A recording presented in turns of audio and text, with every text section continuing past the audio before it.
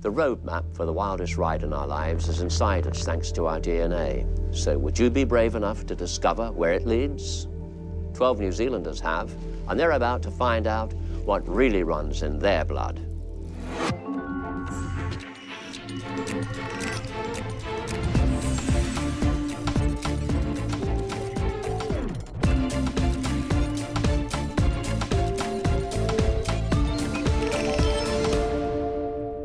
Weatherman Sam Wallace and actress Amanda Billing are seeking the truth behind old family myths, from rumours of royal connections to the origins of mysterious dark colouring. So brace yourselves, it's going to be a fascinating ride. Oh, it's just so sad and messed up. What part of me's Italian? Analysing our own DNA can uncover markers that show where we've come from, and following those markers can lead us all around the world and connect us with relatives we never even knew we had. Action-mad weather presenter Sam Wallace is no stranger to danger, but he's never dived into his own past, and that's about to change. His DNA results are in the lab, but before we reveal those, let's see what the man himself knows about his own history. Family for me is everything. It's the bones of everything for me, you know? It's where I get my sense of humour. It's where I get my lightheartedness. I can be lighthearted on telly because I've got the support of my family, you know? So it's almost like the family has been my framework in which to work around. I still don't really know where I'm from. There's a lot of olive in the skin. So despite being Pākehā, I suspect there's been a milkman snuck in there along the way. From speaking to my mum, I think the boat came out from Scandinavia. That's one of the guesses. The other guess kind of goes towards Dad's side, which is more Scottish and English. So is there a William Wallace in there? Who knows? Ah, hello, Sam. Richard, Welcome to the Nerve Centre. lovely to be here. Are you ready, Sam? I don't know. How are you feeling? Apprehensive? There's talk of you having maybe some blue blood in your family line? There's Danish blood in there. Well, I think there's Danish blood in there. And some of the rallies have been throwing some stories out there about a man called Boris Larsen, who was royalty. Mm. That'd be nice, because he's a rich man. Well, there's a few queens in my family as well, actually. I believe so. We're going to show you a world map now of your DNA. If you look over in that direction there. The lab has found your DNA has 60.9% British and Irish markers and a high percentage of Northern European segments, which means ancestry from Iceland, Finland, Norway, and Sweden. You also have 4.9% Scandinavian markers, which gives weight to those Danish family stories you've heard so much about. But there's still a couple of surprises to come. Comparing your DNA results with others around the world has found 924 DNA genetic matches. Really? Yeah. And I feel pretty sure you'd like to meet a few of them, wouldn't you? Well, that's all you actually need to know for now. You keep this device at hand. Okay. Okay, and your travel details will come through shortly, and so, bon voyage. Thank you so much. Wish me luck. Sam might need to pack a silver spoon, as it appears that his Danish cousins aren't the only royalty showing up in his DNA. Maybe it'll be Denmark, that's Mum's side, or Dad's an English Wallace from Cornwall.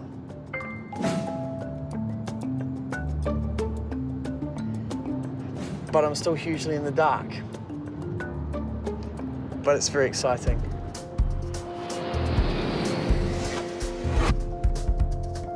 So we've done Bond Street, Piccadilly, Mayfair, all quite prestigious places on the Monopoly board. Not a bad place to be. Yeah, I am excited about finding out who my ancestors are.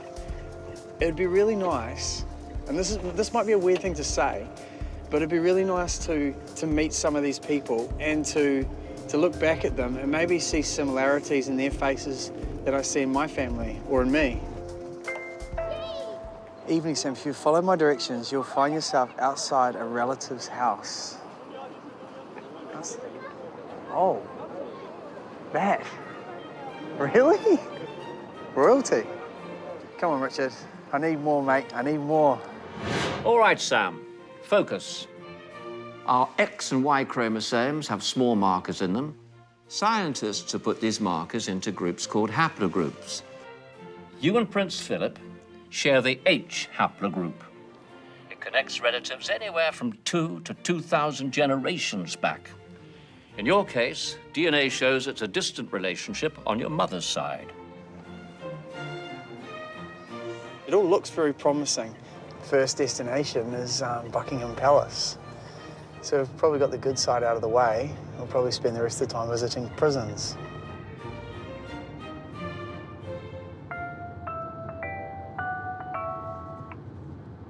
Sam. Records show that your Wallaces lived in England in the early 1500s, but then the paper trail goes dead cold. However, your DNA tests contain hints about where they lived before that, so you're heading to Scotland. Scotland? We're going to Scotland? Amazing.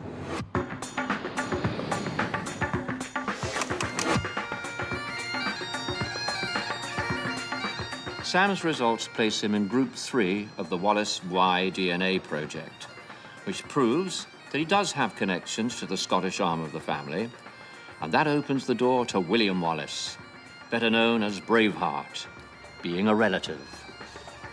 And that's what makes DNA so interesting, is that you finally get a chance to kind of go beyond the family tree and actually, track down some of those historical parts of your history.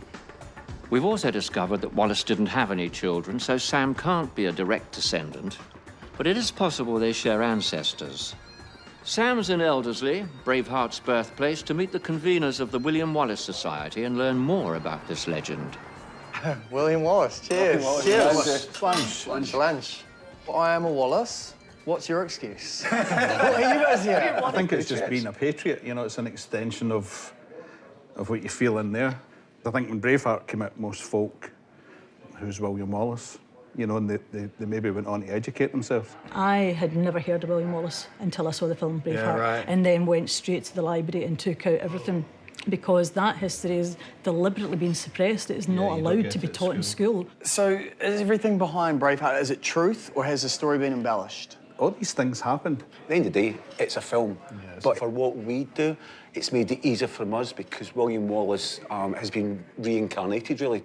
There's a letter which William Wallace had, which was given to him by the French king, and it was basically given Wallace authority to go and see the Pope, to obviously plead for Scottish independence. That was taken from William Wallace when he was captured in 1305, and it's been in England ever since. David Ross, who's our ex-convener, started a campaign to get that particular letter back, and the letter's now back in Scotland. 700 years, that's quite a project. Yes, it was, yes. Can I get a photocopy and put it on my wall? Like every Wallace would want that. You certainly can. It's funny, it's one of these things that the more you kind of learn, the more you realise you don't know, and the more you want to know. Yeah. Well, don't feel left out because you're just learning on this trip. We've only been learning maybe since we left school because we had to educate ourselves. Right. Our Scottish history is who we are, it's where we come from. That runs through our veins. It's the most important thing about us, is the fact that we are Scottish. This is our country. They're so passionate about Scotland. They're so passionate about preserving documents and the history of William Wallace, and here I am as a Wallace, and it's not something I've really investigated or looked into. And I feel like all of this is kind of lighting a fire within me to go and research and go back and to learn as much as I possibly can. Coming up, Amanda discovers she has ancestors with a taste for adventure, while weatherman Sam Wallace is on the trail of potential links to William Braveheart Wallace. Here it is, Wallace Castle.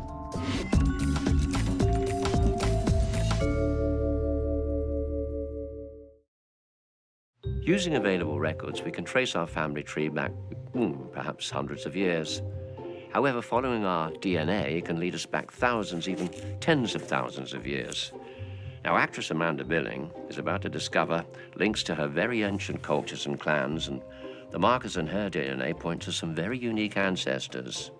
But first of all, let's see what she thinks is lurking in her past, shall we? I get asked a bit where I'm from, which is odd to me. I'm like, I'm a New Zealander. I would like to know where the dark hair and the dark eyes come from. Sometimes I get asked if I'm part Māori, because dark eyes, dark hair. I've got lots of freckles, and my skin's not completely olive, but I know that I have Welsh ancestry and Celtic ancestry, and I think the Celts are descended from people from Spain, aren't they? Isn't that what I heard somewhere? I'm not quite sure. I feel like I've got a lot to find out. I'd like to think that my ancestors, however long ago, were creative and courageous and curious people who like adventure and like to seek new things. Yeah. But maybe, I don't know, maybe they were just couch potatoes who liked to hang out and not do much. Hi. Hello, welcome. Welcome, sit yourself down. It's so nice to see you. Yes, you too. I've heard so much about you. A consummate actor, performer. Your parents, were they born in New Zealand? Yes. So do you know where your forebears came from? Are there stories inside the family that reveal their past? There's tales, but they're quite general. So I know that I'm from places like Ireland and Scotland and Wales and England. And my grandfather, my mum's dad, used to say that we were from Spain. And You're interested in the origins of your colouring as well. yeah, when I used to teach English as a second language a very, very long time ago, my students would often ask me if I was from New Zealand, and I often found that quite a strange question. I'd think, oh, do I not look like a Kiwi? Well, you have an olive complexion, don't you? Yeah, I don't know. Okay, well, we are gonna get there. We've got the results in, and I think we should look at those over on the screen there. Your Northern European results reflect your Celtic ancestry. You've got Southern European DNA, Yes. which may well be from Spain or Portugal. Yeah. So there may be a Spanish princess in your past. and you have a hint of East Asian DNA. That's China, Mongolia, Really? or perhaps even Japan. But there's still a couple of surprises to come. And now the lab have also discovered 916 DNA matches for you. So you're going to have to prepare to meet some of those relatives rather shortly. All that's left for me to do is to give you this, Yes. which I wish you to keep about your person at all time, because Yes. this is the way we're going to keep in contact with one another. And all that's left to say is bon voyage. Thank you so much. revoir. All right. Bye-bye. Bye. How wonderful. Amanda may need a strong stomach when it comes for tales from her family's past, because blood has been spilt on more than just the one occasion.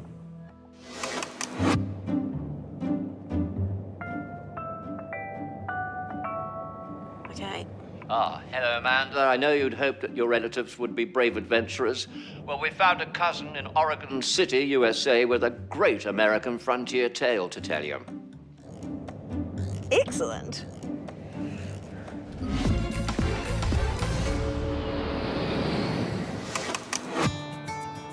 These days, Oregon City is a bucolic town on the outskirts of Portland. But it was once the final stop in a very long journey, and it's here Amanda's meeting a DNA relative.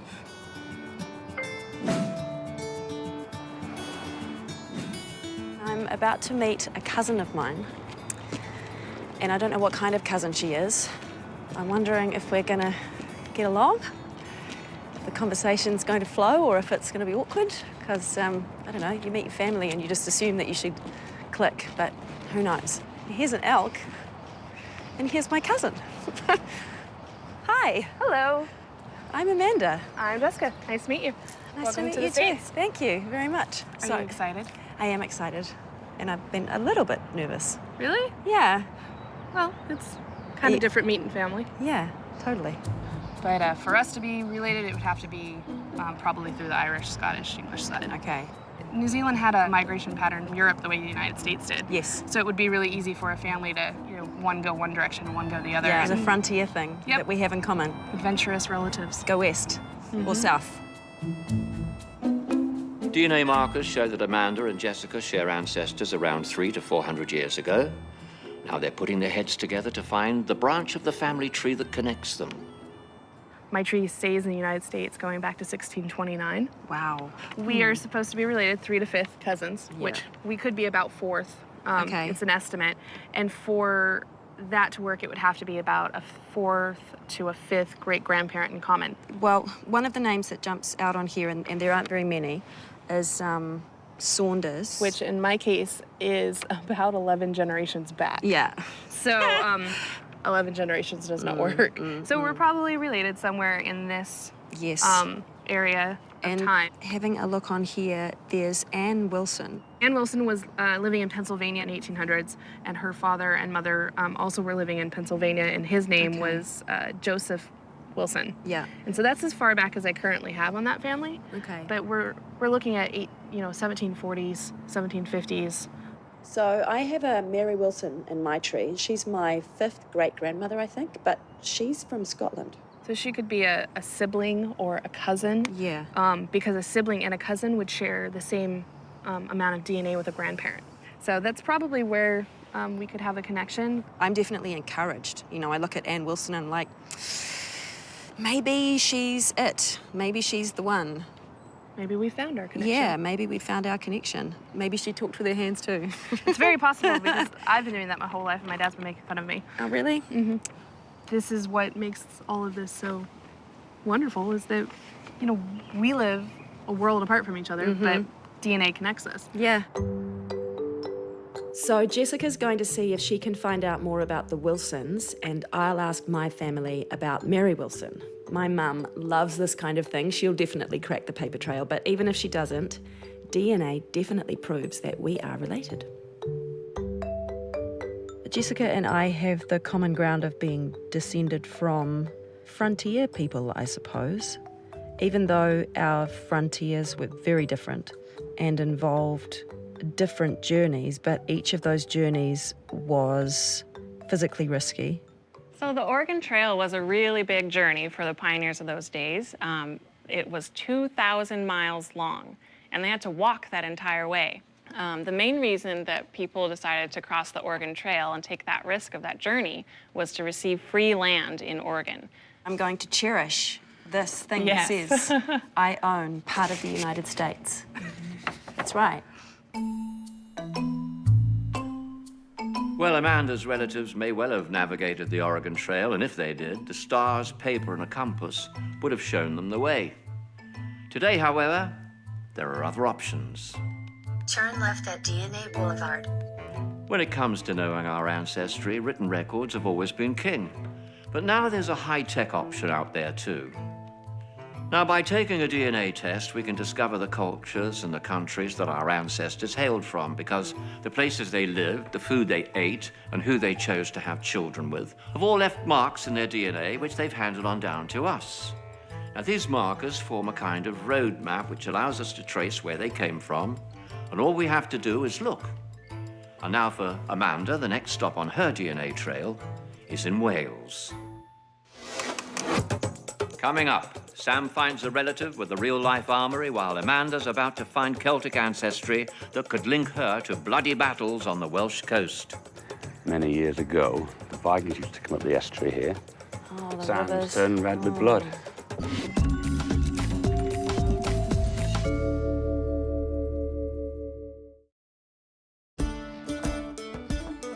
Actress Amanda Billing has often wondered where her dark colouring stems from, and we, here at the DNA Detectives, have found an explanation. And it's a story that begins in Wales. I knew that we would come to the British Isles because I know for sure about some aspects of my ancestry. I didn't know that I had Welsh ancestry until a few years ago when my mum told me, and I thought, well, that kind of makes sense. Hiya. Hello, who are you? I'm Amanda. I'm Hi. from New Zealand. What part of New Zealand are you from? I live in Auckland, which is the big city in the north of the country. Your name isn't Bell, is it? No, Billing. Billing. My relatives are in Auckland. Are they? Archbishop Stanton. No. No. I'm a bit ignorant about that stuff like that. Beautiful place, though. Yes, it is. My grandfather, my mum's dad, he was a great one for pulling your leg, and he would say that we were Spanish. Dark hair and the dark eyes and the sort of olivey skin. And he used to say, Spanish princess or Spaniard and all this kind of thing.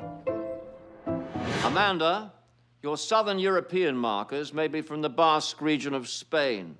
DNA testing has found evidence that the Basques went to Wales about 7,000 years ago and are responsible for the dark Welsh looks. But wait, there's more. Find Red Wolf Bay on the Isle of Anglesey. Mark's working on his boat there. He knows how the bay got its name, and that leads to a feisty branch of the family girl.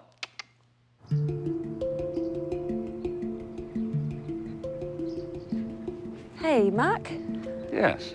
I'm Amanda Billing. I'm from New Zealand. Oh, Amanda. Hi. I was told that I would find you here because you have a story for me about how this bay was named. All right, yes. Yeah. I can do that for you. Go on, tell me. Its Welsh name is Traethcoch, and Traethcoch in Welsh means red beach. Mm-hmm. And there is actually a Viking settlement a few miles down the road there, was discovered a number of years ago. And apparently they used to come up the estuary, as Vikings tend to do, and they had a bit of a ding-dong with the locals, and the sands turned red with blood. There's another name for this particular little area here, Porthlondir, which is the harbour of the long boats. Yep. Well, the Vikings came all the way around Britain, didn't they? There's a headland over there called the Great Orme, in Llandudno, which is 40 miles in that direction, and Orme is an old word. I believe it's an old Norse word for headland. Yep. So there's another Viking connection. Vikings, eh? Mm-hmm. I might be a Viking as well. You might be a Viking. As You well may as well a be a Basque. Viking.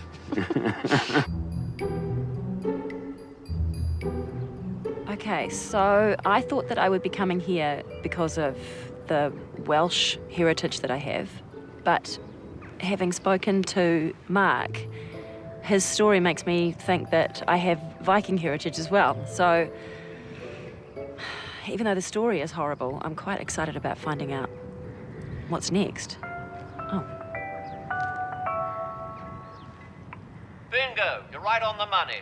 Your DNA shows a 1.1% Scandinavian markers, but the family tree doesn't contain any obvious Scandinavian names. So, the DNA detectives think a Viking may be the culprit. So you're off to an old Norse kingdom where the Celts and Viking cultures collided thousands of years ago. Your flight to the Isle of Man leaves in the morning. Meanwhile, weatherman Sam Wallace is soaking up his Scottish history and is hungry for more. And we're more than happy to oblige, Sam. Richard. Sam, you're up to speed on the Wallaces, so you get a free night in the old family pile. Not promising breakfast. In fact, there are 2 castles in the family to choose from. Either way, you'll need to pack warm, Mr. Weatherman. But you should have known that.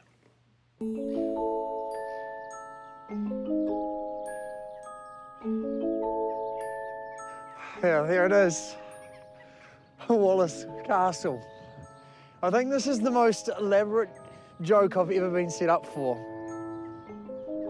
I guess I got big-headed. I thought the Wallaces. Oh, it's going to be lovely. You can only imagine. Check that out. It was still pretty neat thinking that some of the rallies had lived in there. I like that. Yeah, thanks, Richard. I think I'll try my luck on the next castle. Option 2 is Killeen Castle. It belonged to the Scottish Kennedy clan that one of your grandsesters married into. You share DNA with those who've called it home, and you can claim it just a little. It's not too bad, is it? In terms of a castle, it's about exactly what you want. It's got everything. It's got the parapets, the moats around the front. You've got sea views, cannons. It's lovely. These Kennedys were of Celtic Norse stock, so there's a touch of Viking in the mix. That could explain some of the Scandinavian markers that were in Sam's test. Killeen Castle is also where Lord David Kennedy, the current chief of the Scottish Kennedy clan, was conceived. Keeper of the castle, Gordon, has offered Sam a bed for the night, along with a guided tour. Hello, welcome to Killeen Castle, Kijmili Falshire. In case you're wondering what that means, look down at my feet. 100,000 welcomes in the Scottish Gaelic. I love it. In you come. All right. Well, what do you think of this? This is amazing. Yeah.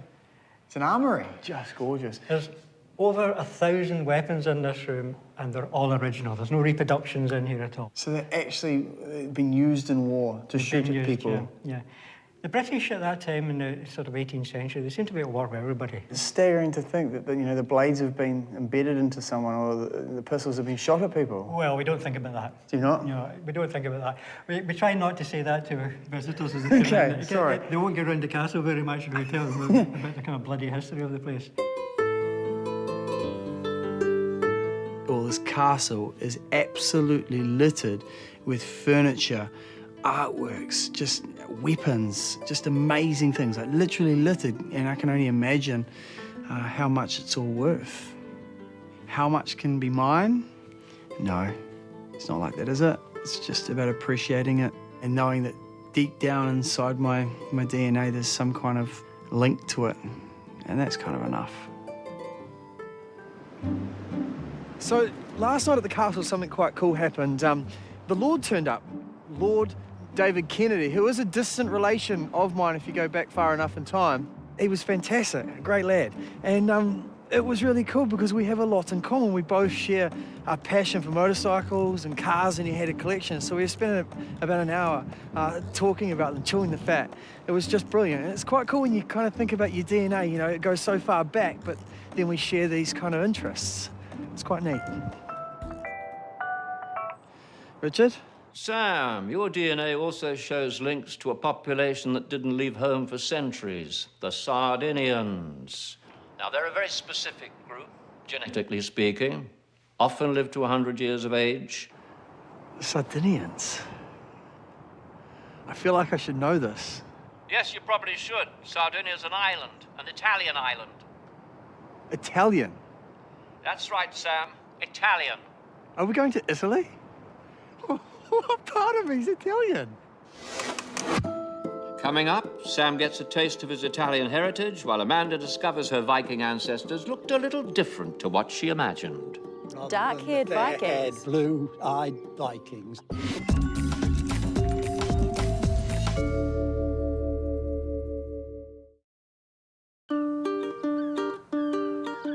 Amanda knows she has Celtic forebears, and her DNA test revealed traces of Scandinavian DNA. Her Scandinavian and Celtic forebears could well have met here on the Isle of Man around 1,500 years ago.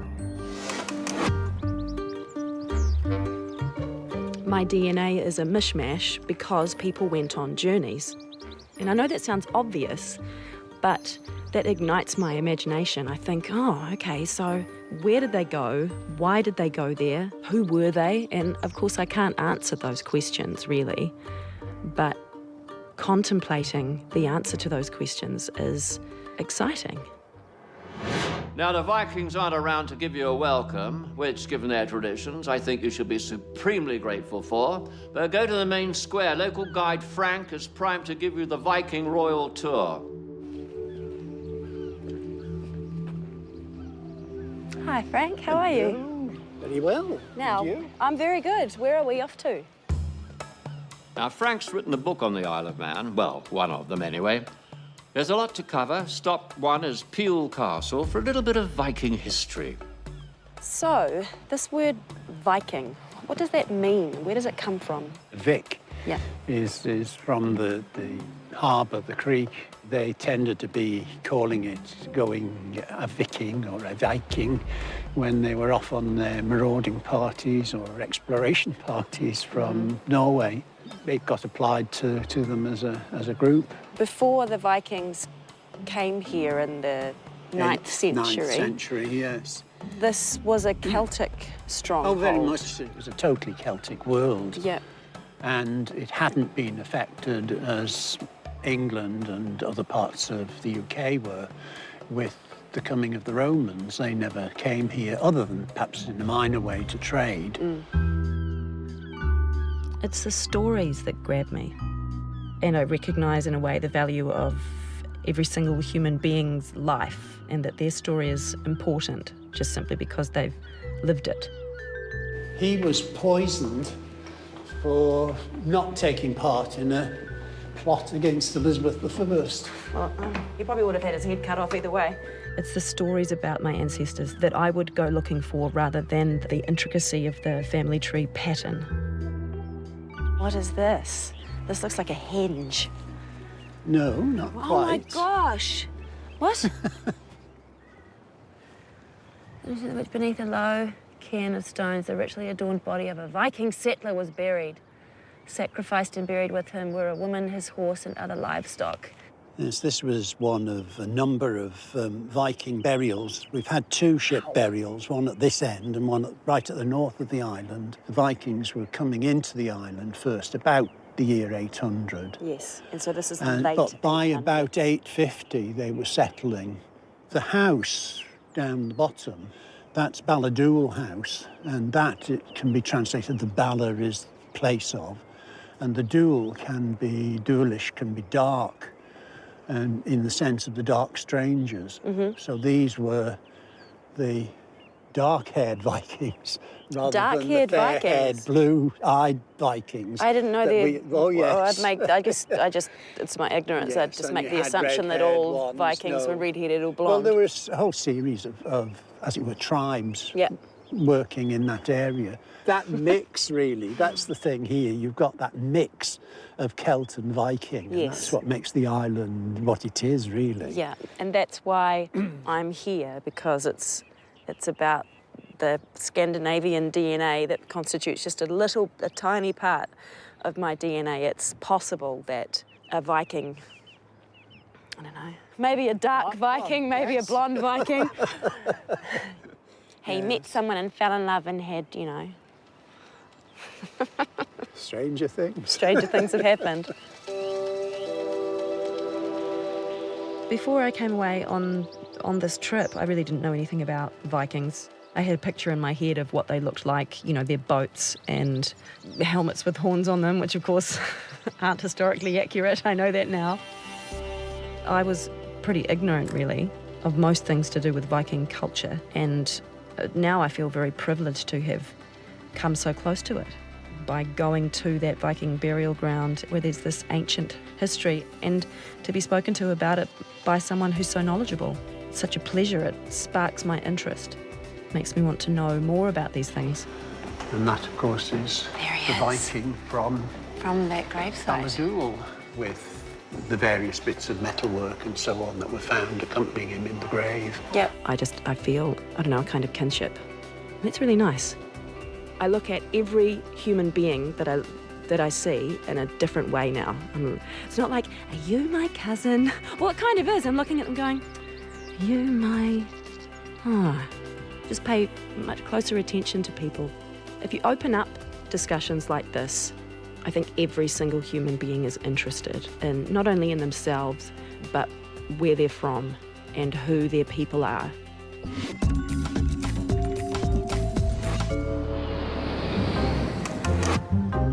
Meanwhile, Sam is in Sardinia because his ancient ancestors came from this Italian island. Sam only has small traces, but their DNA is very distinctive. Hi, Sam. Tomorrow you're having afternoon tea with an old relative, but in the meantime, make yourself at home. Do I feel Italian? No, I don't think I could feel any further away from home, to be honest. But in saying that, I really like what I see. It's a charming place to be. So, a long way from home, these guys have got sea urchin pizza, which we probably know as kinner pizza. You can see it. It's the kinner there and there.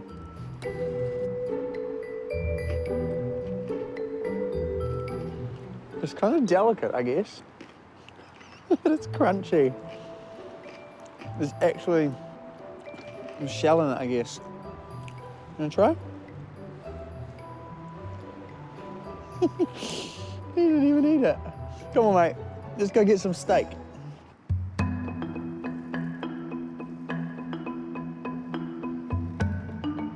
Some people have the opportunity to get online and trace their heritage like that and go through documents. I mean, this is next level.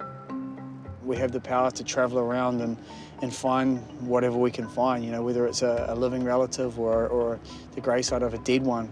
I mean, that's an amazing opportunity. It's pretty cool. Wow. This is a Scrambler Ducati. And this means a lot to me, this bike, because I co-own my bikes with my dad. It's something that we've always bonded over. We've been discussing what bike that we wanted, and my dad, his mind set on this bike. So we've turned up in Italy, and the first bike I see is the bike my dad is dreaming of right now. So that's pretty cool. A world away, but those little threads of DNA doing this again. Coming up, Sam meets a grandsester who's 110 years old, and Amanda uncovers the tragic circumstances that brought one of her forebears down under. Because, you know, if this hadn't happened, I wouldn't be here.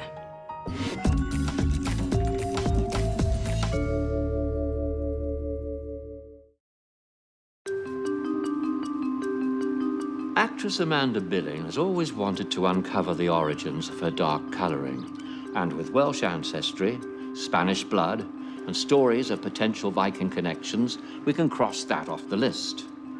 But there's still a dark tale needing some investigation. I found out that on my dad's side, my great-great-great-grandmother, Isabel, she was sent to Tasmania. I don't know anything really about her, but her family wiped her from existence, basically. She will have been a teenager on a boat in the early 1800s going to Tasmania with a whole lot of criminals. That's just mind-boggling. Amanda, the cards were very much stacked against Isabel. She was found guilty of incest, and after she bore a child to her father, an aunt alerted the authorities. She was tried in Edinburgh and sentenced to life. It may not sound lucky, but being sent to Tasmania to serve out her sentence did give her a second chance at life. We've arranged access to the accounts of her trial for you to read. Far out. This was just a story that my parents told me about when I was asked if there was anything in my background. And it was a bare bones thing. I had no idea there was all of this stuff. William Cuthbert came to the house about 6 o'clock in the morning on Saturday, and that when his daughter heard him coming, she sprung from bed, declared she would rather suffer death than go into his presence again, and concealed herself beneath the bed. Jesus. What a tragic mess. It's very weird. There's all of this detail. Before it was just this thing that my parents had told me about that none of us really knew about, and now I've got all of this and I don't know entirely how I feel about that.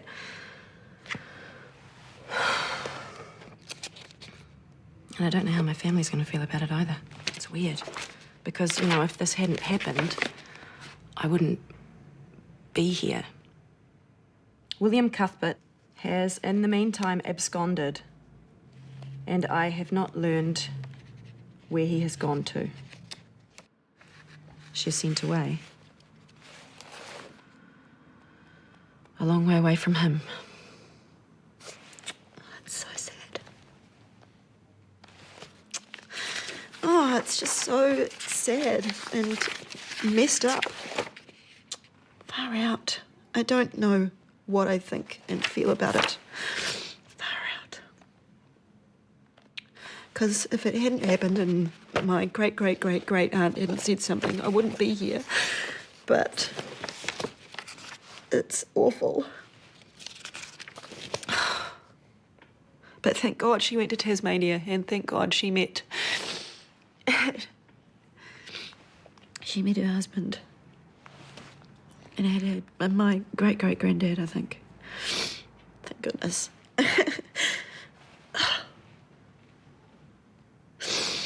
Far out.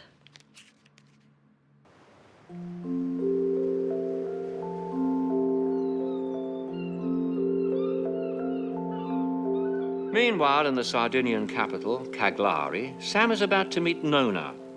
They share a haplogroup, which means they have ancient ancestors in common.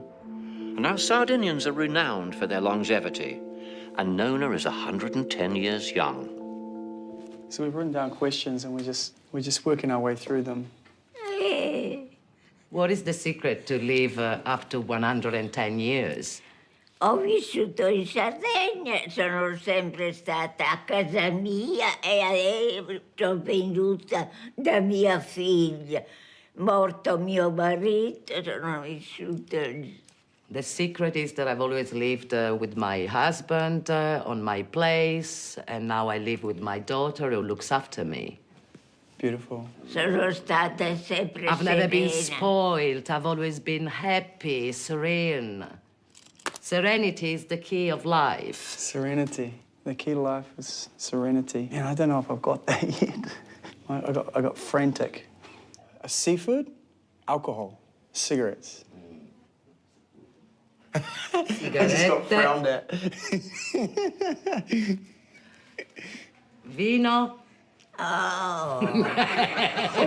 Never drank wine.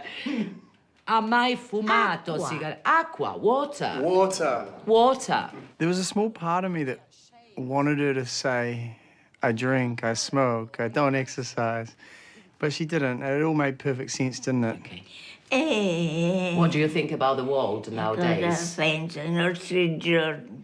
Disastro. Ha! The world is a disaster. We have bad situation more than beautiful ones. She's been through 2 world wars, and Italy was affected. Has that affected her?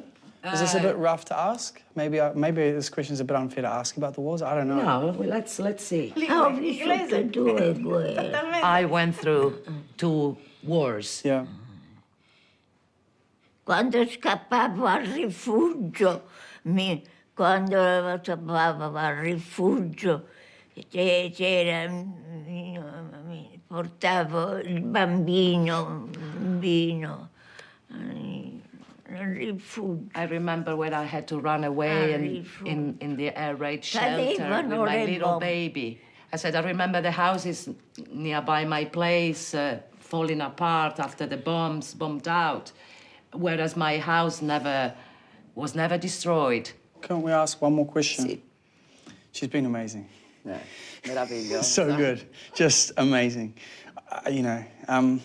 She said the world was troubled, and she says the world is a mess. What does she think we need to do to make it a better place? Più amore.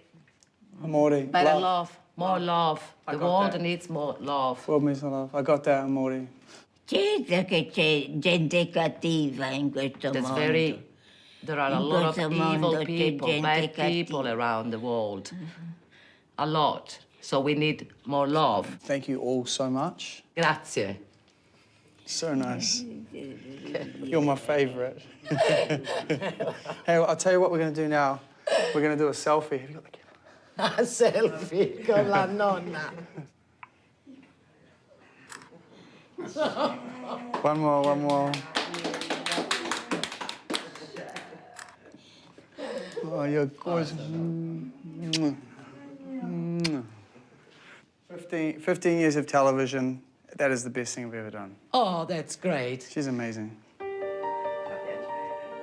mean, it's a real privilege, isn't it, to be traveling the world and following your ancestry, but to find someone like that, 110 years and so much to give. When she looked at me, I could tell she was speaking to me. I definitely connected with her, and that's kind of cool. Bellissimo. I guess the other thing that kind of got me in knots a little bit was the fact that, you know, she's 110, but my grandmother's 96. And I haven't really spent a lot of time with her since my grandfather passed away, and I've never sat down and asked her, you know, what the secret to longevity, happiness, and where she thought the world was going or what's wrong with it. And I know that if I sat down with Nan, I know it's all there, and I just haven't taken the time to do that. Not all of our personal histories involve fanciful stories of kings and castles, but our ancestors, whoever they may have been, or whatever battles or demons they may have fought, make us who we are today. And thanks to the DNA detectives, science is reminding us that they are there in our DNA even today. So, who's going to be curious enough to take the test next week? Why don't you tune in and find out?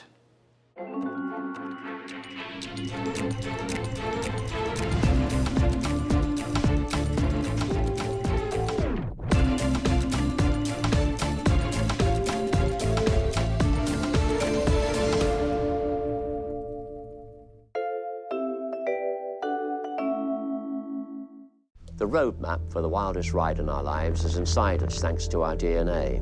So would you be brave enough to discover where it leads? 12 New Zealanders have, and they're about to find out what really runs in their blood.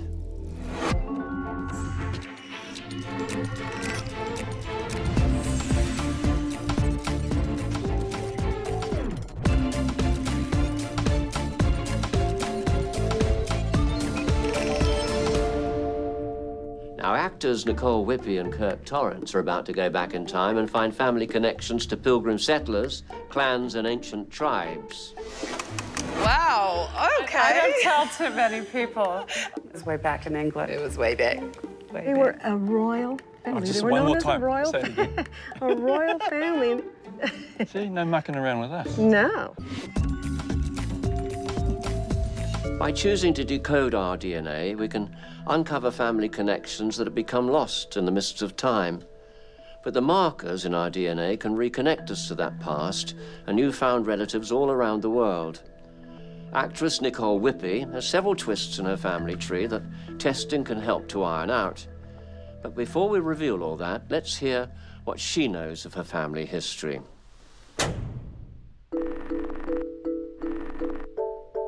My mum is Fijian, New Caledonian, as far as we know. However, if you meet my mother, she, a lot of people think she's Indian. She looks like a very small Indian woman, quite different from me. And an auntie who was dying high on morphine told another auntie that my mother's father's father was actually the Indian lawn mowing man down the road. So that's something we're not too sure about. They used to call her father Augustus Genet, Frenchman, if it is what we've been told, he is New Caledonian. My mother's grandmother, she had an affair with a New Caledonian man and they actually had to flee with their kids, and that's when they went to Fiji. I know that her side of the family completely disowned her. I'm thinking because if this is going through my mother's line, that we're going to clear up a lot there that this family just my family have not been able to figure out. But then I feel like maybe I'm going to be dealt a curveball, something there that I just have no idea about. Yeah, but that's exciting. Nicole, welcome to HQ. Oh, thank you for having me. Sit yourself down and let's hear all about yourself. I hear you've just had a newborn? I have. Boy or 6 girl? months now. A little girl. Ah, bless. Yeah, Vida. This Whippy name that you have, I gather you have an ancestor, David Whippy, who was a bit of a character? Whippy. Yep, it's the first Whippy that we know of that arrived in Fiji. In the 1800s? 1830s, Okay. around then. Him and his brother, David and Robert. From? Nantucket, Massachusetts. Okay. Yep, they were whalers. And the story goes that Robert left David in Fiji. He actually got stranded on the island. But he wasn't unhappy about that. He quite liked Fiji. I see. And he quite liked the ladies. Fiji, I think, was a really nice option. I would have thought so. Yeah. Okay, let's take a look at what your DNA chart has thrown up. Over there. This shows that you have ancestry from China, Mongolia, and even Japan, but not India itself. The Oceania markers reflect your Fijian and New Caledonian ancestors. And with legendary seafarers in the family, you shouldn't be surprised to see 0.5% Scandinavian, touch of the Viking there. A taste of voyaging in the DNA, perhaps. And the lab have also found 913 DNA matches for you. Wow. So you're going to have to prepare to meet some of those relatives rather soon. Okay. And in the meantime, take this with you, Nicole, and keep this with you at all times, because we're going to communicate via that. And, well, all I can say is bon voyage. Have a wonderful time. Thank I think it's you. going to be an exciting journey. It is. Au revoir. Okay, au Take revoir. care. Bye-bye. See you soon. How lovely.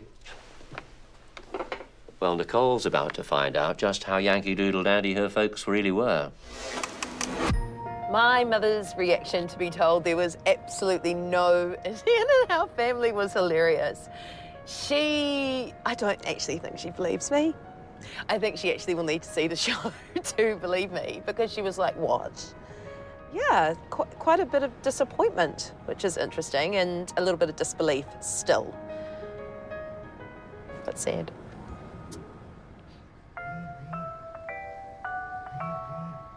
Look, sorry to interrupt, but I've got news that involves shopping. Aha, got your attention now, haven't I? You're descended from an ancestor by the name of Macy. Former whaler, Roland Hussey Macy, started a store with a red star for its logo. And that star was the tattoo he had on the back of his hand.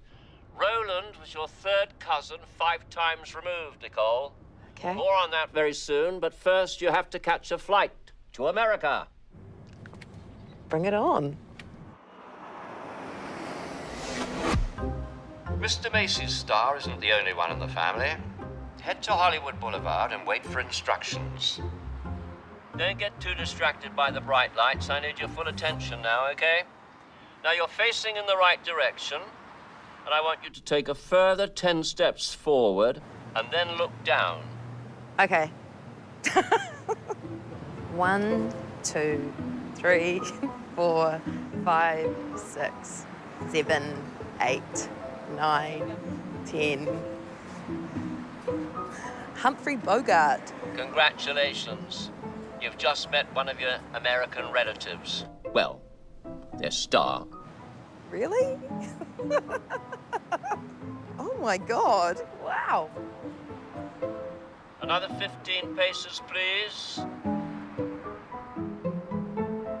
Look down again. Aha, bingo. Cool. You think that's exciting? Take a little peek. Christopher Lloyd. Oh my God, he's a legend. These are all relatives connected to the Whippy side of your family. That's awesome. Is that good news? I think so. Really cool, actually. Yeah. Humphrey Bogart. I think my mum will be impressed with that. And Christopher Lloyd, yeah, obvious legend. I mean, my God, Doc from Back to the Future. I definitely feel like if I came here now, I would be able to tell people that. Would you like to come and see my uncles on Hollywood Boulevard? DNA can connect people who are anything from third to distant cousins. Nicole is distantly related to Humphrey Bogart, Alec Baldwin, and Christopher Lloyd, all through one man. DNA matching has also found Nicole's 4th cousin, Jeanette, who knows exactly how the puzzle fits together. Jeanette. Not so much a Hollywood name. I was kind of hoping for something a little bit more glamorous, but, you know, who knows? She might be awesome.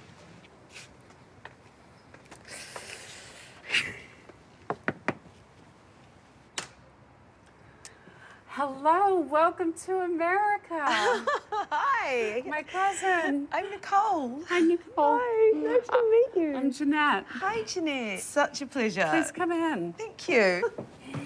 Oh. Wow, look at this. Yeah, isn't it beautiful? Coming up, Nicole discovers the legacy of a relative lost overboard on the high seas, while Kirk is about to discover he's got connections to the great bard himself. That is what's left of the actual Macduff Castle. Who actually did fight Macbeth? Yes.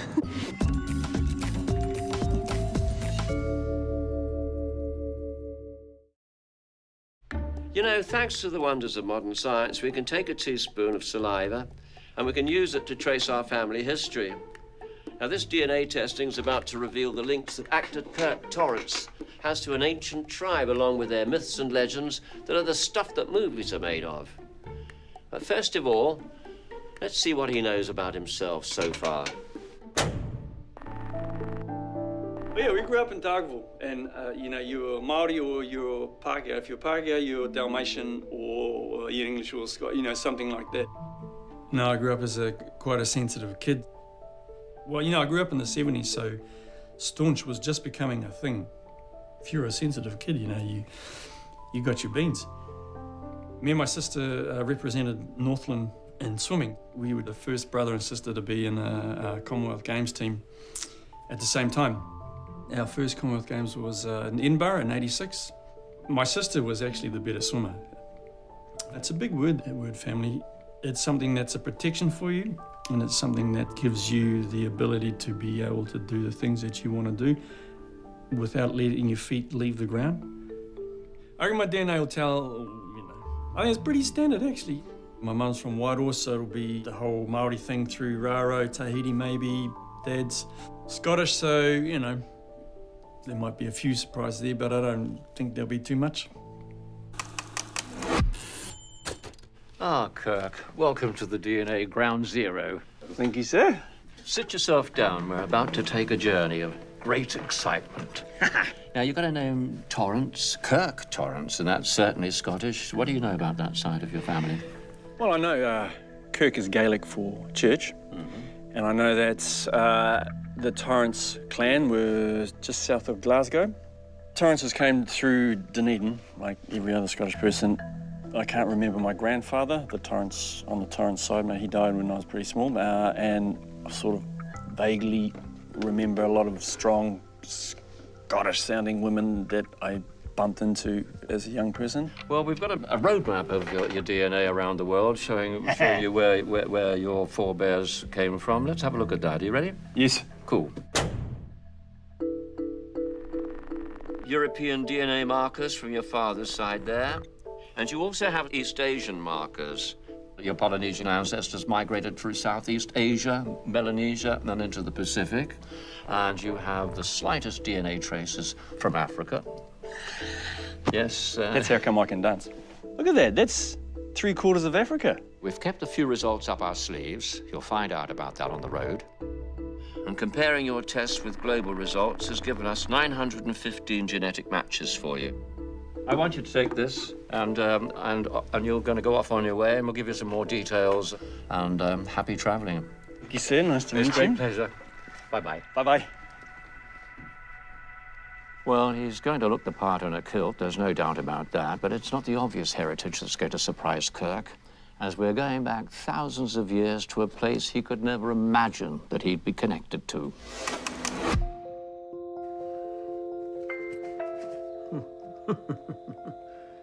Richard, Kirk, the first stop on your DNA roller coaster ride is London. I haven't been to London for about 11 years, so I look forward to it.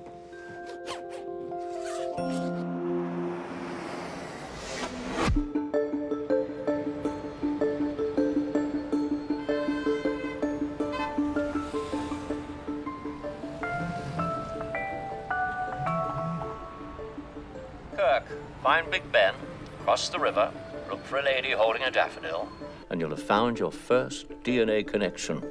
Break a leg.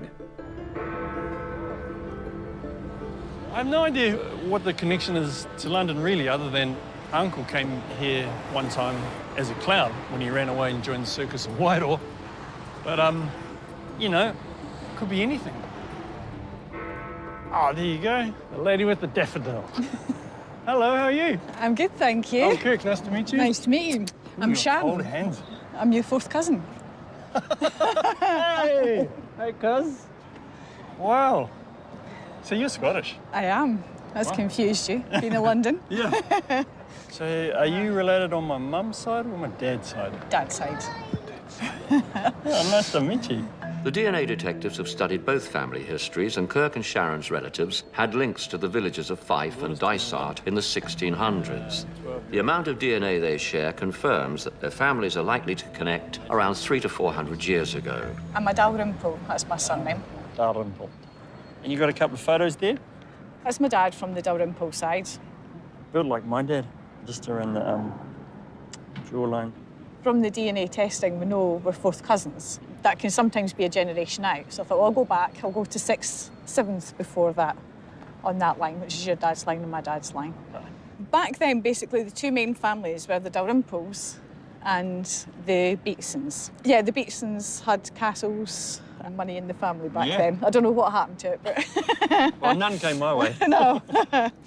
And... the Macduff Castle. This one, Macduff Castle.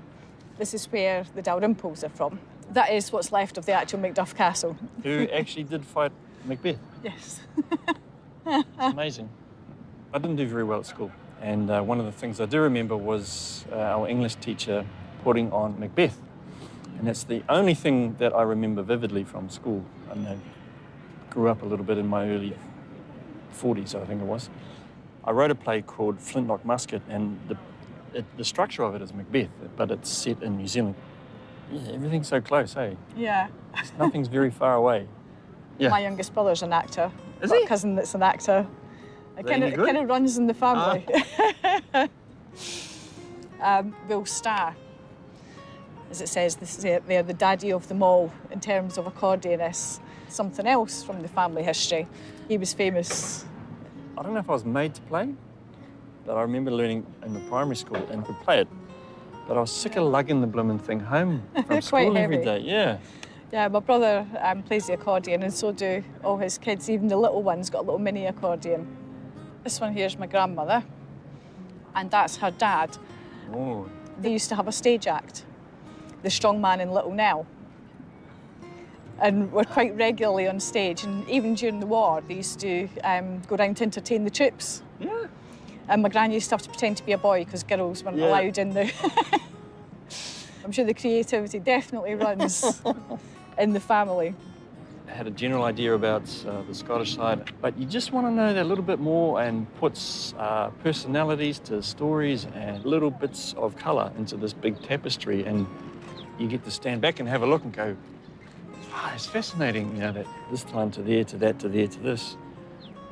Yeah, it's surprising how small the world is. Yeah. And how you never know who's walking behind you, could be your relative. You know, we would have passed. I don't know, we may have even walked past each other at some stage and not known. Yeah. One of my favourite Shakespeare plays is Macbeth. It's something that's stuck in my mind to find out that there's an actual connection there, you know, like connection running through us both. It was fantastic. Hello there, Kirk. Cousin Sharon's accent's a big hint about your next port of call. Head to the Scottish village of Dunbar, because another batch of your grandsesters are at the very heart of battles and feats of bravery that are going to blow your socks off. Meanwhile, Nicole's about to find out she has a White House connection or two. Oh, dear. I'm sorry if you're a Republican, but I'm so not.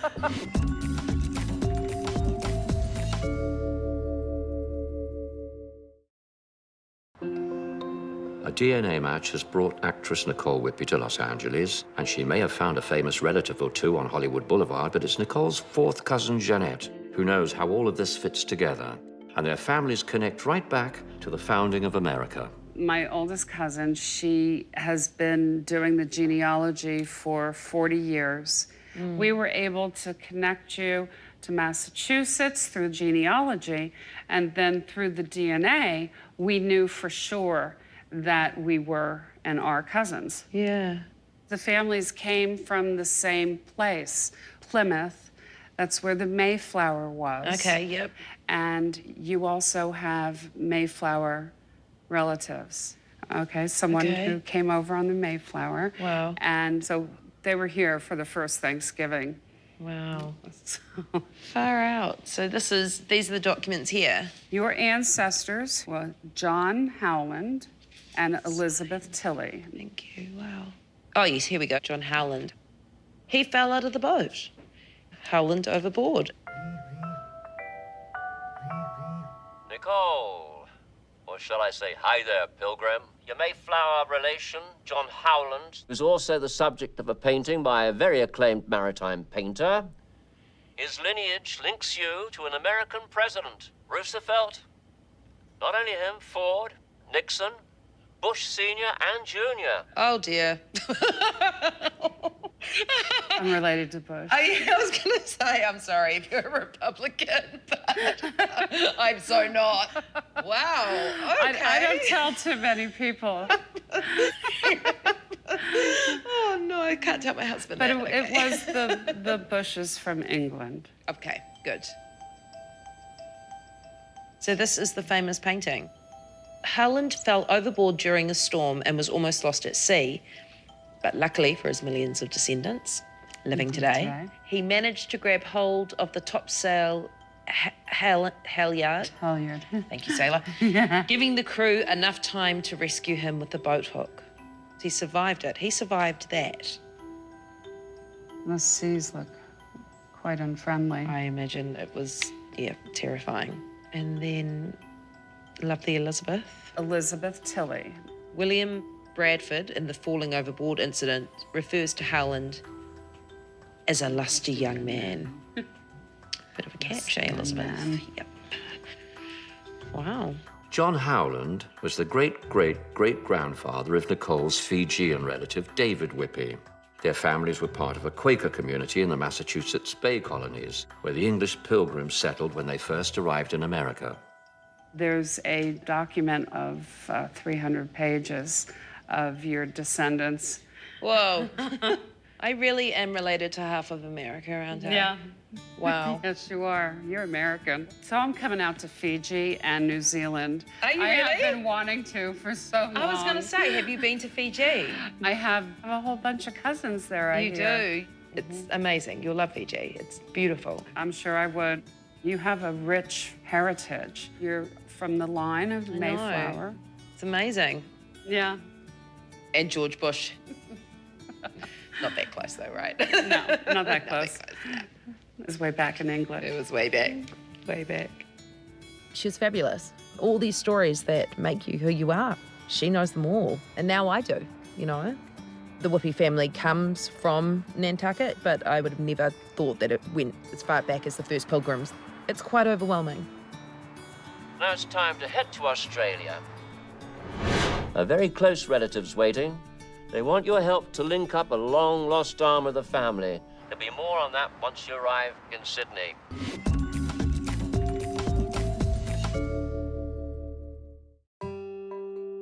Actor Kirk Torrance is in Dunbar, Scotland. Now, the surname he bears is famous in these parts, but he's about to discover he's also a part of the renowned Dunbar clan. Hello, Kirk. Now, there's yet another legend in your past. You got connections to a very fearsome soldier. A woman, yes, called Black Agnes. So make your way to Dunbar Castle and keep an eye out for George. He may well give you the keys to the family castle. Although it's just remnants now, it stood 5 stories high. It was never taken forcibly. If you are related to Black Agnes, in 1338, she defended this castle against the English. Her husband, Cospatrick, the Earl of Dunbar, was away fighting up in the north with the king. So the English had thought maybe when the woman is in the house, it would be easier taken, but no. She, in her own right, was very, very aristocratic. The lineage is there. Right. Now, none of Black Agnes's children survive, but you do connect via the niece she raised as her very own. So that makes Agnes your 21st great-grand-aunt. Are there any Dunbars left here? Not many here. After the Battle of Dunbar, in 1650, the battle was lost. There was 10,000 prisoners, and they were marched down to England. Eventually, they were transported, and there's a famous place in Massachusetts. If you go across there, they'll tell you more about the Clan Dunbar than what we can, because our history, they went away, and they went to the new lands, you know, Australia and latterly to Europe. Maybe that's where it came from, I don't know. But that's where it is. They got dispersed all over. It was so they didn't fight again. Yeah. A lot of rebellious people in Scotland, you know. So. They didn't want them getting their wind up again. Well, that's right. It's a wonderful thing to know. When you think that you have no connection to any sort of historical thing, or, you know, you're so far away from everything, and then you discover that 20 generations ago, you're that close to it. It doesn't take much to be connected to everything. It's a great reminder that, you know, no man is an island. I'm sure you're dying to meet a real Dunbar, and we found a true clanswoman to tell you all. So prepare to travel to the Wild West, Tucson, Arizona, to be precise. Coming up, Kirk's Dunbar DNA links him to a relative whose kin got tied up with that gunfight at Tombstone, while Nicole finds a banished relative who's going to unlock a whole new family for her in Australia. Oh my God, it's so awesome.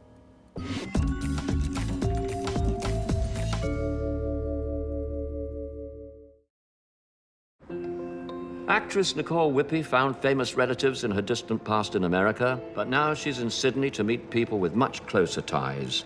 A family rift had seen a branch of her family tree completely vanish, but the DNA detectives are about to change all of that. Hello, Nicole. Now head to the park near the Harbour Bridge and find this bench. There you're going to find a dossier on a relative of yours, a Mr. Henry Chamberlain Russell.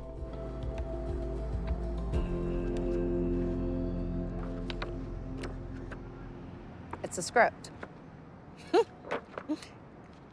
Getting away with murder, the intriguing case of the diabolical assassin. One of the characters is Henry Chamberlain Russell, government astronomer, upper class, well-educated, well-spoken Australian. And here's the phone. Henry is your great-great-granduncle. He was born in 1836. Relative. Henry's my relative, okay? Head inside the observatory behind you. Your relative Gail is waiting there to tell you more about all that. Okay. He's Australian. I had no idea that I was Australian. I'm cool with that. He's also a very highly respected astronomer from the 1800s.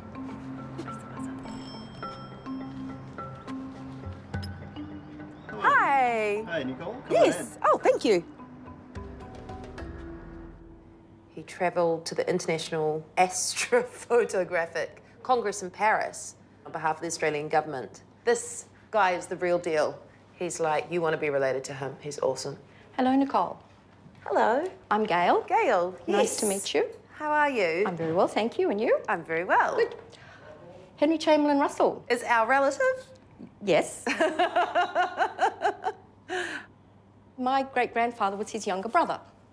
Their father came out here as a captain of a convict ship in 1826. Oh, did he? And decided to settle here. But he was the captain of the ship. He was wasn't the captain. a convict He was not a convict. on the ship. We take note of that. Yes. He then became a member of Parliament in New South Wales. Wow. His children all had successful careers, I suppose. Henry Chamberlain probably being the most famous of them all. He had a fascination for mathematics. He got a job here at the observatory when it opened in 1858, doing scientific calculations. In 1870, he was appointed the government astronomer, a position he remained in for 33 years. He died in 1907, the same year as Frank Russell died, my great-grandfather. He wrote many scientific papers and attended conferences all over the world. He started the weather maps in the newspaper here in Australia. He was the first to come up with that idea of publishing the weather maps in the newspaper. Really? I'm fascinated by that. I think I would have liked to have met Henry Chamberlain Russell.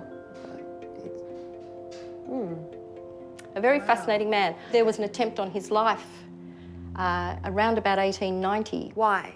I don't know why. Somebody sent him a parcel bomb, but it didn't go off when he opened it. But so, could you think of any reason why anyone would want to do that? I'd hardly think the government astronomer would be a threat to... unless he'd upset some other scientists, perhaps. Wow. So that's, in a nutshell, Henry Chamberlain Russell. He's a pretty prestigious man, Yes, isn't he, in yes. Australian history? Turns out I have quite a few quite prestigious people in my family. Some of them I'm more proud of than others. Yeah. I can tell you about that later. I'm going to claim him. Good. He's a smart guy. He was a very smart guy. Yeah, well, a lot of the instruments here at the observatory, Henry either invented or built or imported. I'm really inspired by my ancestors. That's what I've discovered. This was Henry Chamberlain Russell's office. And knowing all this information, I'm really proud to come from that stock. It makes me feel like, you know, life is bigger. I have discovered that the devilish parcel contained a, and he spells it out, B-O-M-B, yes, a bomb. That one of his disgruntled staff, according to this play, left in his office. Please do not worry. I have disarmed the device and rendered it most harmless. Very smart man. The police fingered the office boy, George Faithful, for planting the bomb, which was made from blasting powder packed into a ginger beer bottle. But the case didn't stick, so it remains unsolved to this very day.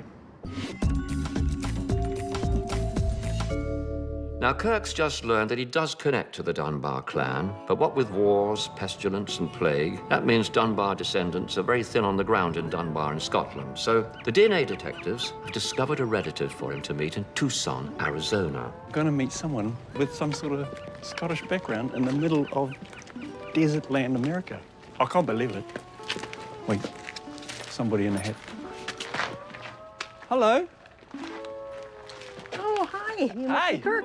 Nice to meet I'm you. Monica. Nice to Monica meet you. Dunbar-Smith. Nice to meet you. Hello, Monica Dunbar-Smith. My name's Kirk Torrance. And I understand that you're a Dunbar, too. Well, I've only just discovered that. You could almost be a little bit like a Māori. Oh, Like, yeah. Yeah. Well, I have a lot of Native American ancestry myself on my mother's side. The other side of my family, of course, is from Scotland. But I only found this out because my great-grandfather's brother was a census enumerator in 1880 in Tombstone. Did they know Wyatt Earp? They did. In fact, they sure did. In fact, I'll tell you a little story about that. Yeah, tell me. Take a seat and tell me I have about some my pictures. cousin Wyatt. Your cousin Wyatt. Well, actually, they were on the other side. But it started out at the Dunbar Corral. And then they went across the way over toward the OK Corral. It was never at the OK Corral. The whole battle started at the Dunbar Corral. And that was my great-grandfather's corral. So that's how our family was connected into that scene at Tombstone. The rest is history, as they say. Oh, you don't see that in the movies. But to go a little bit for the Dunbar connection, besides the corral, there are quite a few other Dunbar families, you know. The Dunbars sort of disbanded, didn't they? Once They did. They dispersed throughout the world, actually. Yeah. So that's how you ended up. Your Dunbars ended up in New Zealand. Ours ended up in the Southwest, and people are just scattered far and wide. Yeah, almost 20 years now I've been involved with the Dunbar clan. We were the first Dunbars to come back to Dunbar because there were 0 Dunbars in Dunbar. We were honored like long lost family. Yeah. We actually had a parade with all of our tartans and our kilts and all of our Dunbar your paraphernalia, regalia. all of the regalia, our coat of let's have a arms. look. These are the colors. Wow. It's a very nice tartan for Christmas time. Red and green. Well, that's fantastic. So there it is. The Dunbars were a very, very powerful family. The Dunbars were not a clan initially, they were a royal family. One of the Dunbars... So, wait, sorry, say that again. They were a royal family. just They were one known more as time. a royal, Say it again. a royal family, and they were descendants from Crinan the Thane. The Thane means the king. Crinan the king was one of the first of this line of people that ended up becoming Dunbars. But one of the ancestors also of the Dunbars was Margaret, Saint Margaret, Queen of Scotland. She was a Dunbar, yes. So it's a very powerful family. We're distinctive. Yeah, see, no mucking around with us. No, we won't have that. Yeah, no. Amazing, thank you. Here's a hug. Absolutely. Nice to meet you. Nice meeting you. There you go. Hey? Nice. She had a great amount of knowledge that she wanted to share about the Dunbar family, which was fantastic. She was almost like, you know, those born-again Māori. She was like a born-again Dunbar. And she had all this stuff to want to convert me with. She didn't have to talk too hard because I was totally there. And she just seemed a very open-hearted and generous woman.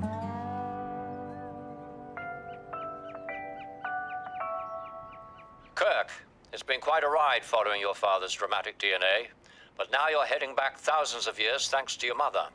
Head to where The Lone Ranger was filmed and all will become clear.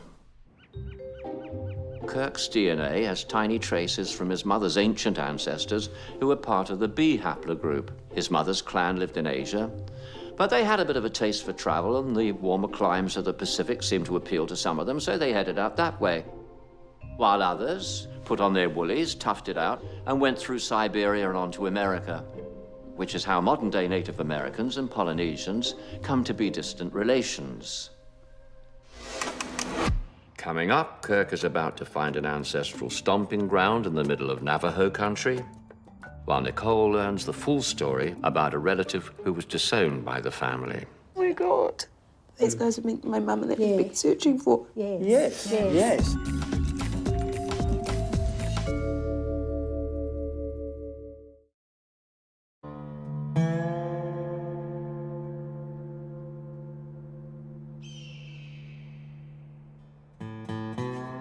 I never thought that I'd end up in a desert. Never. This is an amazing place. This vista opens up towards you and you think, holy haka. You know, it does stir up a little bit of something in you. Hello, Kirk. Now, if you're wondering why you're in Monument Valley, it's because ancient DNA connections link the Navajo to Polynesian cultures. So if you head west, you should bump into John. 93% of his DNA is East Asian and Native American, so he knows the songs of the past. For us Navajos, we came about this area around about 1500. We came from Asia, they say. Went across the Bering Strait into Alaska, Canada, here. Some even went further down south from here. They call us the nomadic people that never settles, always moving. Polynesians moved about quite a lot too, you know, except that we did it in an ocean. The body has given to you just for a little while. At one time when you were born, you step your bare foot on this ground, you made your mark there, and that's how this Mother Earth recognized. The earth for us is called Papa Tūnuku, it's the female, and the sky is called Rangi Nui, and that's the father. In between, they lay so close together, the children, they were in darkness the whole time. And then one of the sons, called Tane, pushed them apart and created light and made the world and stuff. Lots of similarities, eh? The interesting thing about meeting John, so he is someone who was born and bred desert. It's just seeing him so part of it. He's like this Tuturu desert guy. I'm Polynesian, and I feel like I'm this Tuturu ocean guy. And the passion is the same. Valuable thing to Māori was a stone called pounamu. So this is a piece of pounamu. We've got a piece of pounamu for you. Oh, wow. Yeah, it's quite important to us. So it's from the South Island of New Zealand. Wow. This is awesome. Thank you. We do this thing called, it's called a hungi. Ah, Yeah. okay. You want to try that? Want to try a hungi, bro? Okay. And come in, forehead, nose, touch. Yeah. Ah. So we shared breath. Oh, I see, So we're I see. connected. I never done this before. So you're a hongi virgin. Okay. I just deflowered your hongi, bro. And you're the opposite of mine. Yeah, I'm a hongi slut. Yeah, cool. Right on. Joyce, let's go get a coffee. Everybody wants to know where we come from and who we're related to and how. Everyone's interested in their whakapapa. But to know it thousands of years ago, back to the Navajo stuff, finding that you're related to this magical place, that's the fascinating stuff. If you can travel back in time with this DNA technology, you know, it's a fascinating trip. It's pretty special.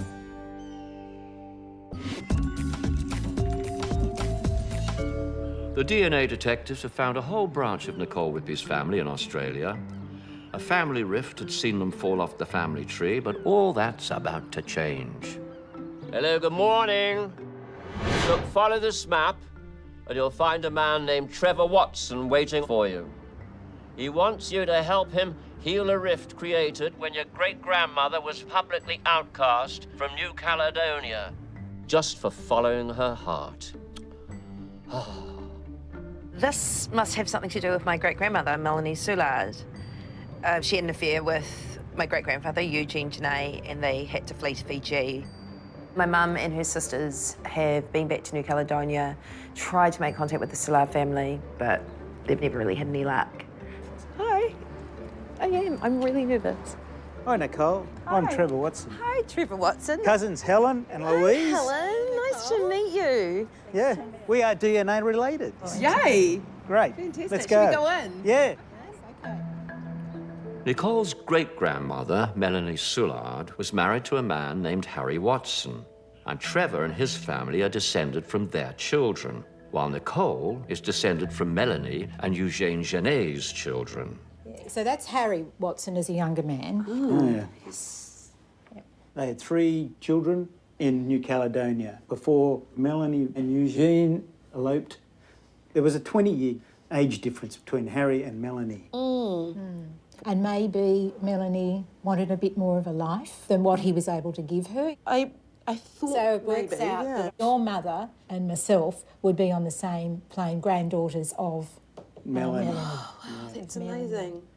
You're all the same cousins. Yeah. Yes. My mum went back to New Caledonia with her sisters because they're trying to find out more about Melanie and her family. They've had a lot of trouble and they just have come up against walls. Yes. Yeah. Melanie was ostracised by the families. They didn't want to know anything That's about what her. I've heard. No, Yeah. that was a disgrace that she brought on a family. Here we have Harry and Melanie. Wow. I think this is the first photo I've ever seen of her. So she is my Great-grandmother. Yes. Oh my God. That's so awesome. Why have I never seen photos of her? Melanie would have been the Catholic, Yes. where divorce really would have been a no-no. It's Melanie as a younger. Wow. That is incredible. I've never seen Mel. My mother wouldn't talk about this at all, because as far as my mother was concerned, she left the family. William, Harry and Emma. And Emma. Emma's my mother. And Emma's your mum. Yeah. So my nan sitting the little girl. They were the three children that she left behind. We wonder how a mother could leave children. I know. It being a mum. Yeah. I know Yes. that. Yeah, well. Oh, wow. These are amazing. Oh, sorry. Quite emotional. Just seeing her. And I feel really sorry for her. It was always such a romantic idea in my head that she'd fallen in love with someone else. I didn't even consider that she'd left 3 kids. No, That you would. Yeah. When I said, oh, wouldn't it be lovely to go to New Caledonia? My mother said to me, oh, Helen, look, I'd leave just well alone. She didn't want me to be hurt by the Soulards in case they didn't accept me. But I've been to New Caledonia and they were very welcoming with me and they contact me still. And this is what these guys have been, my mum and that have been searching for. Very exciting for us as well because we didn't know anything about the New your Zealand, Fijian side All at we knew all. was Melanie went to Fiji or Tahiti and not a great deal was known. Oh, that's so amazing. It's a jigsaw, it makes it exciting. Never So you're is. on Melanie's side, Stephen Timmins was a convict. I knew it. So these are all Australian people that you're all DNA related to. I know. I mean, this whole DNA thing, you know, that this is how we've connected up. This is the science of it. It's just like a key that's opened a door. I just feel like the whole world's about to open up for a lot of people, not just me. The last conversation I've just had with my cousin, Louise, who actually is my cousin, which is so cool, was that one of the Soulards in New Caledonia went to Suva, Fiji, just recently, trying to track down us. So that's pretty cool. I know that for my mother's family, it's a pretty big thing. I wish I could meet Melanie Soulard and ask her what happened. She was a real survivor. That's what's come out of this. But it's kind of like in our blood. What comes across with my ancestors is how brave and courageous they were. They weren't afraid of the world. They just did it all in a time where that wasn't easy. So obviously John Howland came on the Mayflower, one of the reasons why I'm related to half of America. Henry Chamberlain Russell, a esteemed astronomer. I'm really proud of them. And just being able to pass on those stories now to my daughters. I mean, they live on. Following marker connections can lead us to surprising places and family long lost to us. The DNA Detectives is proving that we all have a cocktail coursing through our veins, and yet it's just a matter of deconstructing the recipe. So why don't you join us to see who's going to be curious enough to take the test next week?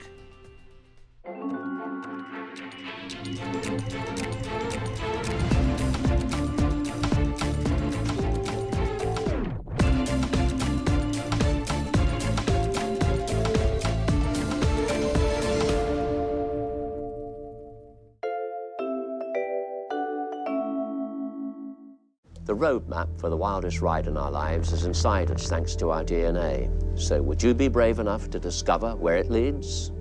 12 New Zealanders have, and they're about to find out what really runs in their blood.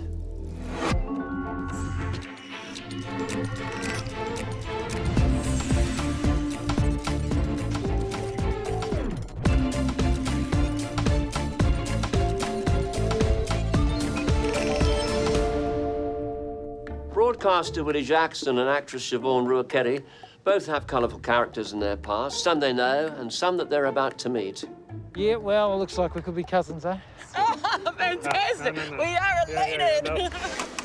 Now, the eyes may well be the window to the soul, but a teaspoon of saliva can unlock the gateway to our ancient past and connections that span the globe, all thanks to our own DNA. Actress Siobhan Ruakeri has a large extended family, but the DNA detectives have some new people to add to her family tree. Let's see how that prospect sits with her, shall we? That messes with my mind majorly. I can't understand it. The fact that I can take this test and trace back my roots and maybe meet some people that I would have never, ever in my life have met if it wasn't for this. Yeah, that blows my mind. My mum and my dad are so excited. That's one of the reasons I'm happiest about doing this, not just for myself, but for my mum and my dad. They are gonna love this. They're fully into the family history. Ah, Siobhan. Hello. Welcome to the surgery. Oh, thank you. I feel like I'm in trouble somehow. Well, Siobhan, this is all a bit exciting, isn't it? It's very exciting, Richard. So, what's the current focus of your life? My heart and soul lies in acting. Not the easiest path to choose in life, especially in this country, but I've had a couple of trips over to LA and I have representation over there now, so I'm hoping to go back at some point this year. Well, rest assured you're going to travel. There's no doubt about that, because we're going to send you around the world. We have a world map here of your DNA markers. Let's take a look at that, shall we? OK, Siobhan, your mother's history is clear in the British, German and French results. And it's of little surprise to see the Oceania markers, but the 19.4% East Asian and Native American DNA is very interesting. What? That's fascinating. It is, actually. Oh, my gosh. Scientists have found that Native Americans and Asian peoples were close relatives about 15,000 years ago. Perhaps that might surprise you. That kind of made my hair stand on end, hearing that. Comparing your DNA with global results has found 918 matches. And you're going to get to meet a few of them quite soon. Now, you take that with you. Thank you. And we'll stay in touch. All right. Thank you. My pleasure. Thank you so much for coming in. I'm so excited. Siobhan's DNA results seem to show that a love of the limelight may well be inherent. She has some very, very colourful relatives, one of whom was a pioneer of the screen slightly more blue than silver.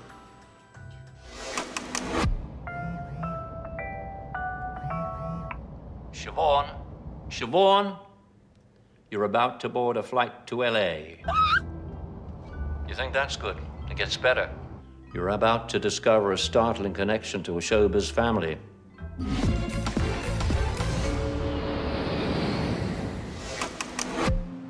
I've always been quite realistic about this, path I've chosen.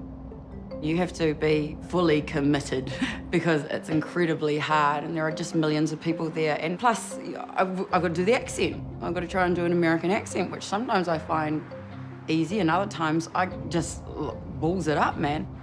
Hey, my name is Siobhan Ruakeri. I'm 5'7.5" and I'm from New Zealand. Yeah. Morning, Siobhan. No time to waste. You're off to meet a relative of a relative with quite a dramatic past. Follow this map to Riverside and prepare for the kind of tale that movie scripts are made of. Any clue who that might be? So here's a story that gets bandied around the family a lot. It's about my great-great-great-grandmother on mum's side, who was called Hannah O'Reilly. And Hannah O'Reilly was married to a fella called Barney. And Barney shot off to South Africa chasing, I think, the diamonds trade. And he'd been gone for ages, and then he sends for them and sends for Hannah and their 9 or 10 kids to come and join him in South Africa. So she gets the whole family together and gets them on the boat, and they do the long, long trip over, long journey, only to find that once they get there, Barney has taken up with a red-headed floozy and doesn't want anything to do with Hannah or the kids, all 9 or 10 of them. So poor Hannah O'Reilly is left how's she going to get everyone home? So she worked, slaved like a dog, I'm sure, to earn the passage for the whole family to get home. I think maybe some of the kids stayed in South Africa because they were old enough. But there's also a story of two of the boys who were teenagers. They stowed away on a boat and they got discovered and they were put off on an island. And if I could sound like my mother for a second here, we don't know what happened to those boys.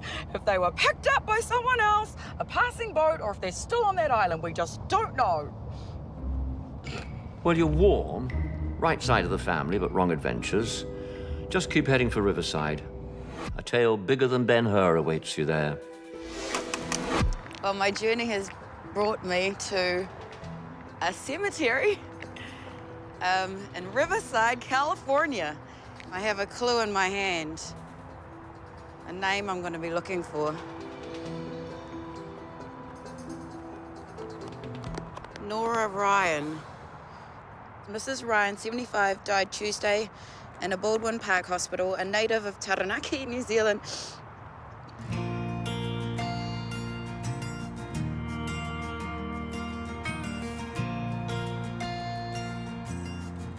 That's my grandmother. This is your grandma? These are my grandparents, yes. Their son is my father. I'm Siobhan. Hi, Siobhan. We're second cousins. Nice to meet you. Nice to meet you. It's your Steve Ryan. Steve Ryan. My father is Nora's son. And so Nora is your... My grandmother. Your grandmother? Yes. You have the same accent she had. Yeah, because we grew up in the same place. Yeah. Siobhan's great-grandaunt, Nora, is Steve's grandmother. Nora Hurley, he grew up in New Zealand, but boarded a boat bound for Hollywood in the 20s with her husband and children in tow. I know a little bit about her that my mum's told me, and I heard she was an actress. Yes, she was in the silent film. What do you remember? The only film I know she was in was Ben-Hur. Really? In the first show of Ben-Hur, Yeah, the silent film version. The silent film version, right. In England. How on earth did she end up in Hollywood? She found her way into the films from talent scouts that showed up in Inglewood, New Zealand. Inglewood and Taranaki? That's correct. Oh my gosh, that's a little That's tiny where my wee town. father was born, in Taranaki. Somewhere in that area, they had a farm, and the talent scouts showed up, and she loved the theater, so she played piano, she sang opera. Wow. She liked the idea of coming to Hollywood when What she got here. an incredible journey. She was quite a character. She did not care what people thought of her. She wore the same clothes over and over, never wore shoes. That's funny because Yeah. I've got no Yeah. shoes on right now. Normally, I don't have shoes either. My feet are quite calloused. Fantastic. No. We are Yeah, related. no. She was one of my best friends. She told Really? me to... That's such a lovely thing to say. Oh, she sounds awesome. Oh, she was awesome. Everybody knew she was awesome. I want to follow in your grandmother's footsteps. I really want to Cool. move to LA and... Yeah, pick up where she left off. That was so great to meet Steve today, my cuzzy bro, and to get more information from him about my great-grand aunt, Nora Ryan. I didn't know I had this relative who came to Hollywood and became a silent movie star. That's amazing. It's what I want to do with my life, and she did it. Like me, she came from small town, Taranaki. It's kind of like this full circle thing happening. I kind of think I owe it to Nora now, right? Keep the dream alive. Coming up, Siobhan discovers some sordid Hollywood history in her family tree, while Willie discovers the mysterious secret bringing him to Germany. I'm just hoping I'm not going to be related to you-know-who.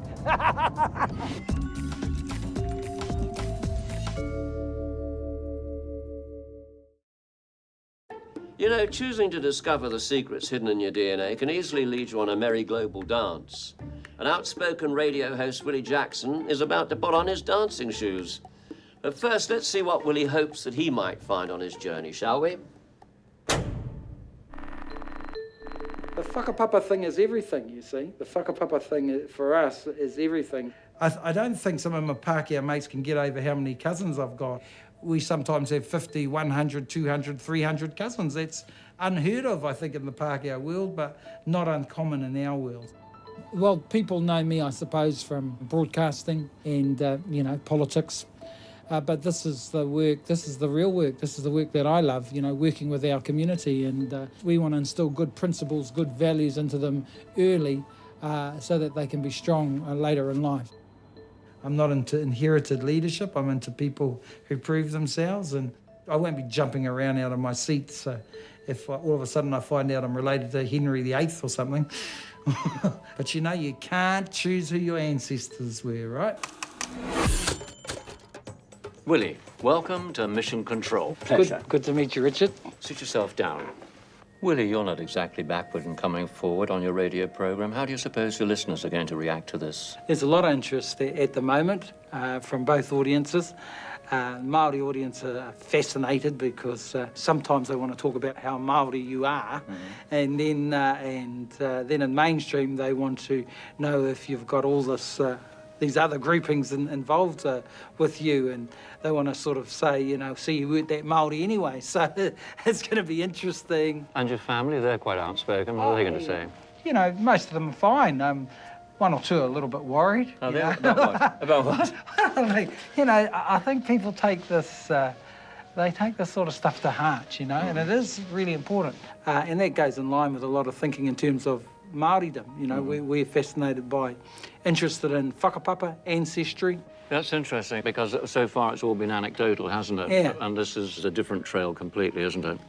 Well, a lot of it is anecdotal. See, sometimes you don't know what's true and what's not. We can prove some truth with this. One would hope so. Yes, I One would hope so. Well, we've got a world map showing your DNA markers and where they come from. Are you ready to see them? I'm ready. Okie dokie. There we go. Your DNA covers the globe, Willie. Your European markers reflect your father's side. The East Asian and Oceania ones represent your Maori ancestry. And there's a small trace of African DNA. Goodness gracious me. There's also some interesting traces from Spain, Portugal, and more. Can't go into that yet, though. More of that once you're on the road. Comparing your test with global results has given us 915 genetic matches for you. A couple of those are waiting to meet you. Yeah, can't wait. Well, that's it for now.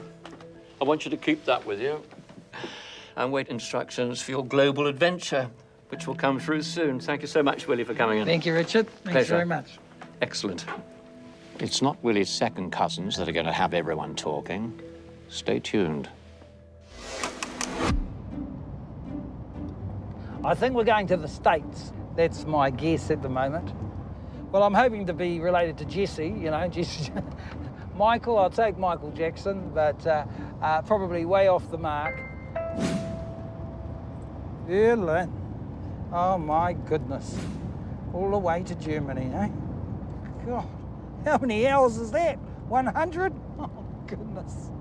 Oh, well, should be exciting. I'm just hoping I'm not going to be related to you-know-who.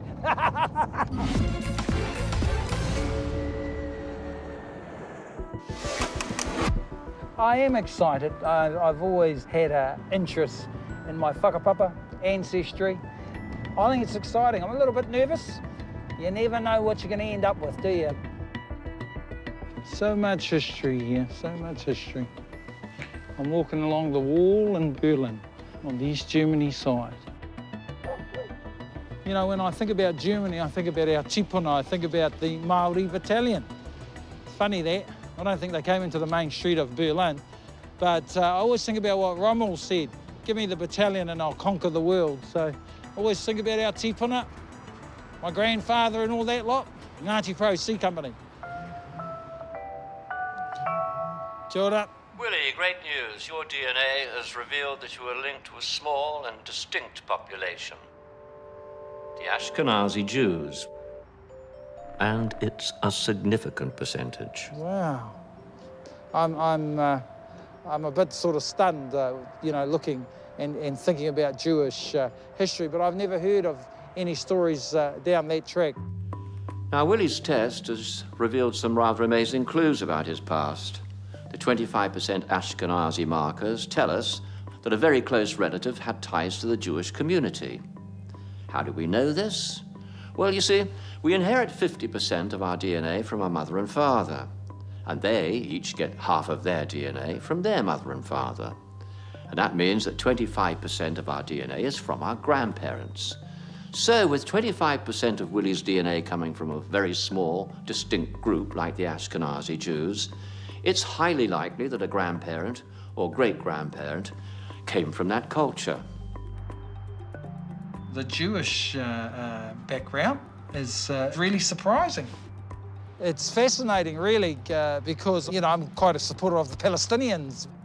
To help Willie come to terms with his Jewish roots, we've arranged a meeting with a local guide, Yoav. Hello, Yes. you must be Willie. Good to meet you. Oh, you're very, very sharp looking there, brother. Thank you very much, you too. Yeah, you look like the bros back in New Zealand. The Ashkenazi population descends from such a small group of people that everyone is related in some way or other. Yoav and Willie, therefore, are distant cousins. So for many of us, you know, on Talkback Radio, we've had this debate about whether Judaism is a religion or whether it is an ethnicity. You are born Jewish, right? And it doesn't really matter if you believe or if you don't believe. You can be actually an atheist, right? And you'd still be Jewish. Now, because Jews are so genetically distinct, we know that Willie will have people in his lineage that were also affected by the Holocaust. So what we see here are called the stumbling stones. We're supposed to stumble upon them, but metaphorically, not physically, not with our feet, with our hearts and minds as Germans. They commemorate victims of Nazi Germany. Since most of them were murdered in the camps, their bodies were burned, they don't have graves, they don't have headstones. Yeah. The idea behind the project is to give them surrogate headstones at their former addresses where they used to live. You know your history so well. The Germans, are they interested in this Jewish history or no? Typically they aren't.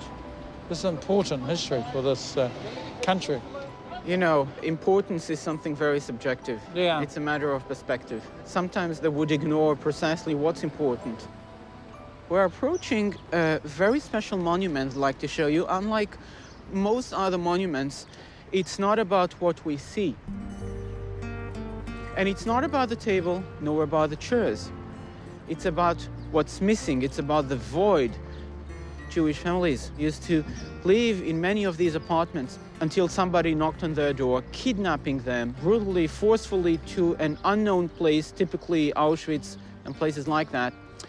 And ever since they're gone. We have to live with the past, the blood-soaked past of this neighborhood, the way it is, forever. Which is why this chair, of course, cannot be picked up. You cannot change, you cannot correct it, just as you cannot change the past. Some people would find it very tough, wouldn't they? Being reminded of the sins of their fathers. I would think so, yeah. Incredible. You must have been directly affected with your own family? Definitely, yeah. Yeah. I would hate them forever. Yeah, hate. Yeah. Let's keep it in that. Yeah, hate. yeah. Oh, you would. You could not help them. It is only human.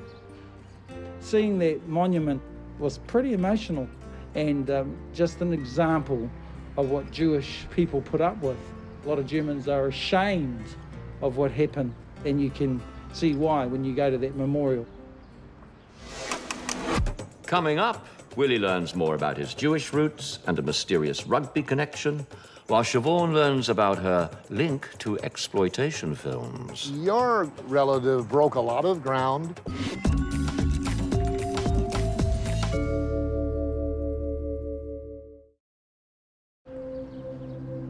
Willie Jackson's in Berlin because his test showed that he has 25% Ashkenazi markers in his DNA.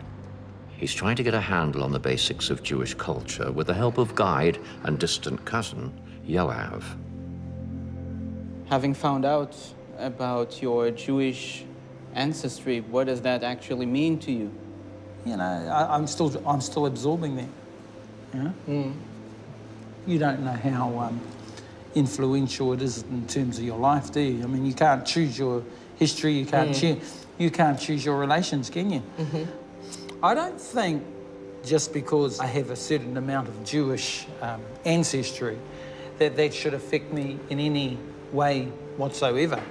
In fact, when I think about it, I think I'm quite proud of that ancestry. I think it complements me as a human being, but I was never brought up in the Jewish way. And like you, we go back generations. Okay. thousands of years. We love tracing back our roots. Okay. It's very similar to the Jewish. And history means everything for us.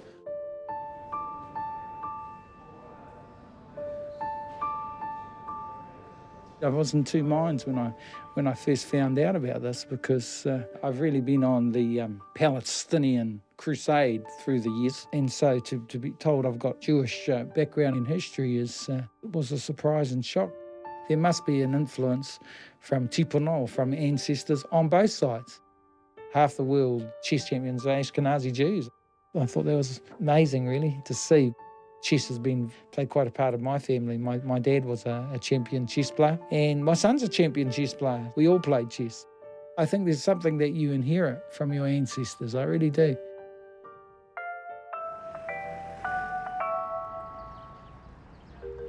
Willie, we've theorised that your great-grandfather, Fred Jackson, may well be the source of these Ashkenazi markers. As you know, his identity has been questioned before.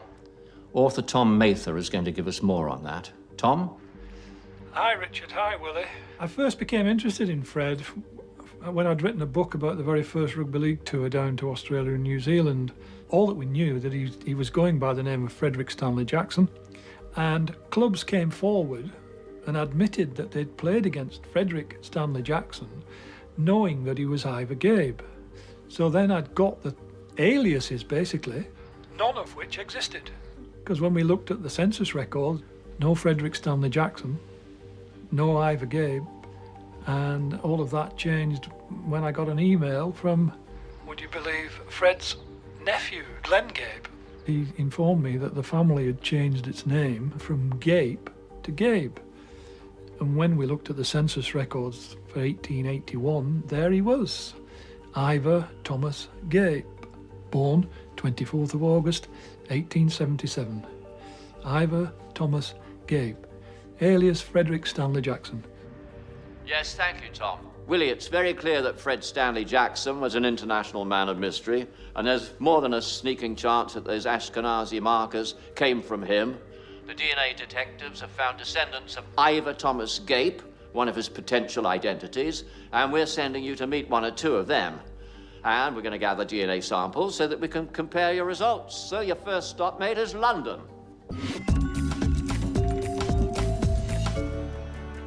Meanwhile, in LA, Siobhan's learned that she's not actually the first in her family to seek out the silver screen. Learning about my great-grand-aunt Nora, she took such a big gamble and it seemed to have paid off. So if she can do it, I can do it, eh?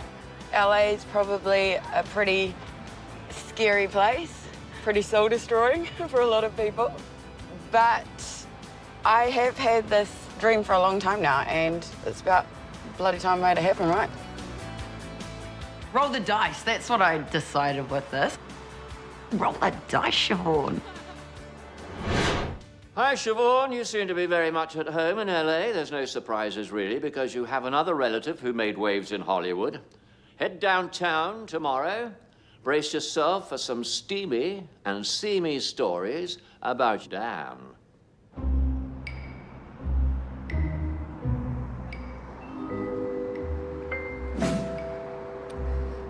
Okay, so I'm heading that way. Great-grand-auntie Nora's daughter Margaret married Dan Sonny. Now, his films were a little racier than Auntie Nora's. Hello, Bill. Hello. I'm Siobhan. Nice to meet you. How you doing, kid? How are you? Bill Margold is an adult entertainment industry legend, but without the work of Dan Sonny and his business partner, David Friedman, that particular arm of the industry might never have come into being. I only met your relative once at a screening of a movie called Mau Mau Sex Sex. It was about the history of exploitation movies. And exploitation movies were movies that sort of gave you a lot of tease but didn't deliver the goods. Your relative broke a lot of ground with the help of Friedman, they were both like P.T. Barnums, they were both con men. Each time they pushed the envelope a little bit further. Yeah, so when they tapped into the idea of show a little bit of booby, they started making it rain. He left, I think, before the hardcore business really took off. Yeah, he was when it just began, right? Yeah. When it was He never did anything even remotely associated to hardcore. Yeah, thank goodness for my mother. Now, Bill wants Siobhan to get a sense of what her great-grand cousin Dan did. So a show reel of his finest sizzle, without the sausage, awaits her. Oh! Oh, hello. My goodness. It's really interesting to me because I have never even heard of this relative until I started working on the show. So it makes me think that back home in little old New Zealand, maybe my relatives who do know about him kept him quiet. Yeah, don't worry, Mum, I'm not going to go into that part of the industry. Yet. Coming up, Siobhan is about to meet a Polynesian connection, while Willie Jackson learns that great-granddad Fred had another identity. He was very good at avoiding being photographed.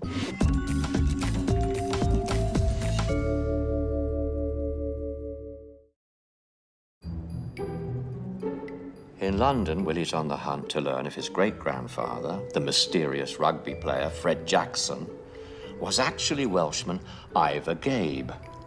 Mark's great-great-great-grandfather, Rhys Gabe, was Ivor's uncle. And Mark's going to donate some of his DNA to help resolve this conundrum.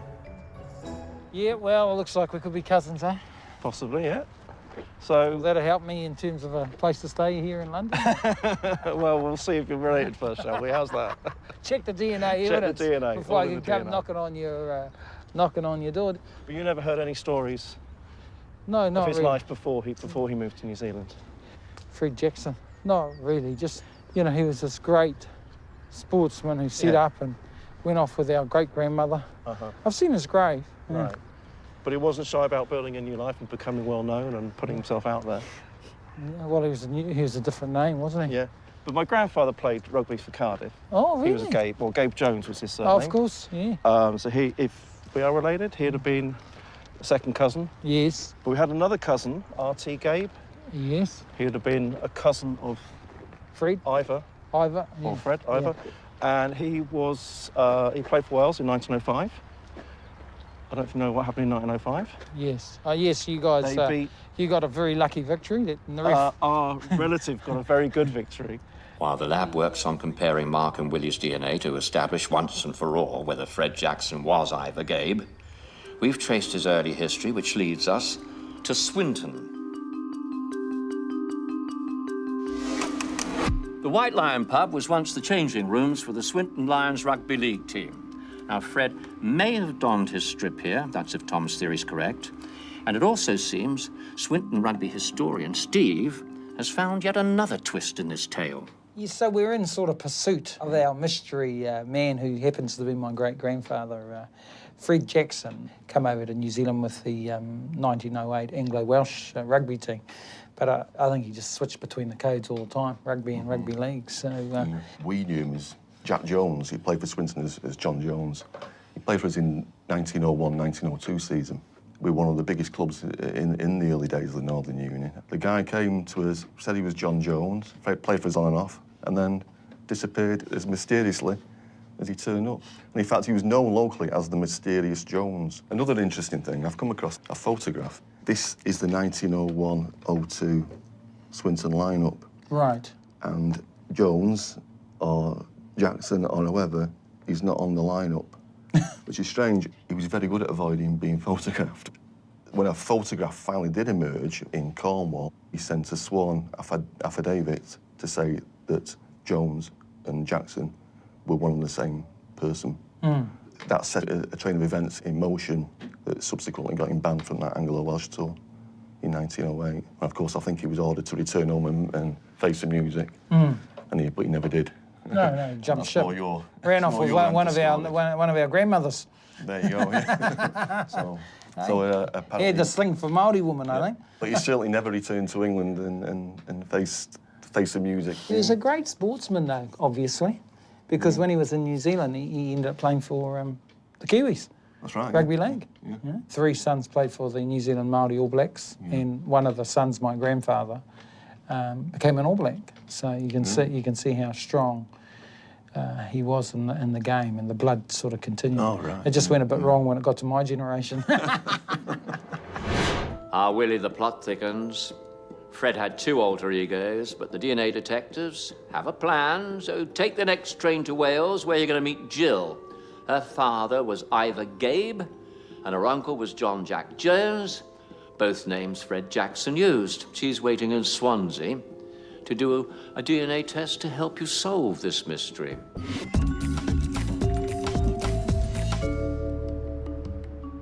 Actress Siobhan Ruakari has discovered that she's got silver screen connections in Hollywood, but if she follows the directions that I've sent through, she's going to meet a Polynesian relative who's mapped family connections back tens of thousands of years. I'm hoping it's The Rock. You're not The Rock. Hello. Hi. Nice to meet Kalani. you. Kalani? Kalani. I'm Siobhan. Nice to meet you. Kalani, you live here? I live here, but originally from Hawaii. Kalani moved to LA many years ago, but he grew up in Hawaii, and his mum still lives there.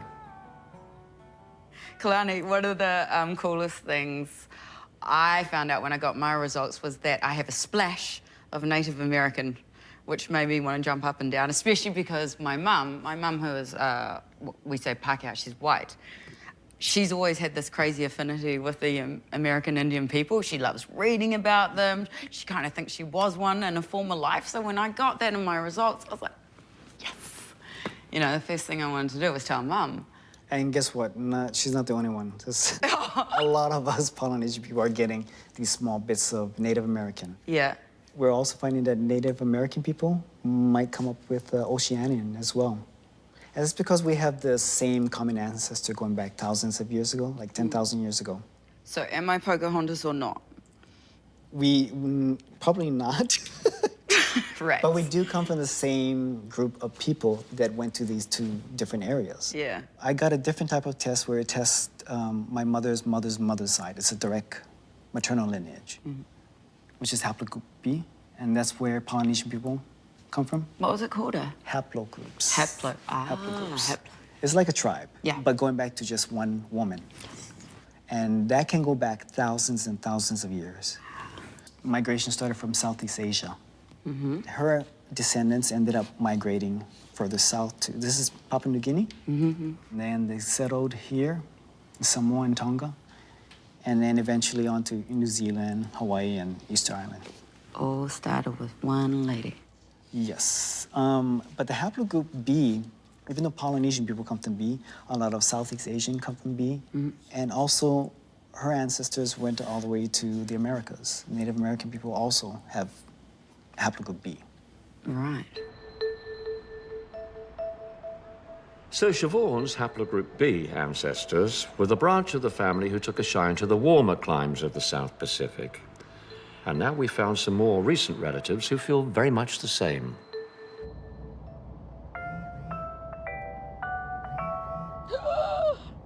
Hello, Siobhan. Are you ready for the next leg of your adventure? There are tickets at the airport for Hawaii with your name on them. Oh my gosh. I'm going to Honolulu. It's got to be Dad's side of the family. It's the Māori side. I'm going back to like the ancient lands, Hawaii Nui. I've always wanted to go there. Oh my gosh, this is amazing. Coming up, Siobhan gets a warm island welcome, while Willie walks on the hallowed ground where his famous great-grandfather may have played. We're in the midst of history. Fantastic.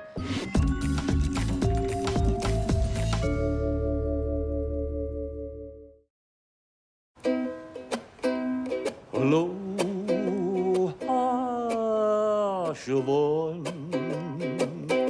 It's very likely that you feel very, very much at home in Hawaii, as there's quite a few relatives of yours in that part of the world. You're about to meet 2 of your DNA relatives, Charles and Chris Arno.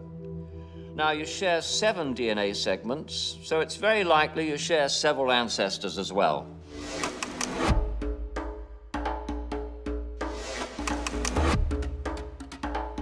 It's my first ever time in Hawaii, and I'm about to rock up to a complete stranger's house. The only information I have is that I'm meeting a Charles and a Chris, and I really need to pee, so the first impression of me is probably going to be some random chick rocking up and asking to use their bathroom. Aloha. Aloha. Oh, wow. Oh, thank you. Hello. Hello. Aloha. I'm Chris, I'm his father. Oh, hello, Chris. Chris and Charles. Charles. Yes. Lovely to meet you. Lovely to meet yeah. you. Can I use your bathroom? Oh, yeah. This is my grandfather, Paul Mahaulu, and this is me. Look at you, handsome thing. There's a connection. Yeah. You know. I saw your sign up there before, e komo mai. Yeah, welcome. And we say haere mai in Māori, you know, welcome, haere mai. Do many people speak Hawaiian here in Honolulu? Well, there's a revival in the language right now. Like my time, like my grandparents' time, it was sort of against the law. You couldn't speak Hawaiian. You couldn't speak it. Yeah, when my dad was a kid in school, they'd get the strap or they'd get, you know, they'd get into trouble. Yeah, it's sad because we lost part of the culture, I guess, you know, a little bit of it, but they're trying to revive it now. It's really similar to what is happening back home in New Zealand, you know. And my dad is 76 now and he's taking classes every week. Oh, is that right? Yeah. I guess if he can go, I can go. Yeah, get along. So Siobhan's family keeps growing. Chris's other son, Josh, and his 2 daughters have arrived to meet their long-lost Kiwi cousin. So we've got something in common because we're both the babies in our family. Yeah. You don't look like much of a baby. It seems there's already a Maori connection in the Arno family. So I love that you have this. Yes. What can you tell me about it? I got this in Wellington. This is like the family line, and it's shaped like a heart, and each one of these lines is my kids. And down here, shaped like a hammerhead shark, because he asked me about mountains and, you know, my sacred animal, whatever, and, you know, where my family was from. Yeah. And I didn't really know too much about it. And I feel kind of ashamed that I didn't really, you know, get my culture down. And I feel the same way about being Māori, that I don't know much about it. But the older I'm getting, the more interested I'm becoming in it, you know? Yep. I think that's really cool. That's I so like, cool to see that. 13 years, something like that. Yeah. Nice. To me, it's very, you know, it's very personal. You know, it represents my family. Yeah. And who I am.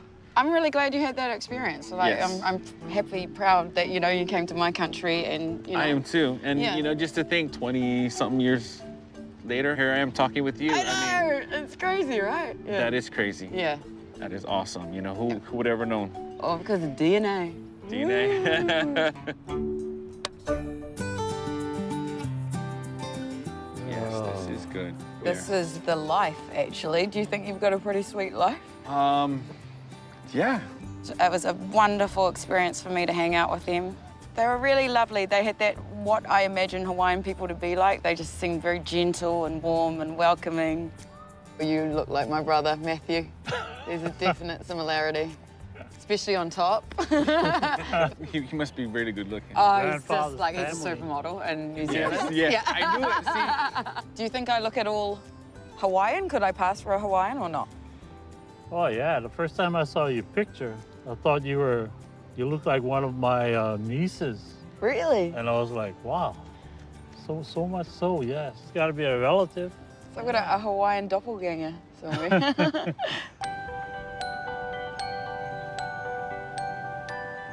Meeting Charles and Chris and Joshua, it's something I never would have ever imagined would happen, and it's so weird, and it's still blowing my mind that there's these 23 chromosomes that have somehow linked me to them. They did feel like family. Somewhere way back when, one of their rallies got it on with one of my rallies, and some mass migration probably. But how cool that, you know, I could meet them, and it's a really lovely place to feel connected to. I mean, it's stunning. It's breathtaking. And now I feel like, yeah, there's a little piece of me here.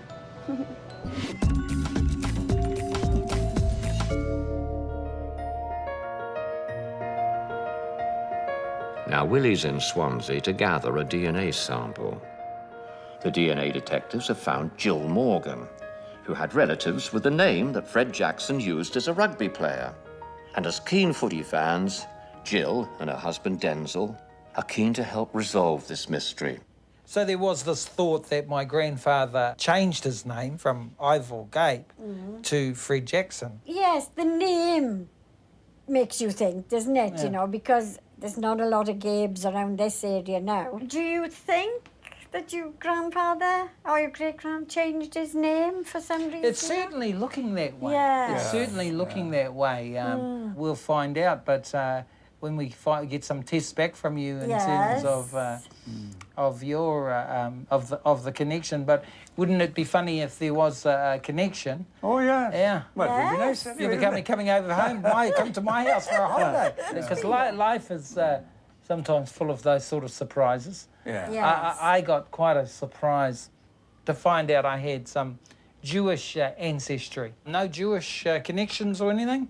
No. That sort of came up in our What DNA. did we know of? Yeah, well, same with us. Yes. Yeah. Have you thought about having some Māori relations? Have you thought about that? Just be nice to know if we are, yes or no, Well, I isn't tell it? you what, And there'd be a lot of the neighbours jealous.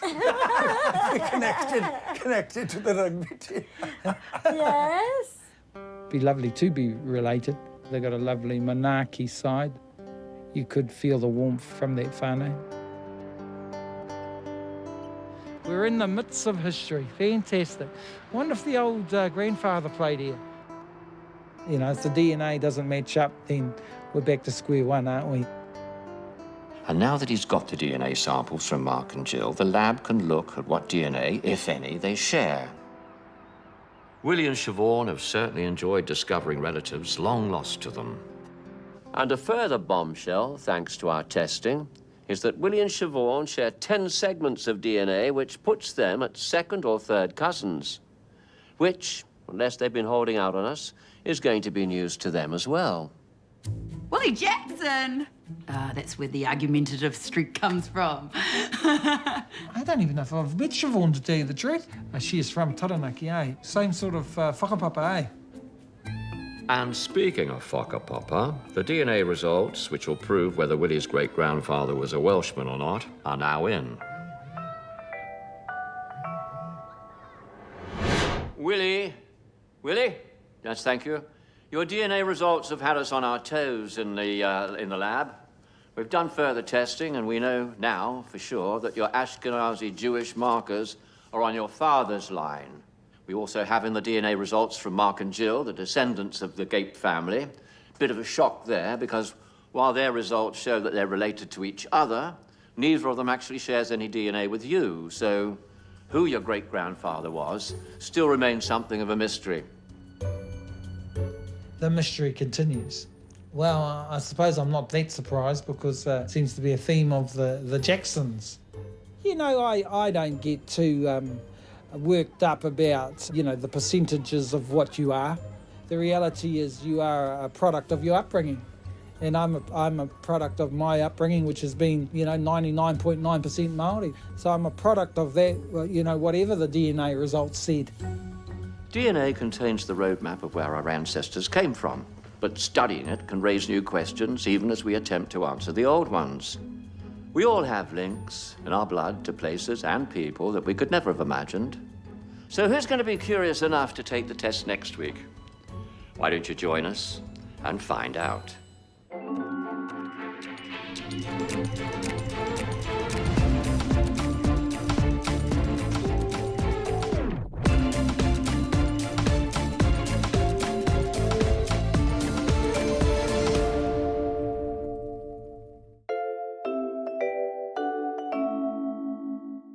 The roadmap for the wildest ride in our lives is inside us thanks to our DNA. So would you be brave enough to discover where it leads? 12 New Zealanders have, and they're about to find out what really runs in their blood.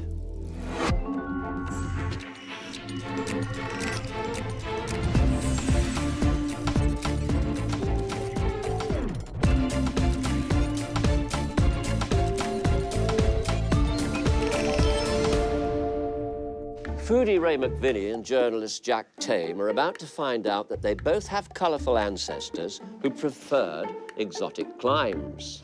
Of course, the burning question is, how are we related? You look a little shell-shocked, Jack. It's cool. Adventurous globetrotter and foreign correspondent Jack Tame has submitted to DNA testing in a bid to discover what runs in his blood. Now, Jack's cool, calm and collected when he's covering the breaking news, but how would he report on his own family's story? Let's see what he has to say for himself. I've always been interested in my family history, and I love travelling and experiencing new places. I think, too, being a first-generation New Zealander, having my dad being born in the UK and my mum coming from Australia, it makes me kind of inquisitive about my roots a little bit, but I've always kind of thought my DNA background, at the very least, was just a bit boring. Everything from what I know about my background would suggest that it'll be pretty vanilla. My grandma is the single best travelled person I've ever met. She's 87 and she's heading to Iran this year. As you do.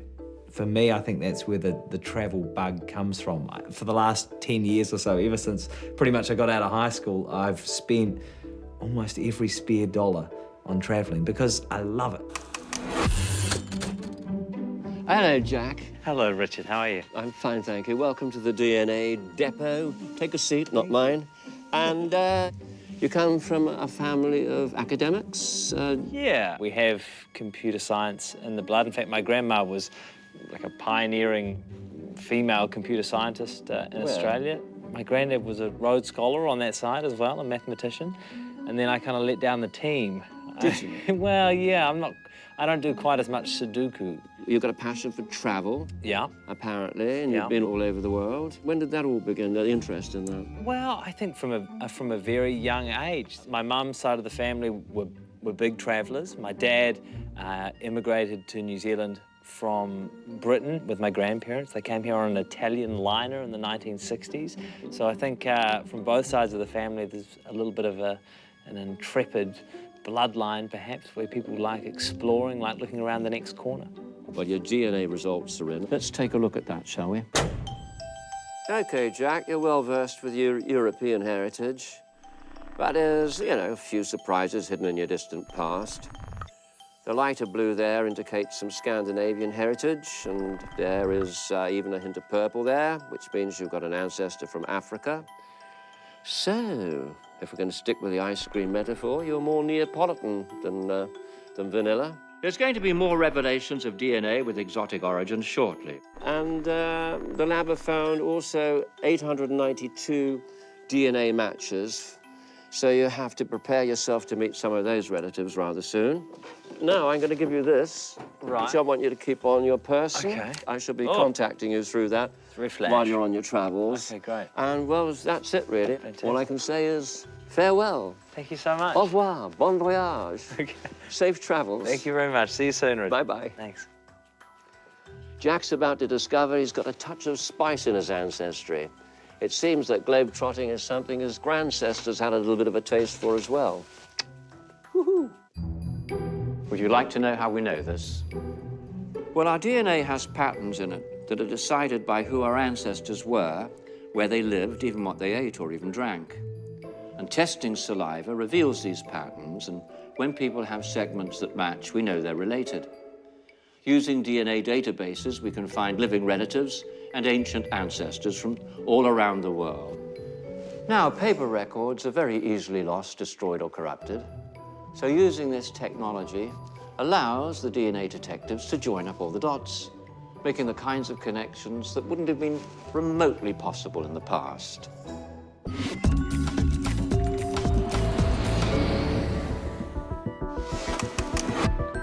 I call New York home. I call New Zealand home as well. I call both places home. But I remember the first time I came to New York. I was intoxicated. I remember writing in my travel journal, I want to live here, I've got to live here. I reckon if there's one place on earth where you've got people from every corner of earth, it isn't Paris, it isn't London, it isn't Rome, those are great cities, but it's New York. New York City is the most diverse place on earth, and that's what was so exciting about it. It's just a bit of a change from Christchurch. Jack is about to go on a treasure hunt. It's going to lead him to a genetic relative called Kelly, who's a bit of a DNA super sleuth herself. Jack, I hope you like puzzles. Head to the station with the right track and find a haven to visit. More to come. A haven. I reckon we might be going to Connecticut. It's only a hunch. It's only a hunch. Well, that's a good hunch, Jack. So I say get yourself on the train. All aboard. Woo-woo! We've been studying your bloodlines and found a painter called Robert Bernard. Robert was your third great-grandfather. And before leaving England for South Australia, he painted this masterwork in 1833. It was attributed to others until about 10 years ago when a restorer from the Yale Centre of British Art discovered Robert's signature on it. So you're off to New Haven to see it. There's a dossier on his life coming your way. So, bedtime reading for you.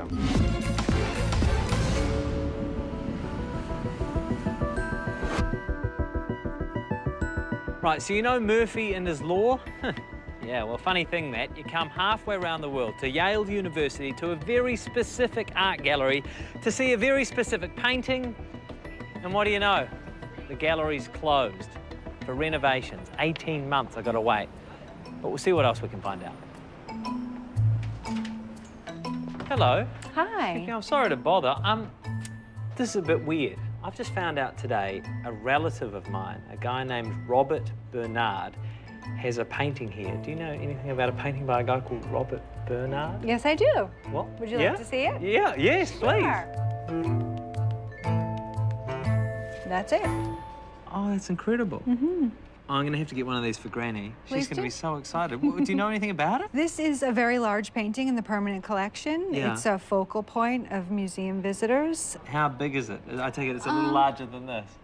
Yeah, just a little bit. It would take up most of that wall. Wow, it's enormous. Yes, it's a very famous, very prominent, proud part of our collection. That's so thrilling. What's it like in real life? The colors are a lot more vibrant. The composition is a lot more beautiful in person. Yeah.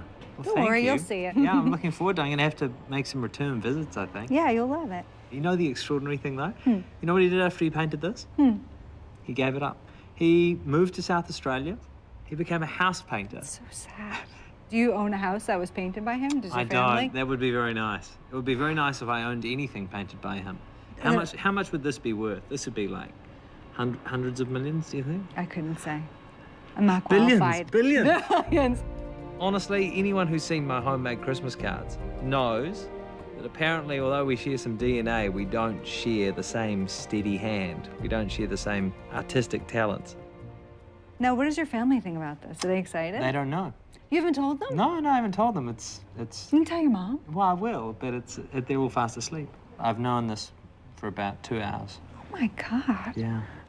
Jack's third great-grandfather, Robert Bernard, may never have set foot in America, but his masterpiece means that the Bernard name now lives on in New Haven.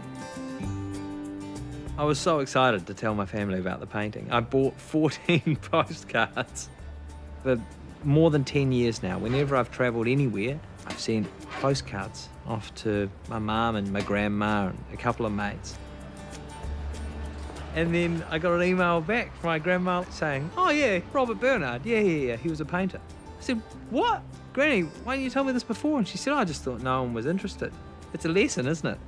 Go to your grandma, because you never know.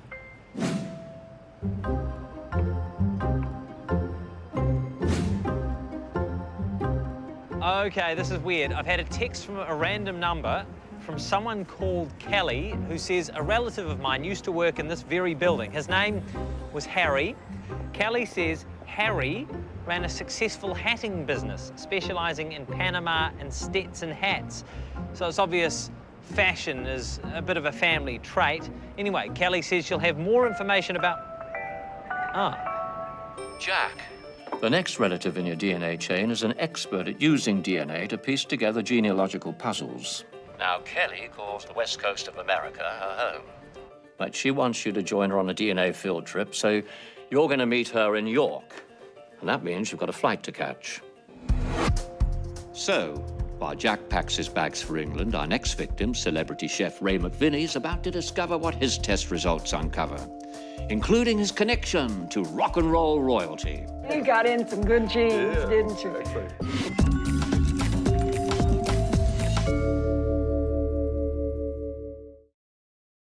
Our DNA is like a recipe which combines ingredients from hundreds of our ancestors. But after only 3 or 4 generations, we often have no idea what really is in that mix. So, what is coursing through the veins of foodie Ray McVinney? Ray's very proud of his Italian lineage, but his DNA results show that his is a much richer recipe. So let's see what Ray imagines his history might be, shall we? I don't know, maybe it's this Italian blood that I think I've got. That whole thing about family is, you know, you'd kill for them, you really would. You know, it's just the best thing I've ever done, having children with someone I love. Look, I've written books, I've got a degree, done all sorts of stuff, but the best thing I ever was involved in was having 2 kids. The other thing that I notice about my kids, especially when you see other members of your family in them, you know, sometimes I do a double take because my daughter sounds like my sister. When I did go back to the ancestral village 10 years ago now, they started showing me pictures, and I remember Anna, the old lady, saying, "And this is my father." And I looked at it and thought, oh, for God's sake, that's my father. It looks exactly like him. Ray, welcome to the incident room. How are you, Richard? Good to see you. Good. Sit down. We're going to reveal your future and your past and all those kinds of things and surprise the hell out of you. Spooky. Now, Italian cooking, is that special love of yours? Is there any reason for that? It turns out that my grandmother's family, or some of them, came from there. And in 2000, I was in the international jury for the Slow Food Award, and they shipped us all off to Italy. Okay. Well, it just so happened that the village is actually near where I was going to be, so we went there. Moved to tears. I've ended up with a great attachment to Italy. Well, we've got in our possession a map which shows all your DNA markers around the world. Are you ready to watch that? Absolutely. Okay, stand by. Okay, Ray, there's no surprise. You have a large helping of European DNA with an entree of Italian. Now, you can't help but spot the African elements there. Well, yes. Some people think that that relates to human migration out of Africa, but that's not the case. You've got ancestors from both sub-Saharan Africa and North Africa. And there's also a small percentage of Ashkenazi Jewish DNA. Does that mean anything to you? Yeah, it does, actually. You know how you have family stories? One of the family stories was that we had some Portuguese Sephardi Jews who were kicked out of Portugal in the, I don't know, when, 18th century or something. And I don't quite know where they went. Yeah, it's funny, I've got Jewish friends who look at me sometimes and say, yeah, you look Sephardi. Okay. So, whatever that means. So, where do you think you might be headed on this journey? Do you think Italy? I hope it's Italy. Italy would be good. You'd like to go to Italy? Oh, look, I would imagine that village is where we would go. I've only been there once and I thoroughly enjoyed it. Well, Ray, there's still a couple of surprises to come. We put your results into a DNA database, which has given us 923 genetic matches for you. We have relatives who are waiting to meet you, and we'll be in touch. Good advice. Thank you for coming in. Thank you. Bye-bye, Ray. Well, Ray may well imagine that he's going to be eating pasta in some small Italian village, but there's a tropical island halfway around the world where relatives are already preparing for his arrival. Tracking down your DNA, I mean, the whole science is absolutely fascinating. That they can actually do it. I mean, they can tell how much Neanderthal, I mean, you could probably tell by looking at me, but how much Neanderthal I've got in me, which group I was, you know, my ancestors were with when everybody left Africa. I find it absolutely fascinating.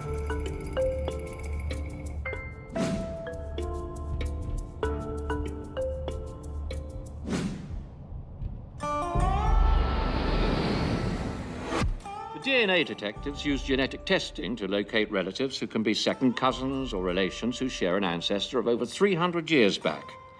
So we're sure to find people who have fallen off the family tree as well. Tulsa, Oklahoma. What the hell am I doing in Tulsa, Oklahoma? I can't think of one connection, no family stories, nothing that takes me to America, but I can't wait to find out.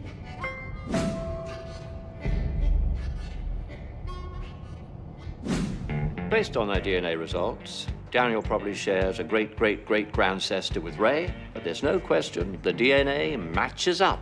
This would probably be the most random thing I've ever done. I can't wait to meet these people. I feel really nervous, sort of scarily nervous.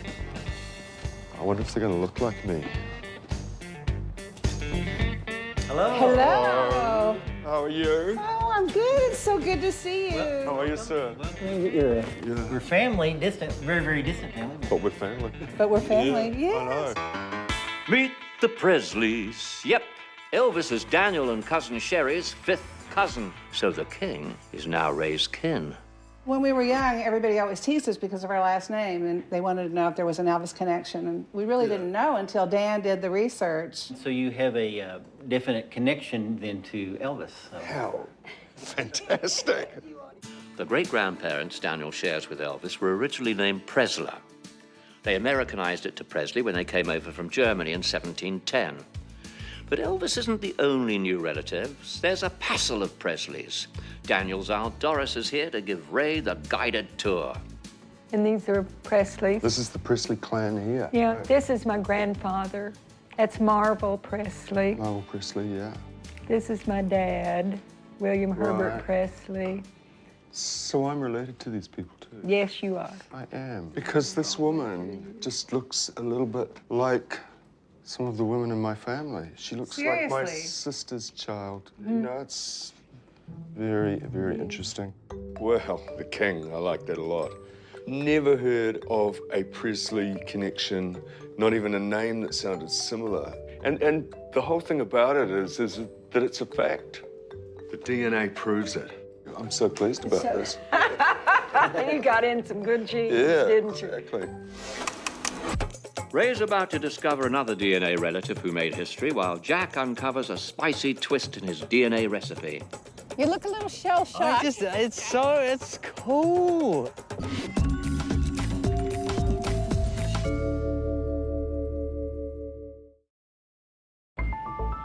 Now, we here at the DNA Detectives scour the world to match people with their genetic relations. And we've sent broadcaster Jack Tame to York in England to meet an American DNA relative who's busy doing some detective work of her own.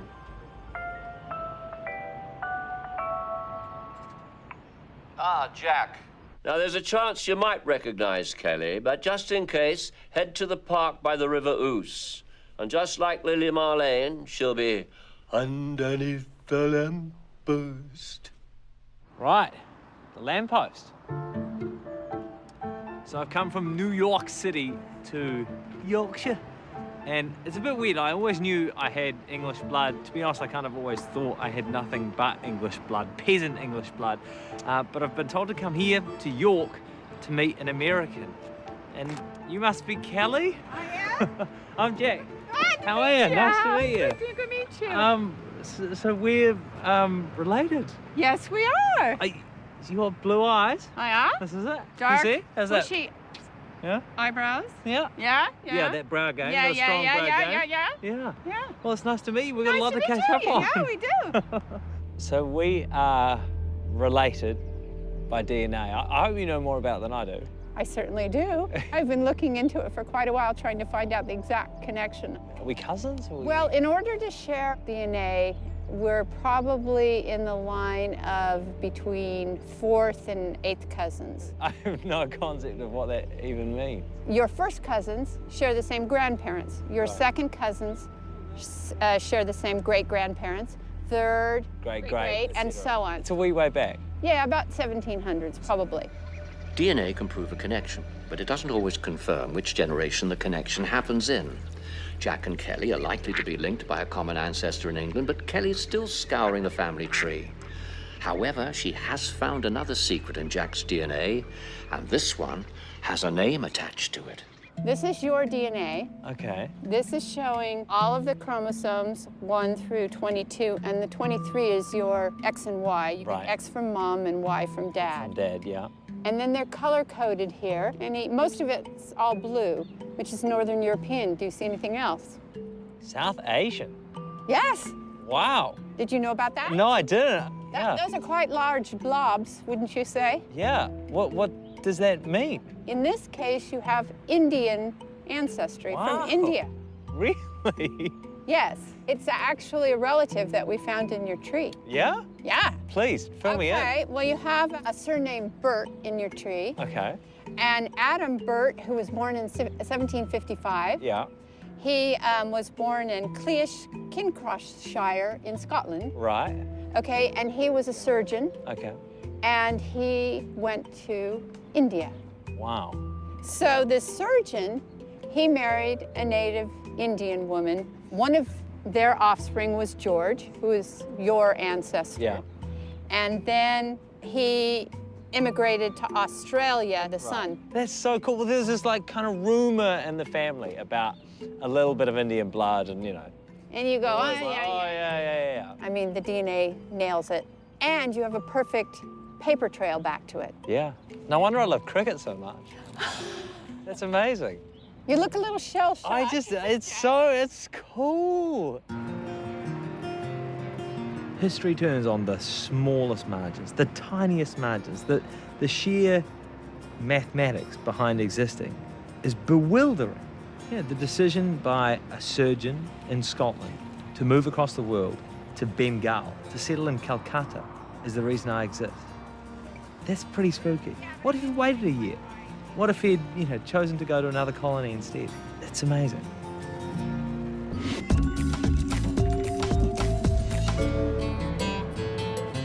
Well, Ray's been getting to know the Presley family. They're the DNA relatives that connect him to the king of rock and roll, Elvis.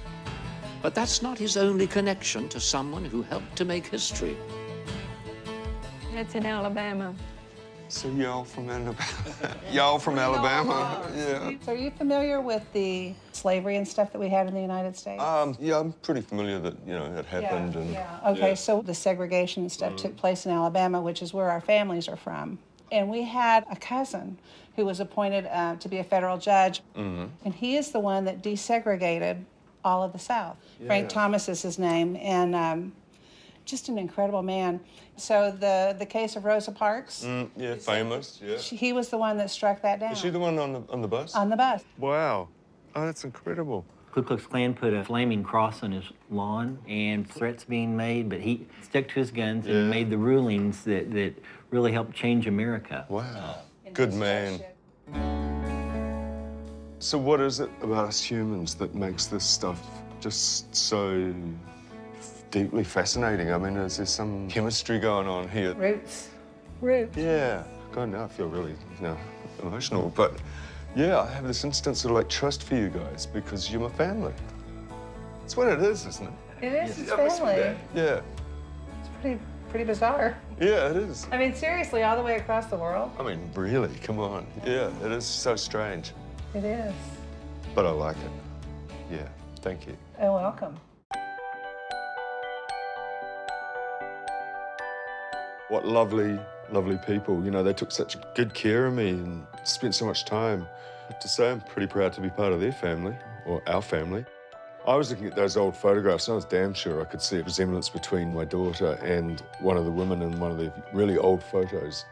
It's really making me think about, who you are, what you are, where you came from.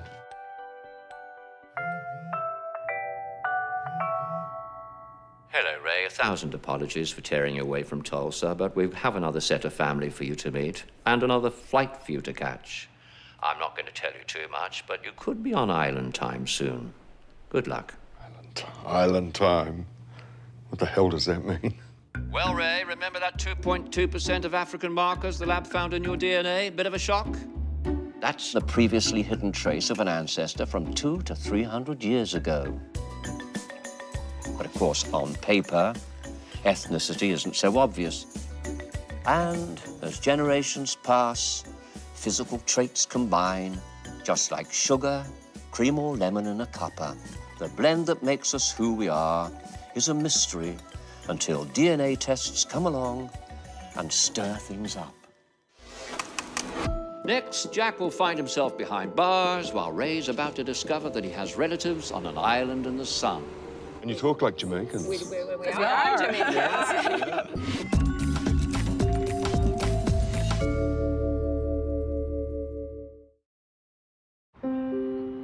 Now, Jack has just met his genetic relative, Kelly, who's a whiz at decoding DNA and tracing ancestry. She's revealed his intriguing Indian roots. His fifth great-grandfather was a Scottish surgeon born in 1755 who moved to India. Told my grandma, we are definitely Indian. She said, oh, it's good to have it confirmed. Grandma spent quite a bit of time in India.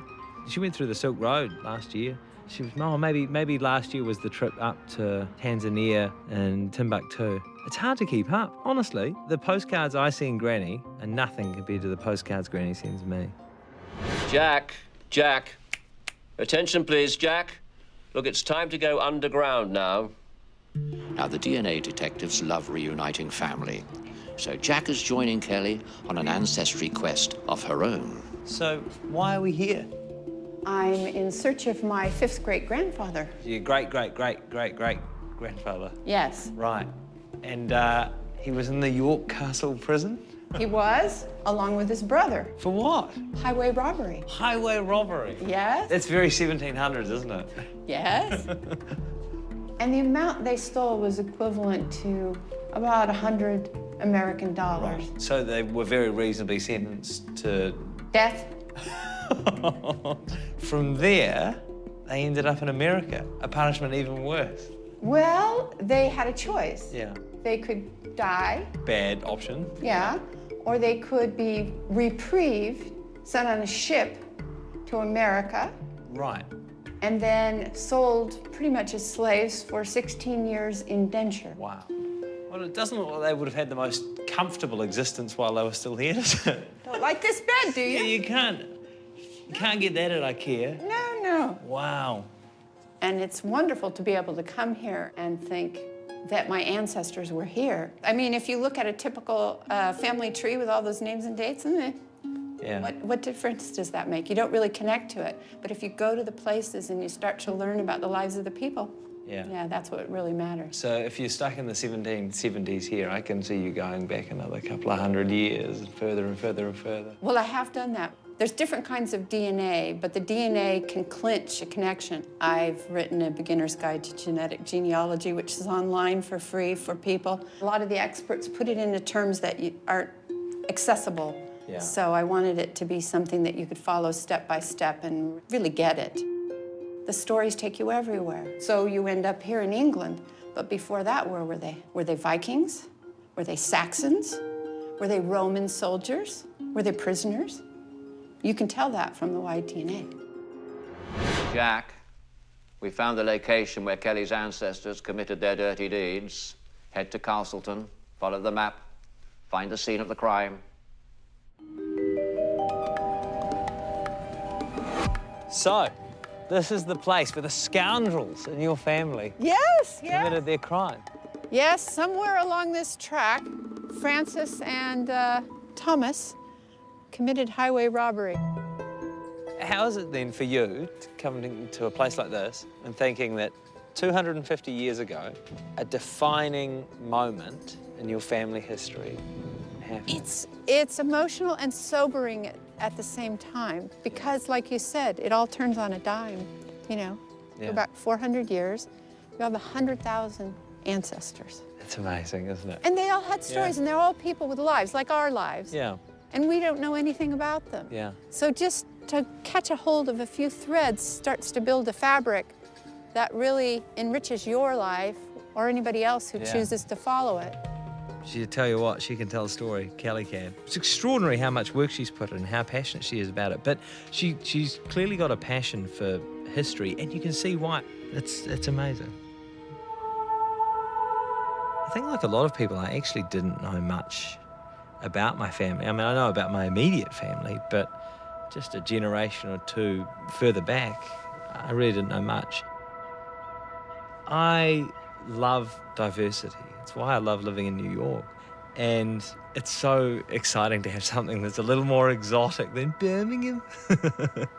No, nothing against Birmingham, but it's a rush to think, wow, some of my ancestors have had incredible adventures, and actually those adventures are in me. They shape me. All right, Jack, you've got another DNA relative back in the United States who's also deep into tracing ancestry. He's even written a software program to help with the cause. Head towards the mountains of West Virginia and follow this map. Hurricane. I have relatives in Hurricane, West Virginia, America. I don't know what to expect. Gonna fuel up with some superfoods though, eh? Body's a temple.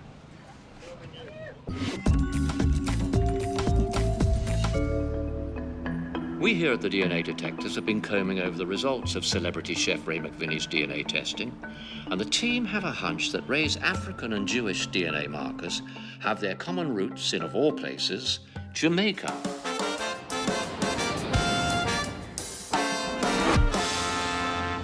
I have heard about the Jamaican connection before. It's an old family story that comes up now and again, but we've never dug too deep into it. And I've certainly never met any of the Rallies.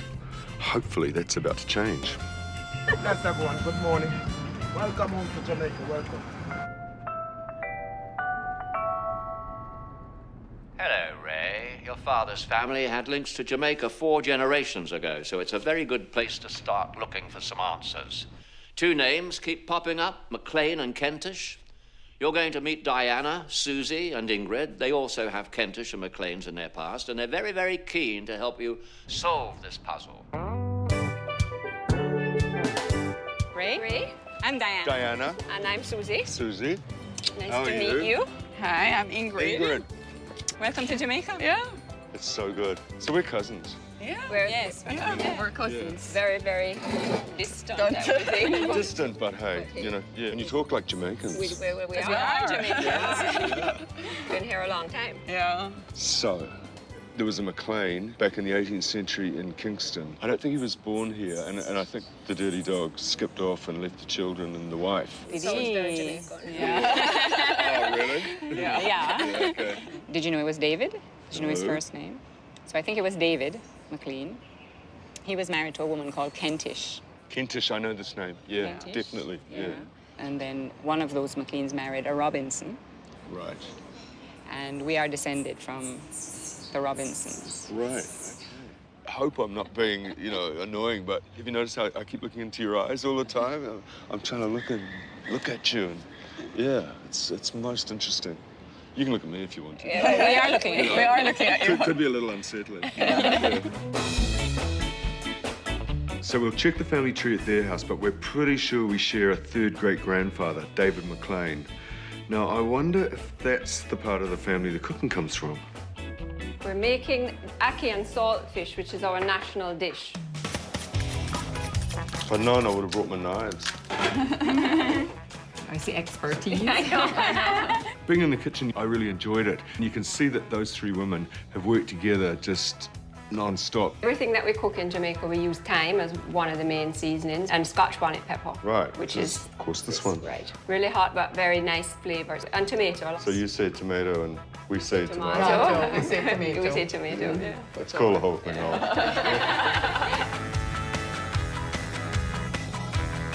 Susie ran it because she, you know, she's the cook, but she's not a complete domineering cook, unlike me, of course. Don't make them splash, though. And how long will you cook that? Until they're cooked. Oh, I like that. I like that. Bon appetit. Bon appetit. Yeah. Right. Right. Let's get into it. Good? This is knockout. It's quite rich, isn't it? But it's really, really good. Great job, guys.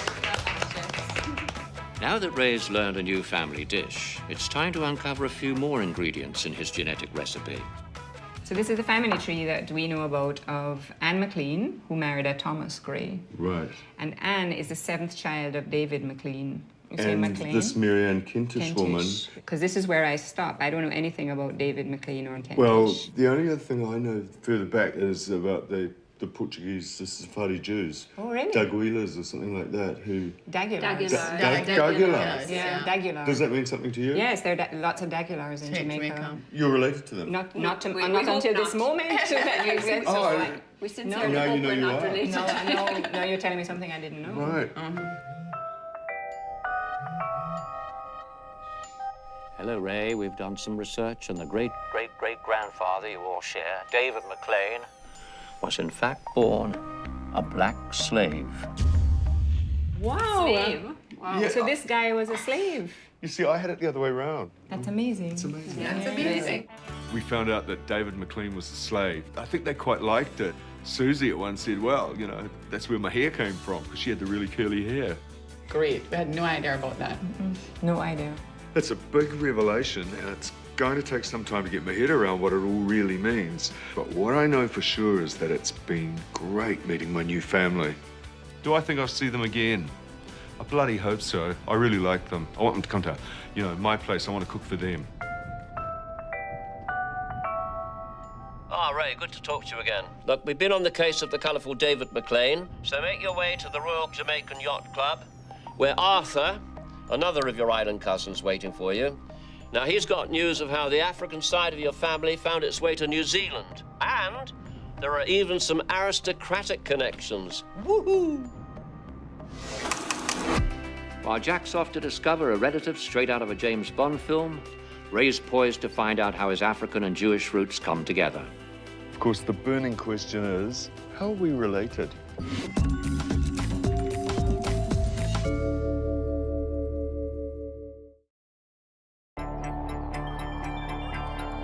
Ray's quest to piece together how his third great-grandfather, African slave David McLean, connects to New Zealand has brought him to Port Royal, home of the Royal Jamaica Yacht Club.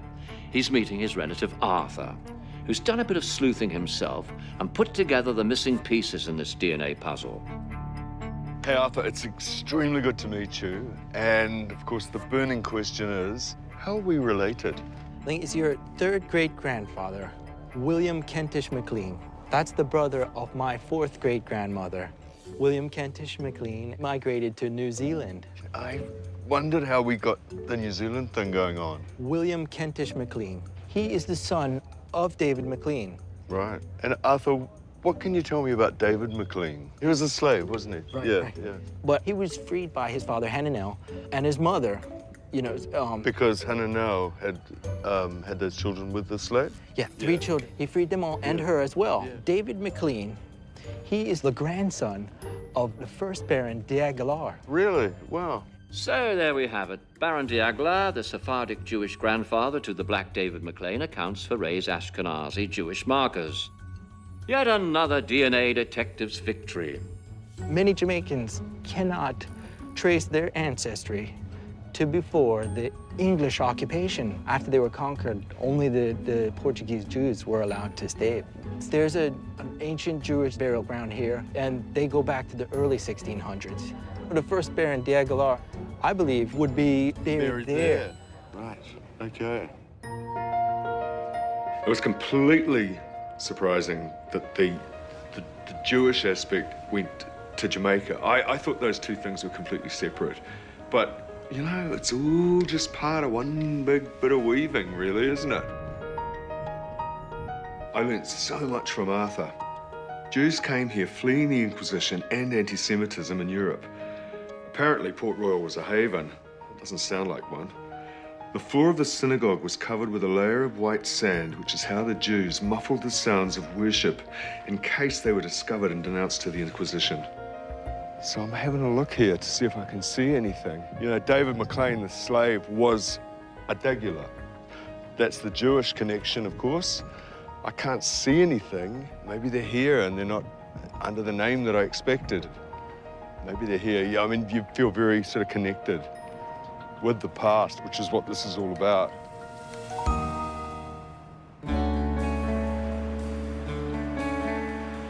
Jamaica is still keeping some secrets. Ray may not have found the final resting place of his Jewish and black slave ancestors, but his Jamaican journey's uncovered new relatives that have deepened his understanding of his family's history. Look, I like doing crossword puzzles. I like to see things fit together, and what I like about this genealogy thing, it's fitting all the parts together. Is that something to do with why I like cooking and being a chef? You sort of making order out of chaos, which is kind of what all this is about, really. One thing I do think is that my kids, they're going to really, really love the idea that they have Jamaican relatives. And I bet they want to come here and meet them at some stage. I hope they do.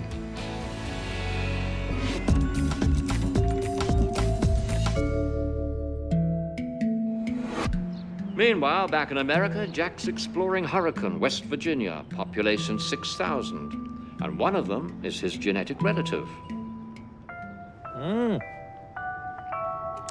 Yo, Rich, what's the search? Hello, Jack. It's time for you to meet James, another DNA relative with a very unusual occupation. Find the local park and he'll find you. This is very unusual. What are you doing? Oh, just meeting a stranger in a park. Don't worry about that. Hi. Hi there. You must be James. Yes. I'm Jack. I hope this is, you too. I hope this is as weird for you as it is for me. Yes. We're family though, I take Yes, it. we're genetically related. That's incredible. We probably share a set of like second or third great grandparents. That's amazing, isn't it? And what's really amazing is how this small town man makes his living. So, tell me about what you do for a job. Well, I've done a lot of security work where companies would hire me to break into their systems or even their buildings to test out their security. Very Mission Impossible. And so what, you just have to hack in or actually physically break in sometimes as well? Both. It depends on the contract. Sometimes they'd want me just to hack in, like the company would have like a new website and they'd want to see if I could get the product that's being sold for free. And 30 minutes later, I'm sending the guy an email showing him, with the links where he could download the products for free. Right. But James also uses his computing skills to bring people together. I've written a lot of software that helps adoptees figure out their genetic relations, like figure out who their parents are is the goal. Right. So you write programs to help people who've been adopted find their parents? Yes. Why did you get into this? My wife, at one point we discovered that her birth story didn't match up to reality. Right. And we never received any kind of official confirmation that she was adopted, but we started to suspect that very strongly. So started to employ the DNA techniques to try to figure out what her family tree is. That's what got me into it. How successful have you been so far with this and finding people's parents? I've been able to find a lot of shared ancestors, like grandparents, great-grandparents. Some people have been able to find their parents. It's a little bit more rare. How do you feel about meeting other family members? It's interesting. I mean, the DNA testing is like, even family that weren't unknown, started taking the tests and you kind of reconnect with them a little bit, make Facebook friends. Yeah. We're not like doing Christmases together or anything like that, but. Not yet. Isn't it amazing? I mean, imagine what his business cards look like. Professional hacker, he gets paid to hack things. It's very Edward Snowden, it's very James Bond. He told me very quietly when the cameras weren't rolling that so far of all the security jobs he's been hired to do, he hasn't met one where he hasn't been able to breach the security in some way. So it's not a bad little record. Coming into this experience, I really thought we were just vanilla. I thought you could trace everything back to England and that was the end of that. It was kind of two-dimensional, but having gone through it all, we're a bit more nuanced. We're a bit more interesting. I never thought I would have relatives in America. I certainly didn't think I'd have a big splash of Indian blood. I know it sounds big and kind of existential and, what is the origins of the universe? But it's been an experience of perspective. I've come to appreciate just how insignificant all of us are, but just how extraordinary us existing as us really is. Now, the study of DNA is a fascinating science that opens our eyes to how connected we all really are. And the DNA Detectives is proving that we all have links hidden in our blood to places and people we could never have imagined. So, who's going to be curious enough to take the test next week? Why don't you join us and find out?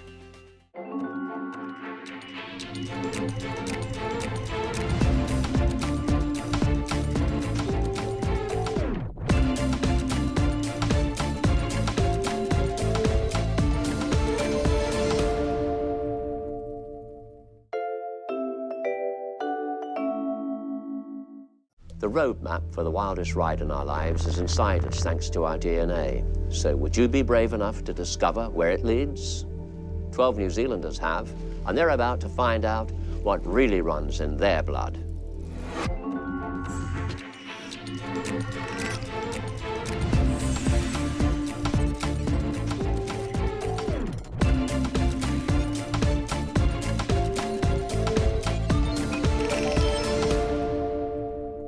Now, modern science can sometimes reveal more than we'd like to know. DNA testing is about to throw cricket commentator Lee Hart and presenter Sonia Gray a curveball or two. So I'm not probably going to inherit this? It's unlikely. Okay. I don't know why families have so many secrets. Lee Hart is known for casting his humorous eye over everything from cricket to sausages, but when it comes to his family, things get very serious. His DNA results will take him on a surprising journey, but first, here's his own take on his family's history. On my father's side, we came from Birmingham in England. I know very little on my mother's side. Her father, we know, came from Australia. There's been a rumour or legend that there could be Aborigine in the family somewhere, which would explain a few things on our side. A few of us go on walkabout here and there.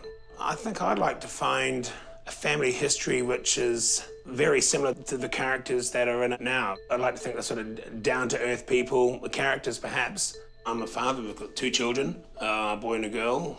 I feel a bit more of as if I'm doing it on behalf of the whole family. My kids, my parents, my brother, because we're all getting the information, the same information. I just happen to be the courier and just hope I don't stuff it up. Ah, hello, Lee. Welcome to the Inner Sanctum. Thank you. Great to be here. So, Lee, you were born on the west coast of New Zealand, and yet you have a South American connection. Yep, born in Greymouth on the west coast, which is a coal mining town. And my father was a coal miner. Around about the time I was born, he gave that up and got involved in tunnelling, you know, hydro schemes. Okay. So we left and went overseas. As I say, we were living 13,000 feet in the Andes in Peru, so it was a very strong sort of formative memories for me before I came back to New Zealand. And it was only when I was about 10 that I started to even get a sense of my New Zealand roots. I have a world map here that's going to show you the countries where your DNA markers are. You ready to watch this? Sure, yeah. Well, Lee, no Aboriginal DNA here. You're as English and Irish as it gets. But your DNA also has 3.4% Scandinavian markers, which could mean a touch of Viking in your past. And of course, the Vikings came out of Norway, across the Northern Isles, which fits in with the other results we see for you. And we found over 931 DNA matches, and you're about to meet a few of them. But don't go packing your battle axe yet. All is not as it seems. Well, that's all you need to know for now. Take that with you, and happy hunting. Thank you. Right. Actually, a battle axe might be very handy for where Lee's going. But so long as he packs his luck of the Irish, he should be okay. Text from Richard. Never been there before. Exciting. Wonder who pays for the texts, me or him?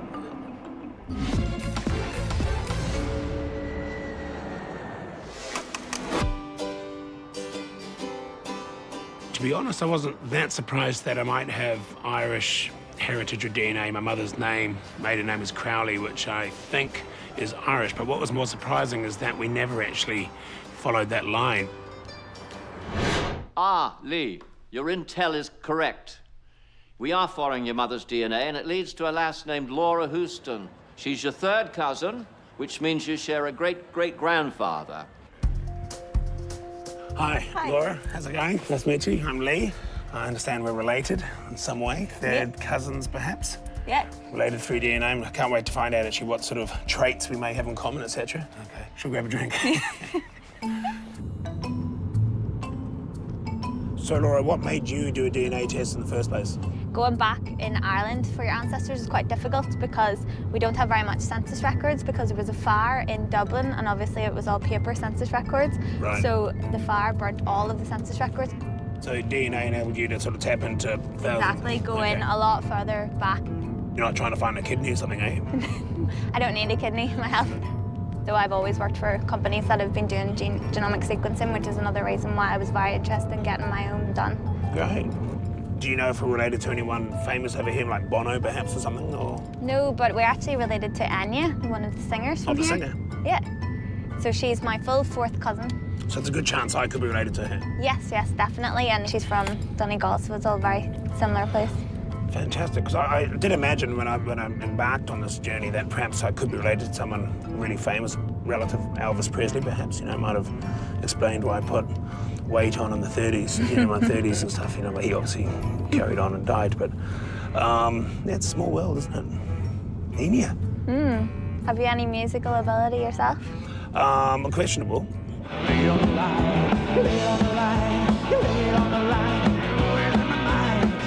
think I'm musical in the sense that I love music, and I used to play in bands with my brother, and that's all I did for a while was music. My father used to play drums, that's why I got into music. He was in rock and roll bands, so I think I'm musical, but I'm probably more musical than I am talented, if that makes any sense. So these are your haunts around here? Yes, exactly, yeah. When the sun's out. When the sun's out, yeah. It can be pretty miserable in the winter if you're outside. Plenty of live music? Yeah, I mean, there'll be live music in every pub here. I love it here, it's cool. Cheers. Cheers. Nice to meet you. So, how can DNA prove that two people are genetically related? Tests have been developed that map our DNA, and that means we can now screen for inherited disease and even decode our ancestry. By comparing one person's DNA to that of others, we can find out whether they share segments of DNA, and if they do, that means they share an ancestor. Coming up, Sonia meets a long-lost relative and discovers her link to greatness, while Lee's Irish eyes keep smiling. Technically, he is a relative, so at what point can I ask him if I can borrow some cash?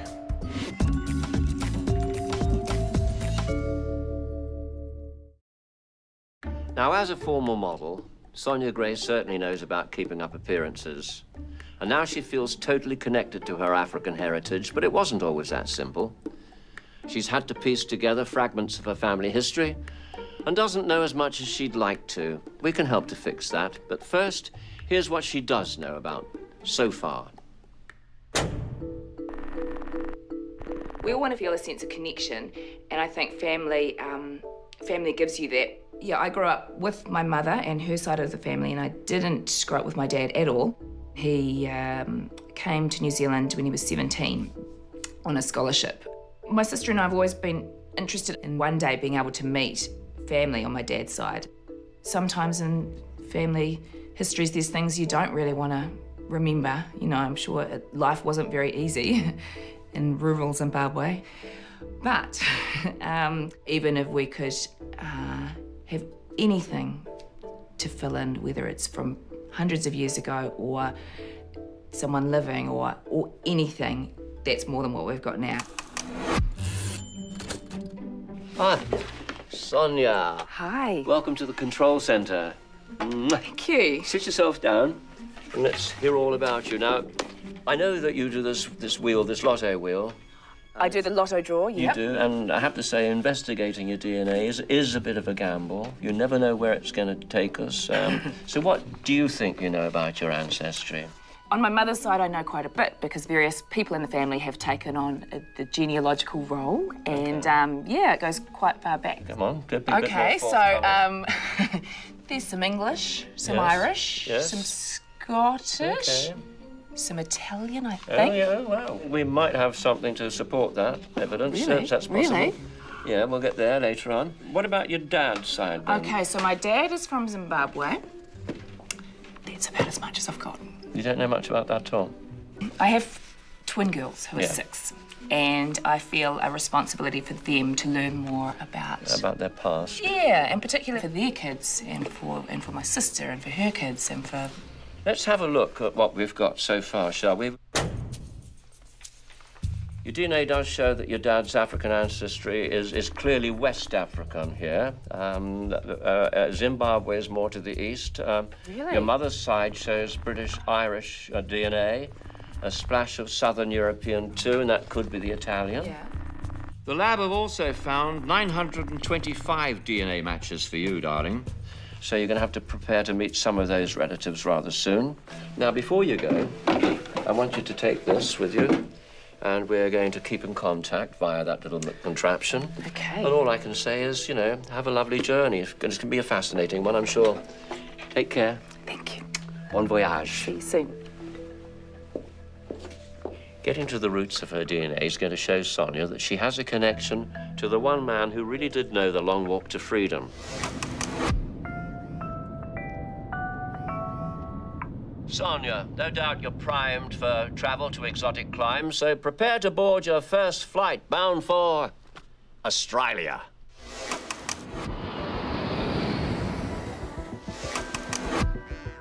So I've been racking my brain and I have no idea why I'm here. On Mum's side, they've done a lot of work tracing the family tree and I have never heard of an Australian connection. And Dad is from Zimbabwe, but maybe part of his family is wound up here as well. I mean, either way, having family to visit in Melbourne is nothing to complain about. All good. Sonia, follow this map and you'll find Richard, your third cousin. Best of luck there. Okay, this is it. This is quite random. Hi. Hello. Come on in. Hi, I'm Sonia. Oh, hi, I'm Richard. This is actually really exciting. I didn't know I had any relatives in Australia at all. I didn't know I had many relatives in New Zealand. Well, there you go. This is crazy. Obviously, we've been linked. Yep. We're related, but who knows how? I do know how. You do? Yep. Oh, okay. Yeah. You relate to my father's side. How do you know that? Well, I have compared your DNA to mine. Oh my... The wonders of scientific technology. Yeah. You know, we're not, cousins or anything. We're probably about 5 generations away. Okay, so we could have shared the same great-grandparent? More likely, probably great-great-great-grandparent. Like my grandmother, she was adopted in 1894. We don't really know what happened before 1894. Right. And that's why I suspect you might come into the picture. Wow. It's not going to be on my dad's side. He's full African, and I don't think that's... No. So it's going to be on my mum's side. And what's great is that... on both sides of my mum's family, people have done a lot of work. We've got this book, James and Catherine Leach, which were my great-grandparents from Bingley, Yorkshire. Ah, nice. Does that ring any bells to you? We certainly do have a lot of our relatives from the UK, and so there could certainly be a link. I'd love to read this one day to see... Yeah, I'm sure I can get you a copy. I think you should... We'll go through and we'll have a little look to see if we can make any connections, but you should think about coming to New Zealand at some point. There are some people I would love to introduce you to who are just as passionate about this sort of stuff as you are. It's so good to meet Richard. Such a lovely, welcoming guy. Now, this whole mystery of how we're connected will take a while to get sorted out, but I have so many relatives on Mum's side that are just as keen about tracing their past as he is. And in the meantime, I can share some pictures from the new family he's found. Oh, this is my message. This is where I'm going next. Sorry to interrupt. Now, I may have mentioned exotic climes earlier, and I wasn't joking. There's a plane leaving shortly for South Africa, and you need to be on it. Oh my God. Oh, I'm so... I love South Africa. I have a very strong connection to it, and that is... Oh, I feel a bit tingly.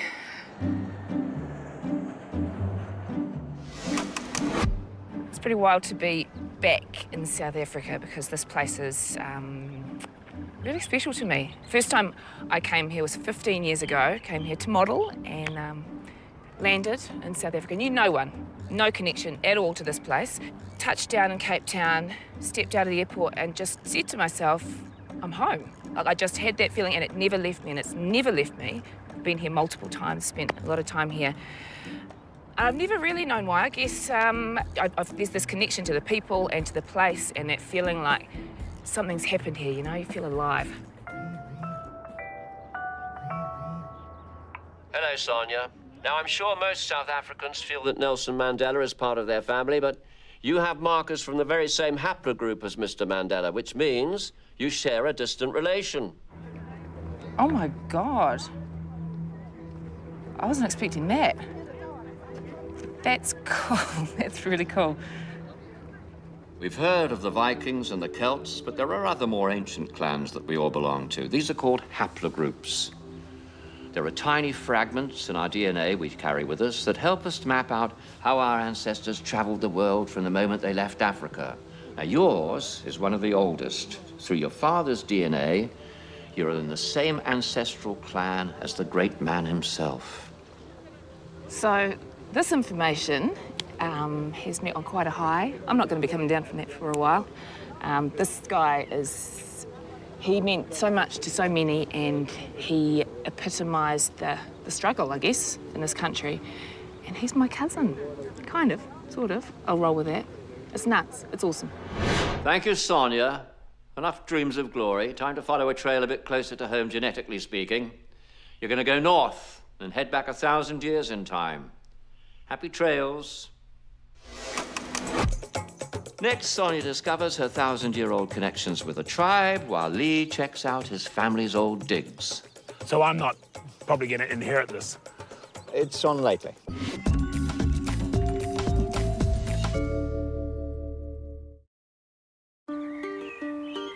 Broadcaster Lee Hart's DNA has taken him to Ireland. He's already met a third cousin, but that's just the tip of the iceberg, genetically speaking. Lee, your link to Ireland's very strong. You know, there's even a small island linked to the family. Hundreds of years ago, your relatives became known as the Boyles of Inishkeel. So if you head there, you're going to find a caravan with your name on it. A caravan with my name on it. That's fascinating.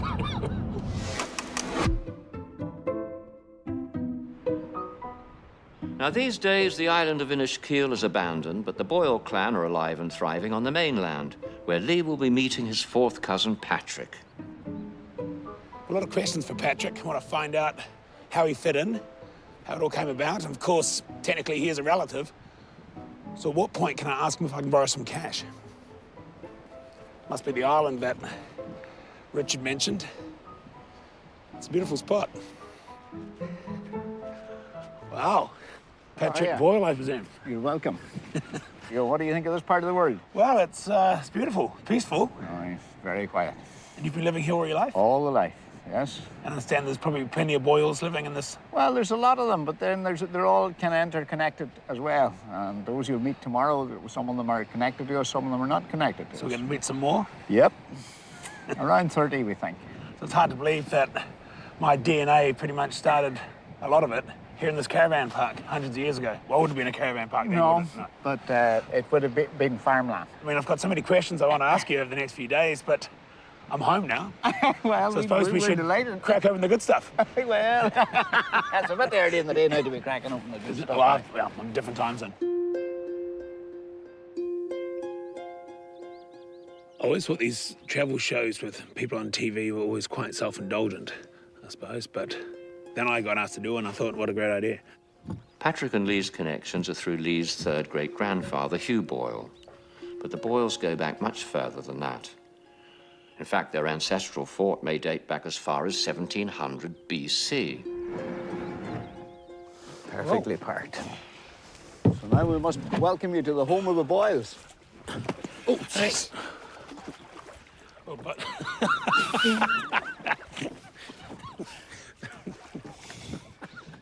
That was a good presentation. This is where we all originated from. Really getting deep into it. Yep. The name of the area would have been Boila originally. That would have been synonymous with the people that lived in this fort. And you can see from the sign there that the last guy that had a big battle here was Conor O'Boyle, and he was killed here. So the Boyles, the name obviously came from this place. From that. So this essentially is the centre of it all, where it all started. Mm-hmm. Incredible. And how old is this? 3,000 years. 3,000 years. That's certainly taking the family back a bit. So I'm not probably going to inherit this. It's unlikely. Okay. Wow. So you can imagine, in here they would have had all their families, they would have been living in here, there would have been probably thatched houses inside here. Very, very small, low houses. So it's an amazing view, and you can see how it would have been so protected from people with this water. Yep. So do you feel a connection, a specific connection with this place, being a Boyle? Yeah. We would look on this as our own heritage, our own family's heritage, because it can be traced back for years and generations. And you would have come here as a child, I suppose? Yes. Well, every Sunday evening, brown trout fishing, making about, bring the girlfriends out. Oh, yeah, okay. If these walls could talk. I don't want them talking now. I think there was a moment for me when I sort of broke through with Patrick. It's very strange. We're thrust together and expected to get along, and I think that moment happened on the island at the fort. You know, talking about his teenage years, coming over to that island and bringing girls, etc., over there as a teenager, and I could relate to those experiences, you know, having a few beers, that kind of thing, as you're growing up. So for me, that was certainly a time where we connected.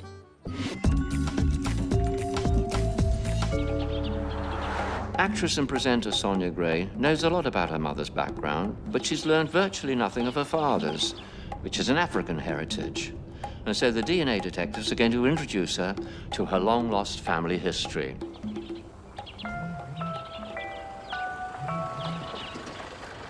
Now, Sonia, we know that your father was from the village of Rusapi in Zimbabwe, and we are trying to get you into that region, but it's tough going. We're working on it. So in the meantime, we're sending you up to the border to spend some time with those people from his tribe, the Shona people.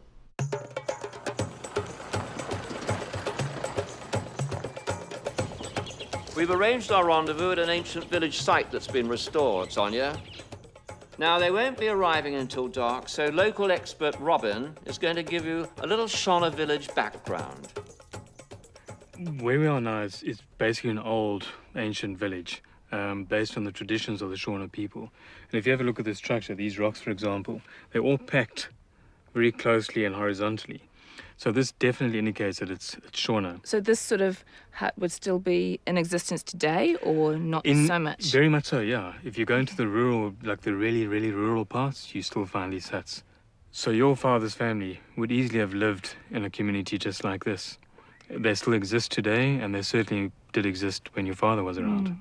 That makes sense to me, actually, because my father's spoken of the straw roofs on the hut that they lived in, and the fact that it would, in thunderstorms, it would blow off. Yeah. So this is probably what it looked like. They're very exposed to the elements. Fire's another danger as well, because these things do go up in flames.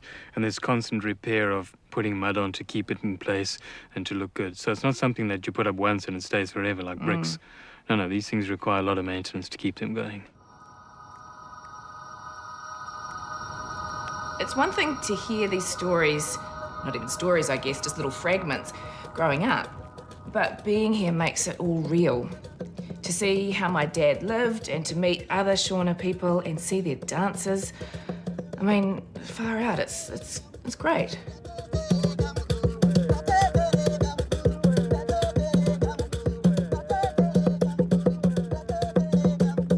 What they're celebrating here is the ancestors, and why they're dancing is to teach their children, their youngsters, about their ancestors. And it's not just for the Shona people, but the Shona people have their origins in a place called Mapungubwe. So they're celebrating all the peoples, singing for all the peoples. All those tribes that originated there. That originated in this place called Mapungubwe.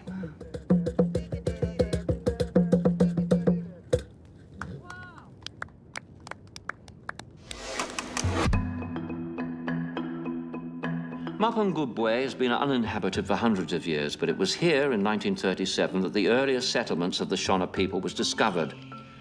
They were obviously a thriving community, and discoveries such as glass beads have proved that they were a hub of trade as well for Southern African people. Through her father, Sonia has direct DNA connection to the people that once lived here, a site which is guarded by rangers like Johan today. Okay, so this is Mapungubwe. Oh my God. This is Mapungubwe. Yes, Mapungubwe. So I've recently found out I'm of Shona descent, and that connects me to this place, doesn't it? Yes. People who occupied this place, from here they went to Great Zimbabwe, where definitely is the Shona people. These were my ancestors lived. Definitely it's your ancestors, because it's a Shona name, Mapungubwe. The Shona tribe have DNA indicating that they're originally from West Africa. And this means that they must have migrated from somewhere in that region to here about 1,000 years ago. It's right here that the earliest evidence of that Shona civilization's been found. So we're in South Africa, here, and just across that river is Zimbabwe. So close. And there's Botswana. So it's amazing to think that my ancestors probably followed the water down from here hundreds of years ago settled here. This is the beginning of the Shona Kingdom. And then just popped across to Zimbabwe. That's the closest I've ever been to Zimbabwe, where my dad is from, and of course, generations before that. It's the closest I've ever got, and that's pretty cool. Next, Sonia takes an expedition to her father's homeland, while Lee meets a pub full of boils. A bit of a boil up, as we call it in New Zealand.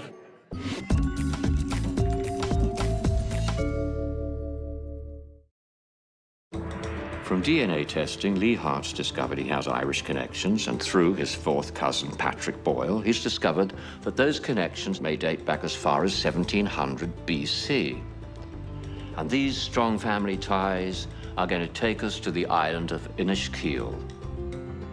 My third great-grandfather, Hugh Boyle, born 1819, was born on this island. And this is the person who moved to Australia and consequently to New Zealand. Perhaps this is the church where he had communion or got baptized, who knows, but it's fairly run down now. The guy that would have been related to you that was buried here is just there at the edge, and he was a bishop. So he's unmarked. Is there any reason it's unmarked? No, it's just gone now. So that's interesting. So I've got a relative who was buried here. Yep. So another Boyle name there, Ellen Boyle. We're not sure how she fits in, but surely part of the same family. And this symbol here was also, is that pagan? Yeah. So we were pagans. Well, I don't think so. You must remember back at that stage, the pagan feasts were all linked into Christian ones. And let's not confuse pagan with bogan. Bogan's a different thing than a different thing pagan. altogether, yeah. Lee, time to meet some livelier relatives. If you head up to the cafe, you're going to find some hungry and thirsty Boyles waiting for you. You're going to shout them around or two, I believe. So we've got a few Boyles here now. And a bit of a boil up, as we call it in New Zealand. It's great. You look at the old faces and you think, oh yeah, there's a connection there because they're old. But when you see a young child, you suddenly realise that the DNA that's in my children, as well as me, is also in these people. This story is going to carry on for many generations, you know, and kids remind you of that. That's what it's all about. So now that we're all here, who's got a couple of grand I can borrow? Yeah, well, good luck with the fundraising, Lee, for the renovations. You're going to need a good chunk of change to fix up the old family home. Now, Hugh and Mary Boyle's traditional cottage from the early 1800s is still standing, though. Just.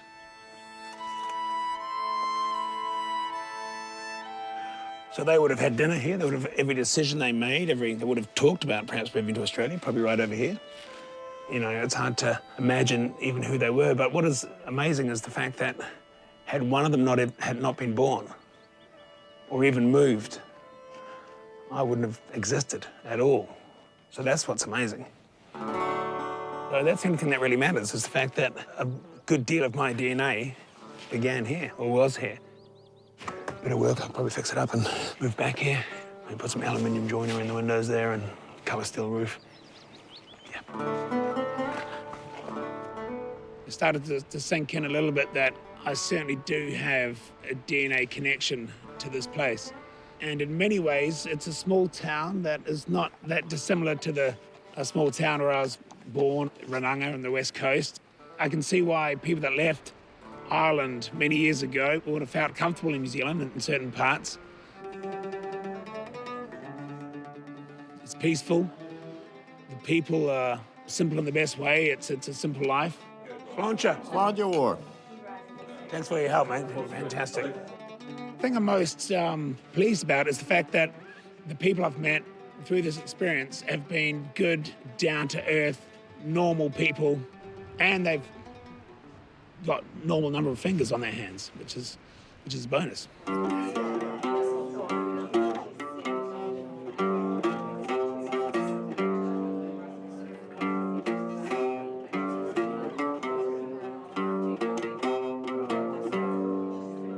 An old Irish song I used to play back in the...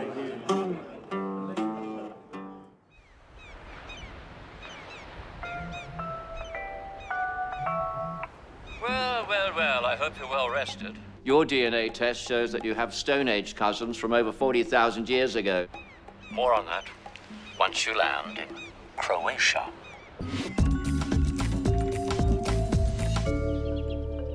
Meanwhile, in South Africa, actress Sonia Gray has been on the DNA trail of her Zimbabwean father's heritage. So my dad's people, the Shona tribe, were here in South Africa thousands of years ago, but they wound up in Zimbabwe. And I've never been to Zimbabwe, and I know it's a lot different now than when my dad was there, but I would still love to go to his home.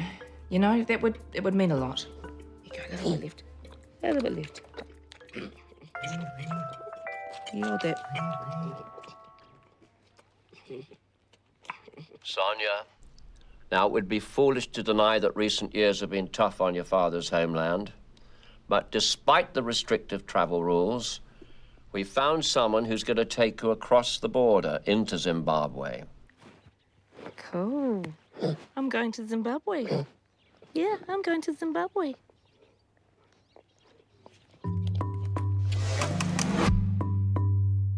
Now, as we all know, Zimbabwe isn't an easy place to visit these days because, under the controversial rule of Robert Mugabe, those who oppose the government have been beaten, vanished, or killed. The economy's collapsed, and many have fled to South Africa to provide for their families. Agnes is one of many Zimbabweans now living in South Africa, and she's agreed to take Sonia over the river to their shared homeland. You're Shona? Yeah, I'm Shona, yes. So my dad is Shona, of Shona descent. Can you tell me some short, basic, very basic, Shona words like hello? Hello, Makadi. Oh, yeah, that's hello. Makadi. Makadi. Yeah, Makadi. So if I said, Ndiripo shangu. It's I'm fine. Okay. So I say to you Makadi, and you say Ndiripo shangu. Ndiripo shangu. Yeah, it's I'm fine. So tell me about your family, your children. I've got 3 boys and 2 girls. The twins are 17. You have twins? Twin boys. Twin boys? I have twin girls. Okay. This is actually, I've always been interested in this because I fell pregnant with twins and everyone in New Zealand said, oh, do twins run in your family? And because they don't run on my mum's side, but someone said to me, twins are very popular. Very popular and very common in Africa. Really? Yes, yes. Even, you can have even 4 quadruplets. Yeah, even triplets. It's very common, yes, here in goodness. Africa, yes. So I'm glad I just got the twins. Yes, yeah. Life in Zimbabwe these days is very difficult because of the political situation. But long before the political situation, life was so good. Are you hopeful? Yes. For Zimbabwe? Yes, yes, yes. Yeah, I suppose you have to be, yeah? Mind the steps, the stones. Slippery, eh? Yeah. Ta-da! And we're in Zimbabwe, yeah? Yeah. I made it, finally. How do you feel to be in Zimbabwe, Sanya? Well, I've waited a long time to be here, and it's good. It's a triumph. Right. Like a home away from home. Yeah, in New Zealand. How is it in New Zealand? New Zealand is my home. I'm a New Zealander, and I'll always be a New Zealander. Your home is Zimbabwe, it's not New Zealand. Oh, now I'm torn. Yeah, you're between 2 tribes now. Yeah, I am. That New Zealand tribe. Yeah, and Zimbabwe tribe also. It's interesting, isn't it? That whole, your identity, especially when you've got 2 halves. Yes, but it's no problem with that. The most important thing is to know where you came from. Yeah. Yeah, your backgrounds. You know, it's interesting. A friend of mine before I came here sent me a Maori whakatauki, I think it's called, like a proverb. All right. Your past is your future, and your future is your past. Yes, and exactly. I feel like that here, and it feels like that's important to your people. Yes, it's very important. I feel like the big piece of the puzzle of who I am has been filled in. It's quite a peaceful feeling. Yeah, just to have a story. You know, when someone says, where are you from? I used to say Wellington. Now I will proudly say that I am half Zimbabwean of Shona descent, and if anyone's interested, I can tell them the history. Coming up, Sonia finally gets a glimpse into her father's living history, while Lee travels to the home of his Stone Age ancestors. So they obviously found a lot of bones here. Yes. And how old are they? 120,000 years.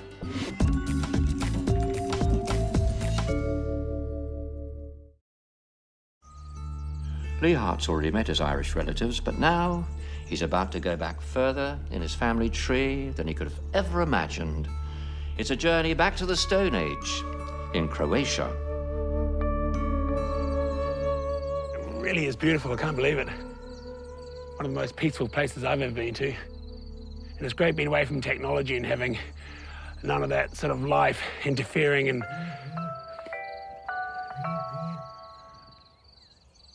I'm so sorry to interrupt you, Lee, but you're living proof that Neanderthals hooked up with humans before they died out, because 2.7% of your DNA has Neanderthal markers. Now, since you're related, you're off to visit the family man cave in Krapina. Now, it's not as tidy as the Boyles' old place, but then again, it is 40,000 years old. Local guide Tanya will meet you for this very unique open home. So we are actually on the Neanderthal site here in Krapina. It's the largest Neanderthal site in Europe and one of the oldest here. Okay, so they obviously found a lot of bones here. Yes. And how old are they? 120,000 years back. Oh, okay. Yeah. And they're probably more advanced than we first thought. Yes, some findings say that they could even talk. It wasn't really like we do today, but they did have a certain way of communication. Language, yeah. Which is amazing, because obviously humans and Neanderthals were living alongside each other. They were living in some kind of a tribe. They had rituals together, burying and things like that. So, which explains a bit, because I apparently have 2.7% DNA of Neanderthal in me. I'm not sure if that's a lot or not, but it suggests that perhaps at one stage there was a combined family vacation with the Neanderthals. And okay, it's amazing to think that right here where we're standing, there would have been families, you know, living, sleeping, eating right here. Yes. It was a great experience being at that cave for a number of reasons, mainly because it was such a beautiful spot. But secondly, that's where they found all these bones. So I can imagine the guys maybe 150 years ago or 100 years ago when they found those bones, what a remarkable historic discovery it was. But then, of course, the history itself, that you had people very similar to us living there, you know, eating, living their lives like we do right there in that spot. And that was actually quite mind-blowing. Because I've been tracing my DNA around the world. I've been to Ireland, and I was wondering if I was going to feel a connection with any particular place. And it's amazing, I've come back this far, and this is the first place I've started to feel an eerie feeling about the fact that ancestors were here before me.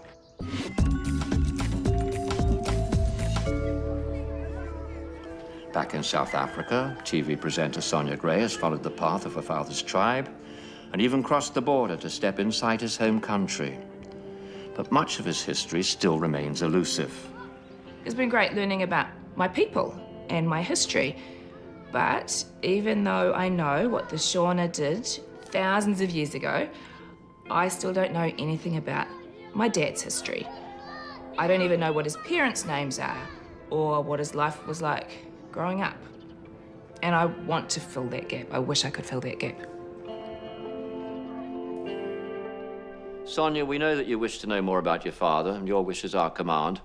On the table there's an envelope containing a dossier about his past. Now, as you know, Sonia, his tribe are the Shona people, and he grew up speaking their language. He spent his early years in the village of Rusapi in eastern Zimbabwe. He would swim in the river, play soccer and cricket. My dad played soccer and loved cricket. I love cricket. There you go. Now, his parents wanted him to get an education and sent him to school in the capital. His father's name was Cephas. He was a policeman, a hard-working street cop. He enjoyed his job and was very respected.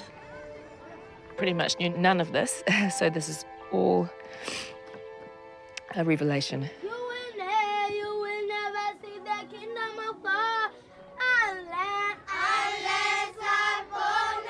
His mother's name was Christina, She was very religious and encouraged John to attend Sunday school and become an altar boy.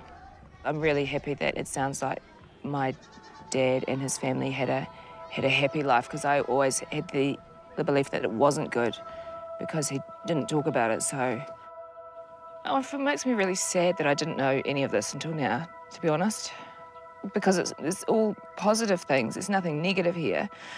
And I think it would have been, it's all positive information, and it would have been really nice to just have known it and have it as part of our story. But that's cool. I know it now, and I can pass it on to my children. I don't know why families have so many secrets. He had two younger sisters, Winnie and then Gladys. Unfortunately, they both died. But Winnie had two children, and this means that you've got cousins in Zimbabwe. And unfortunately, we don't know their names at this point of the game. I didn't know that his sisters' names were Winnie and Gladys. So that's really nice to know, to have some names, you know?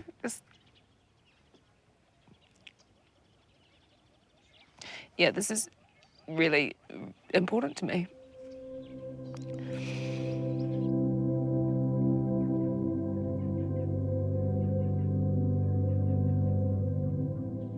You know, when you feel like a whole lifetime of stuff you've held in is just...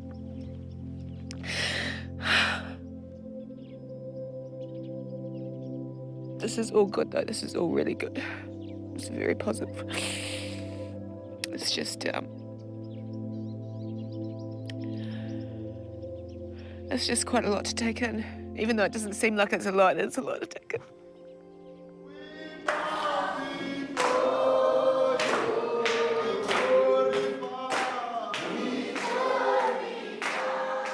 There are certain things about my father that I've struggled with, and coming here, I can see that perhaps those things are cultural differences that it sort of hadn't ever occurred to me that he would have still. I can really see that it must have been such a huge change for him to come from a small town in Zimbabwe to Wellington, where there was no one that looked like him, and to have to start a new life. And maybe it's easier just to not talk about, to almost forget the past and not talk about it, because you're creating this new future, because you just need to survive in this whole new culture. So I think hopefully I have a better understanding of that and appreciation of what it must have been like for him.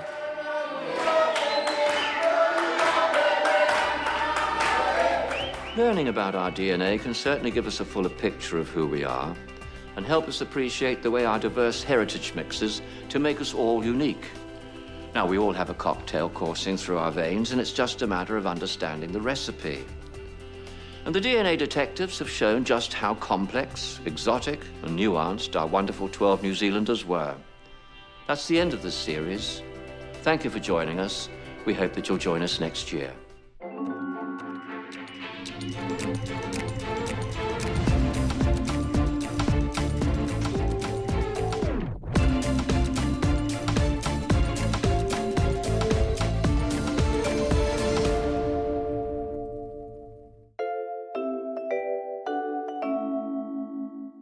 The roadmap for the wildest ride in our lives is inside us thanks to our DNA. So would you be brave enough to discover where it leads? 12 New Zealanders have, and they're about to find out what really runs in their blood.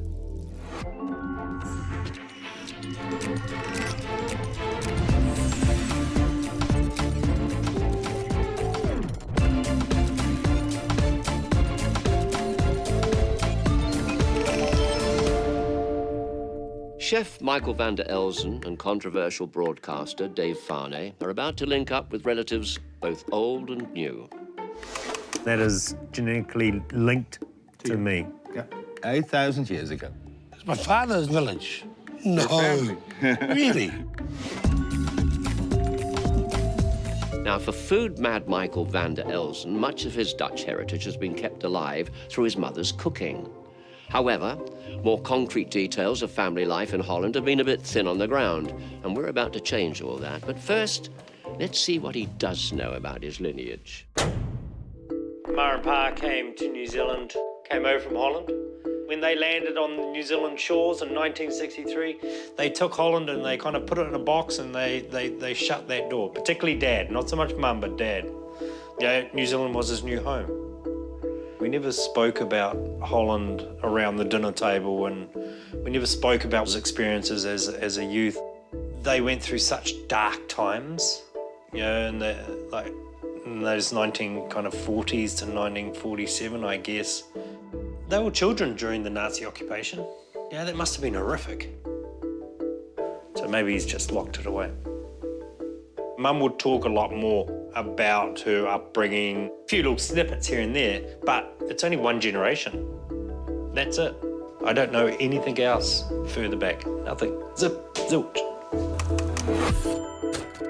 Mike. How are you? Come on, sit yourself down. Okay. Let's get to the nuts and bolts of your history. Where were you born? I was born in Henderson, Okay. West Auckland, so I'm a Westie. Okay, so what was it like growing up for you? Fantastic. Dad started a chicken farm. Oh, did he? His family and the chickens. Excellent. And our family came together over dinner. And my parents spoke Dutch at home. The food was very Dutch. My mother kept, there was 5 or 6 dishes that was probably passed down to her from her mother. You did, in your early years, meet your grandparents. Were those your mothers or your fathers? Mothers. I would have been 11. Did you suck information out of them? Not really, because I could understand Dutch, but I couldn't speak it. And they couldn't speak English? They couldn't speak English. We'd just sit there and we'd just kind of nod and smile, a little bit of smiling, and that was about it. And your father's side of the family? You know? Never met them. And you know nothing about his childhood or? Never came out. His history never really came out that often. OK, we've got your tests and we're going to take a look at those if you watch the screen over there. Your Dutch ancestry is clear, as are the French and German markers, and there's a considerable amount of Northern European DNA. Your relatives might have hailed from the likes of Sweden or Finland, with those Scandinavian markers. And the lab have found 856 DNA matches for you, so prepare to meet some of those relatives rather soon. But in the meantime, I want you to take this with you on your journey into the unknown. Okay, thank you. And this is the way we'll keep in contact with each other. And all that's left for me to do is wish you bon voyage. That's me, I'm gone. Yes, you're out of here. It was a pleasure. My pleasure. Bye-bye. Well, right now, Michael knows about one generation of his family, but he's going to be very surprised just how far back in time his DNA results are going to take him. Michael, you're about to fly to the home of hippie culture. Be sure to wear some flowers in your hair. The home of hippie culture. The hippies in Holland, Scandinavia, Sweden. There's lots of hippies in Sweden. There's hippies everywhere. I wonder if you'll send me another clue. More info, please. Send. San Francisco, of course. But as far as I know, but absolutely nothing to do with San Francisco. So why am I here? What part of my DNA has pulled me to this awesome town? Hello, Michael. One of your fourth cousins is preparing a traditional dish to help welcome you into the fold. So grab a cab and follow this map. Will they be Dutch? Will there be Dutch in them? Will they be a hippie? Apparently there's lots in San Francisco, not that I know that. I thought I was going to Sweden, yet here I am.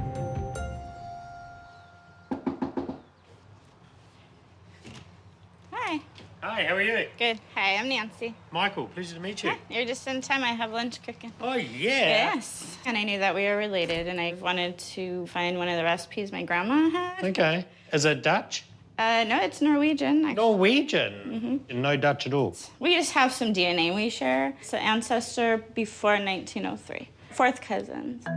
Nancy and Michael are likely to connect through Michael's 4.8% Scandinavian markers and her Norwegian ancestry because around 100,000 Norwegians emigrated to Holland in the 1600s. And this was cooked by your mother? My grandma. So this is Norwegian, so what's the dish called? It's called kumla. Okay, so what's it entailed? Potatoes? We grate the potatoes. We're going to put them in the bowl. Should we do that now? Do you have a grater? I can look and see. Okay, because then I'll just grate it. I only have that one. No, oh, it's quite fine. Are you sure? Okay, let's blend it. What? Chuck it in the blender. Turn that on. Oh, yeah. I'm used to going to people's house and going straight to the kitchen. I've flown halfway across the world To just come make into your kumra. kitchen and make kumra. Kumra. Kumra. Kuma. So I'd say this in? Yeah. Now when we eat, we can blame you. Okay, no problem. Okay. Do you know a search angel? Do you know what that is? No. So that's somebody who they help adoptees reconnect with their birth families. I love to do research and stuff. It's my passion. And I use DNA as a tool to help me find someone's birth parents, right? We get a lot of cases where it's a baby that was left, like a foundling case where they were left on the steps of a church. Really? Mm-hmm. You know, somewhere where they don't have any information. I did my DNA because, well, my dad died and I was looking for a half-brother that I have never met. In the process of doing that, I found that I really enjoy it. So, I haven't found my brother yet, but I did find a good hobby. Fantastic. One that's very kind of emotional. Yeah, it must be. But I think that with the DNA stuff, it actually has made it really easy for people to not only find missing people and missing family relatives, but also just to find more about who you are. So this is just bacon and... Butter. Bacon and butter?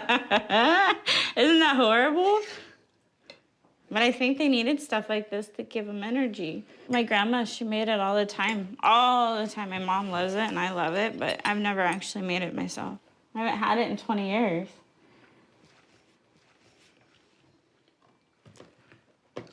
It's quite stodgy. Maybe the dumplings need to be a little more fluffier. Today I found out that I am 5% Norwegian. Right, and you didn't know that before, No right? clue. And are you interested in knowing more? All right, now that I've started the journey, absolutely. So that's my extended family. So that's Ma and Pa there. And then that's my family. So that's Hazel and Ivy. They're so cute. And I'll show you a close-up photo. So that's Ivy. Her eyes are the same as yours. Oh, my. So there's the eyes. Wow. That's pretty kooky, really. So cute. So that's us. That's my little world. Yeah. You miss them so much. Even if you go away for a short period of time, you come back and they've just changed so much. They grow up like that. I know, right? You got to be around them all the time. My mother's last name was Vogan. Okay? Vogan. Yeah, so her father was Vogan, and when they came here from Norway, and I think it was like 1865, they came over on this ship, but when they left... Victor Vogan. Mhm. Victor Vogan. She looks a bit grumpy, doesn't she? She's Yeah, got but- that downward smile. That's when you kind of go turn that smile around. So that's that. Maybe you can improve the kumla recipe as well. Doesn't need improving, it's perfect. My grandma would probably agree with you. Well, maybe I could have improved it a bit. A few herbs, a bit of seasoning, wouldn't have hurt. Well, Michael, hopefully you've digested that meal. Time to move on. With a surname like van der Elsen, you're bound to feel at home in Amsterdam. Your flight leaves in 3 hours. We'll be in touch when you get there. I'm going to Amsterdam. That is so cool. I get to go to the Heineken factory.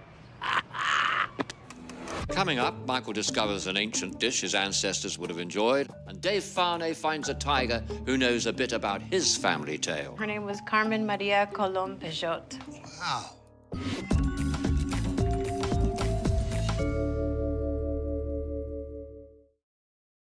Now, there are those who claim that what's in our DNA runs to the heart of who we are. And actor, writer, radio host Dave Farnay says that he knows what's in his DNA, even before the lab have analysed it. So, how does Dave see his heritage?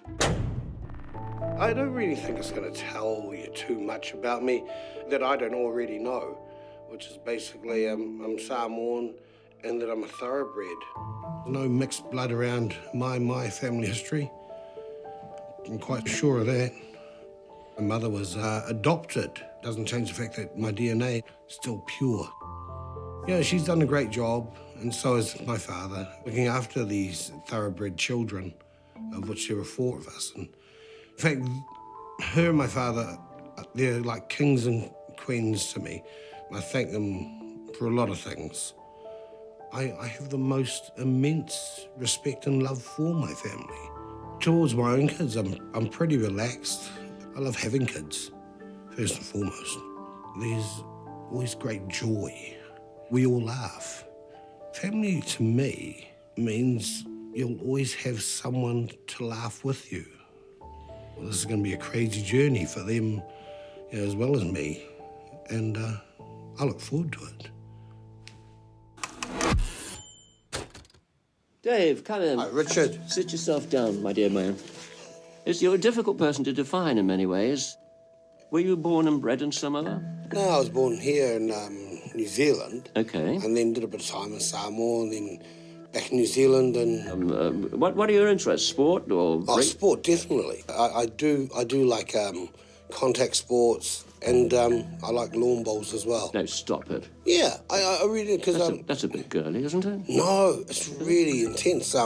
My father, he got really angry with me because I almost beat him in a tournament, and my brother was there, and he said, "If you beat Dad, you know what's going to happen." So I threw the game. So you don't know whether to beat him or patronise him? Yeah. We've got your DNA results in. If you care to look at the screen over there, we'll take a look at those. We can confirm that you are 100% Dave. Yes. But not 100% purebred Samoan. You've got 60% East Asian and Native American markers, and 32.5% Oceania.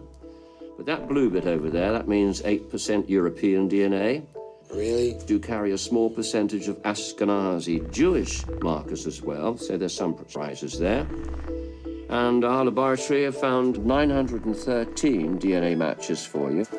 Going to be a few bolts from the blue, so I want you to keep that about your person at all times, because this is the way that you and I are going to keep in contact with one another. Lots of laughter, I hope, along the way, and lots of surprises. Well, come on, cheer up. Oh, well, I'll be in touch. Good man. Happy trails. Okay, thank you. See ya. Bon voyage. Right now, Dave's in the dark about what's in store for him. But there are two cousins from his mother's side of the family who are waiting in the wings to reveal his links to Latin America and the Lone Star State.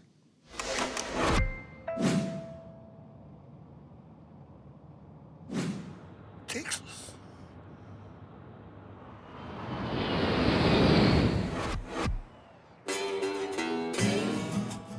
%, European.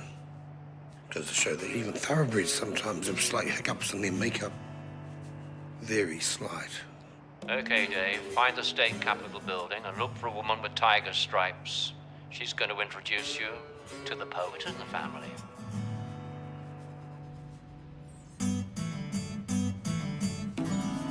So you're the tiger stripe. Hi, Dave.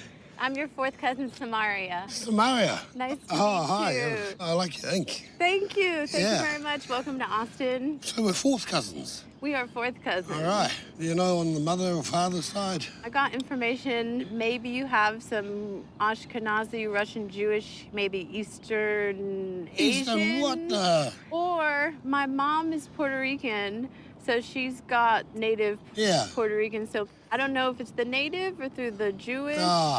Either or. It's nice to meet you. Now, Dave and Samaria may have just met, but Polynesians and indigenous Americans first crossed paths centuries ago. By DNA testing skeletons, we know that Polynesians first met and traded with South and Central Americans over 600 years ago. I like art projects a lot. And this will be nice to put our picture in it and say, oh, that's when I did a documentary with my fourth cousin. How did you get into the DNA thing? Well, I knew some stuff about my mom's heritage and some things about my father's. Dad's basically Russian Jewish, and my mom is Puerto Rican, which is African, Taino, which is the native, and some European, like Spanish heritage. And I wanted to kind of look more into that. My grandmother, she was a poet. I found out recently that in 1938, she had written a book of poems. She's mulatto, which is half black and half white. Wow. Her name was Carmen Maria Colón Peixoto. I grew up not knowing that at all about her. Getting the DNA test led me to find out this about her, all the things that she went through, having been from slave heritage and whatnot. Yeah, how about you? I'm surprised that I'm not wholly from Samoa. Meeting you is quite freaky. Yeah. Quite freaky. Freaky in like a horror movie kind of way, or? Well, I never had expected to have a cousin that's like you. Yeah. Yes. You know, it's beautiful. And it makes me wonder how everybody is related somehow. It's a nice feeling. That one. I think that you can make that work for you. Yeah. You think your wife will like it? Why'd you have to ruin a good time? Hey, I'm having a good trip. Now you ruined it. Hey, where can I get a hat? She is so cool. I really did feel like we're a family in the end. Yeah? She's got a Samoan spirit. It's not nice, eh? It's all right. Well, it should be like it's that. It's okay. Yeah, but French. They're European. I don't know if it works. I wish I had another day. It would have been fun to meet people that she loves, and it would have been good. That looks good. Yeah. Oh, serious. I'll take this one. Come on. Do people wear cowboy hats in Samoa? Yeah, all the time. No, they don't. Really? They do.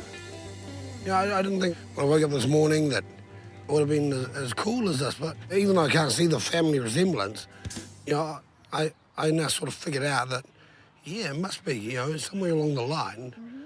I never thought Puerto Rico. Well, it's beautiful. You should visit.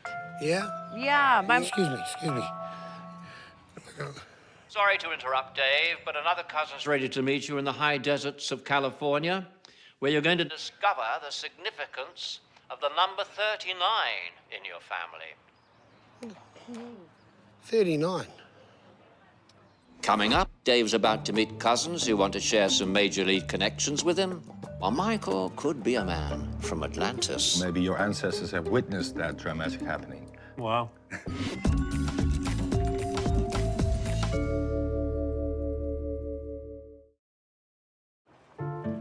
The DNA detectives want Chef Michael van der Elzen to enjoy the full smorgasbord that is his ancient DNA, and he's in for a global ride. Imagine having postcards from everywhere your ancestors have lived. Well, some of our DNA works in that manner. Scientists have put these markers into groups called haplogroups. When we do a DNA test, we can find out our haplogroups, which then lets us trace how our ancestors traveled about the world. Michael's about to find out that his haplogroup, H1 on his mother's side, will take him traveling back in time, and we've sent him to Amsterdam to await instructions. 15 years since I've been in Amsterdam. I was born in New Zealand, but I think the Dutch side of me runs quite strong. You know, both my parents were Dutch. It's important. Just got 2 Dutch passports for my girls. And it's a great thing, because I want them to come here one day. I do kind of feel like I am coming home in a funny way.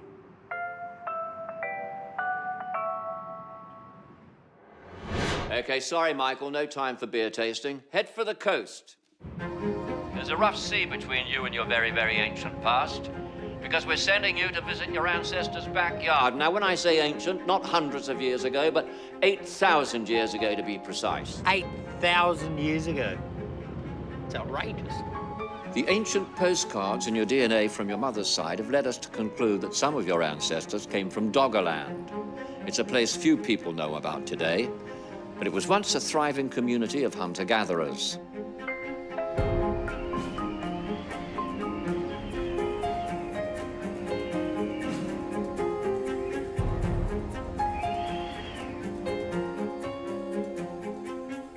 I think hunting and gathering sounds quite idyllic. If these Doggerland people are my DNA relatives, then they look pretty happy. I hope they were. Didn't look like they had much to fear. They might have seen animals like these, your ancestors. God, that's heavy. Look at that. It's a tusk. From a mammoth. Of a woolly mammoth. A woolly mammoth. Yeah, 11,000 years. 11,000 years, and you're allowing me to pick it up. It's outrageous. I'll just be careful. Don't break it. 11,000 years old. 11,000 years old. In a time, here's the southern North Sea, the present Dogger Bank, was an island, Dogger Island. That doesn't exist anymore. And when the sea level was even lower, there had been a land bridge between England and the mainland. Wow. And that land bridge is called the Dogger Land. There were deer running around the woods. Okay. I think your ancestors have been reindeer hunters. Wow. Incredible. In this area. These are all things that my ancestors fed on. They fished a lot. There was a lot of fish in the seas. They gathered wild vegetables and fruits from the woods. Paleo, you know? They're the real paleo people. Paleo's been around for 8,000 years. Yes, okay. And your ancestors have invented it. And we have found this piece of human skull, which must be about as old as your ancestors are. So I'm touching... You're touching... one of my ancestors. It's a part of the skull from behind the ear. Incredible. Incredible that I can touch something that is so old. Yeah. And that is genetically linked to me. Yeah.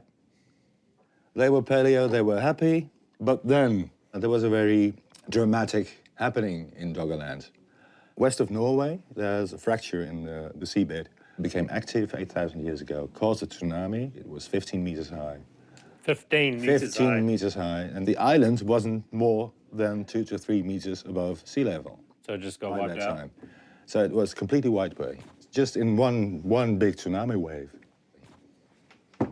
So my ancestors were wiped out overnight? Yeah, they've wiped the complete island away. But because they were seagoing, they had their canoes and could... So some got away? Some got away, I think. Or maybe your ancestors have witnessed that dramatic happening. Wow. Incredible. In this area. Wow. That's great. Yeah. I might just... Can I put that in my pocket? No. No. I'm sorry, this is a very important piece. It stayed here. I never thought I would, in my wildest dreams, be able to do that.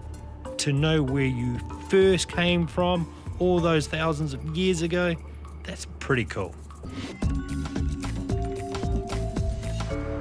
Meanwhile, sportsman Dave Farney has made it to Hesperia in California, and he's about to find out his DNA connects him to an epic angel with the number 39 on his back. 39. Must be getting close. Ferocious dogs. Don't worry about the dogs, Dave. They won't hurt you. Just keep walking down the street. Look for a lady in red. Don't like American dogs. They've got big American teeth. Hi. There we go. I'm looking for you. I'm Paki. I'm your fourth cousin. Yeah. Hi, Jay. This is my wife, Nikki. Yeah. Nice to meet you. American Samoan. Yep. Yeah. Welcome to California. So you're a long way from Samoa.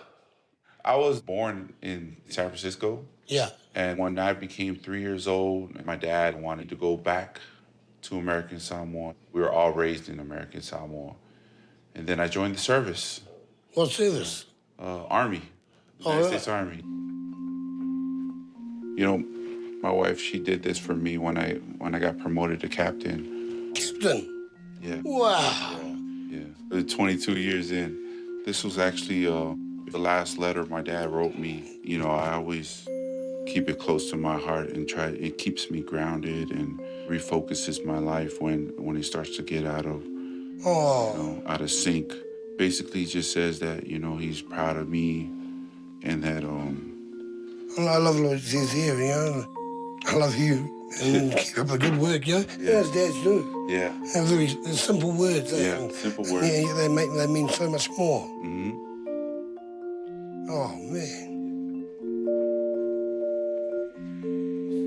Bucky and Nikki have a huge blended family with 7 kids between them. Nikki had 3 children when she met Bucky, and then they had another 4 together to make 7. Now, what made you take the DNA test? Oh, do it for a bit of a giggle. Didn't think they'd show me much, and lo and behold, I'm sitting there next to... Not the same. Meeting you and then meeting 7 others. Yeah. Listen. Hey, I got pizza. One of my clues said something important about the number you're wearing, 39. The number 39 has to do with my dad's brother. Tony Solaita. He was the first Samoan to play in the major leagues. He started off his career with the Yankees under stars like Mickey Mantle. Whoa. He also played for the Angels. The last number he wore was 39 before he retired. Oh, the Angels. Yeah. First ever Samoan. So cool. And this is, actually, these are some of his baseball cards. Wow. And that's our relative. Yeah. That's pretty awesome. And that's for you. Get out. No. No. For family. Really? Really? My dad was his off-season coach. He would grab all the cousins. He'd be pitching, he'd be hitting, and all the kids would be out there tracing out all the balls he hits out. Awesome to see a Samoan made it. Yeah. It's so cool. And I wanted to give you that. And also, while we were out at camp, I flew this. I was able to fly it and keep it. This is near and dear to my heart. And I wanted you to have it. Oh. So every time you see this stuff, Yeah. you know your family in Southern California. Oh, thank you. Uh-huh. Thank you so much. Oh, there's actually more. Two girls, they also did the DNA test. Yeah? And you show up as a match to them as well. Their last name is Tomalatai. It's my father's village. Oh. You're like double family to us. Oh, brilliant. Thanks once again, eh? I gotta take you to a Warriors game. This team are the most awesome team. Right. Yeah, you know, it'll fit you because it fits me. Okay. And hopefully by you wearing it, it'll help them win. Because we really need some wins. What lovely people. Yeah, it's only been a few hours and I already feel part of this family. And I'd love them to meet my family back home. Oh, if we were in New Zealand, you'd get hugs and kisses. And to know that I'm related to this family on both sides is doubly cool. And then we have a sporting legend in the mix. Yeah, I'm not going to shut up about that one. Coming up, Dave meets his family's very own Jerry Maguire, and chef Michael van der Elzen finds a relative who gets inspired by food in a deadly way. Adolf Hitler, ravioli cheese. Wow. Yeah.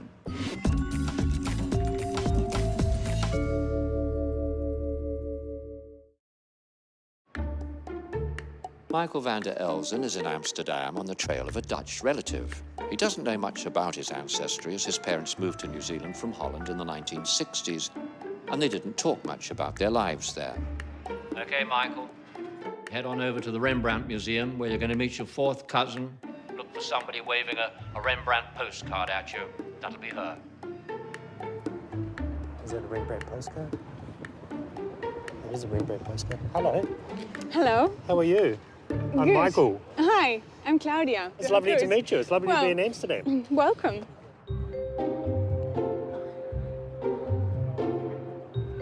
It's a big piece of artwork. This is a little bit unusual, isn't it? Okay, I didn't think I was going to do this, waking up this morning. You being a chef was a big surprise for me because I'm very much interested in food and everything surrounding food, but I'm a visual artist. I thought I would surprise you with something else, this menu. This is your artwork. Yeah, it's called The Last Supper, and this menu consists of the last thing people ate. Before they died? Yes. And wow. Yeah. All these people, so you must have, like Adolf Hitler, ravioli cheese. How did you know that? With lots of research. So like, well, I look for archives, autopsy reports, I look for police things, all kinds of stuff. For example, like Marilyn Monroe, it's a ripe grapefruit. Yes. Cleopatra had a fresh fig. Yeah, fresh fig, or James let's Bond's see. wife had wedding cake. Yeah. Tattinger champagne. Now that's a way to go. Yeah. Dodie, who was that? Dodie Fayette, the boyfriend of Princess Diana. Oh, Princess Diana's there. Yeah. She had a Dover sole with vegetables. Yeah, they tempura. both had dinner at the Ritz. Also did research all the ingredients and to get as close as possible to the real thing. Yes. So you have to come back. Yes. Because in November, this will be a real proper event. As in they'll be cooking all the food. Yes. I think it's wonderful how our worlds have intertwined. Yeah. Maybe you would like to help him cook. No, There's a lot to do. It was pretty cool meeting her today, I must admit. You know, whether that's DNA, who knows, but we had quite a bit in common.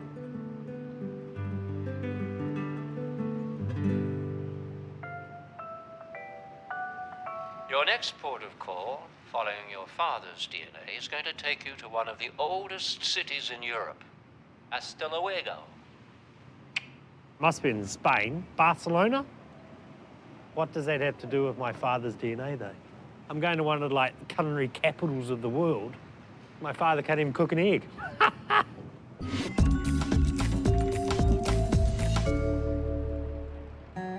Radio host Dave Farney was confident that his DNA was 100% Samoan, and yet it's taken him from Austin, Texas, to the high deserts of California, and now he's in Denver, Colorado, to meet his second cousin outside the headquarters of the Denver Broncos Football Club.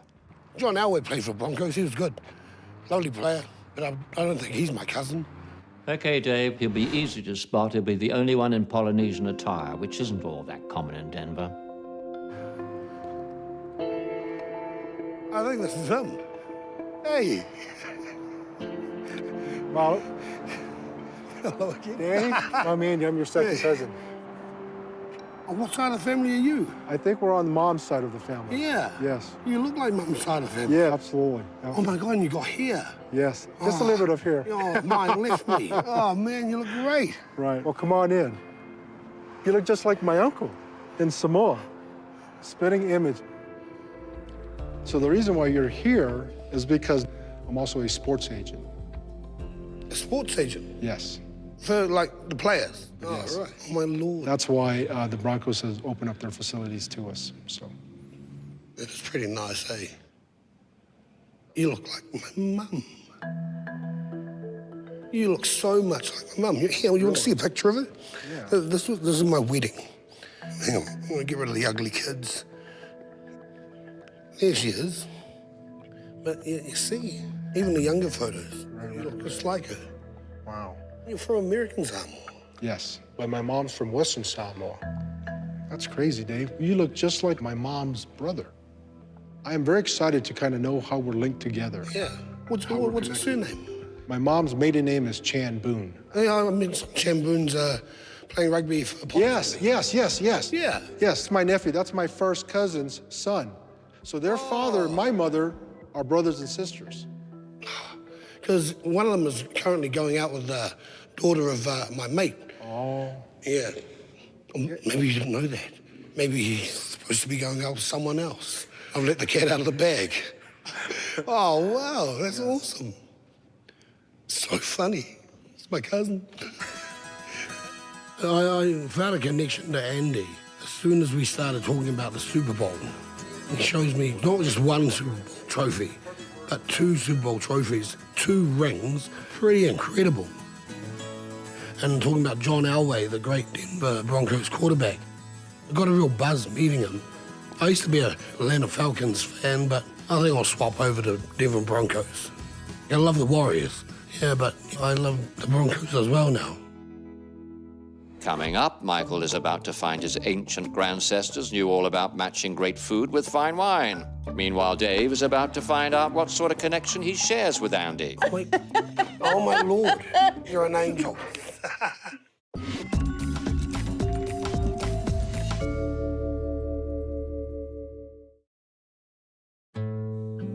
Celebrity chef Michael van der Elzen has been following his ancient DNA. His mother's DNA linked him to Doggerland, but his father's DNA has brought him to Spain. What the hell am I doing in Spain? Although it's not difficult to kill time here. I am not unhappy if this lifestyle is in my DNA. You're probably wondering what you're doing in southern Spain. Well, your DNA markers show us that you are about 1.8% Iberian. But that's not the only reason you've found yourself there. Now, all the great seafaring civilizations of the Bronze Age and the Iron Age are from the Jade 2 haplogroup, like Michael. So he's got some adventurous ancestors. Guide Hannibal is going to show Michael what remains in this part of the world. Michael's ancestors may have mixed with the Phoenicians, who created cities all along the Mediterranean coast 3,000 years ago. A couple of streets has been found here since the times of the Phoenicians, with several remains of houses. Why did the Phoenicians come here? Why did they come to Cadiz? Actually searching for precious metals, especially silver, and they organized the expeditions, from Lebanon, actual Lebanon, Phoenicia, to here. They made the first settlement about 900 BC. 900 BC? Yeah, less than 1,000 inhabitants, so a humble town. Quite amazing to look at it. Actually, they found 2 Phoenicians died violently. In this site here? Yeah, Look over? in this site, And one of them had a leg broken. And for this one, they extracted Phoenician DNA, And part of that DNA is in me. Yeah. I think it was quite bizarre. You're looking at a skeleton that's 4,500 years old, but it's still quite moving. Even though it may be very small, a little bit of him is related to me. Wow, so this is the markets. Yeah, it's the heart of the city. Wow, But look at the that. fish part and seafood is the most popular. They come, they make their shopping, they join together. In the afternoon, we eat at 2:30 approximately. You eat, and then you go for a siesta. Sleeping, half an hour only. I love that. But some people 3 hours, well, depends. Been born in New Zealand with Dutch parents. I was a Kiwi with a Dutch heritage. And that's all I ever knew. Sometimes we need to stop and look back, because we are who we are for a reason. This trip's been truly awesome. It's a bit like a breadcrumb trail that I've followed back through history, through countries and cultures that my relatives belong to. I was able to go back in time so that now I can show my kids, Hazel and Ivy, where they come from, and that's very important.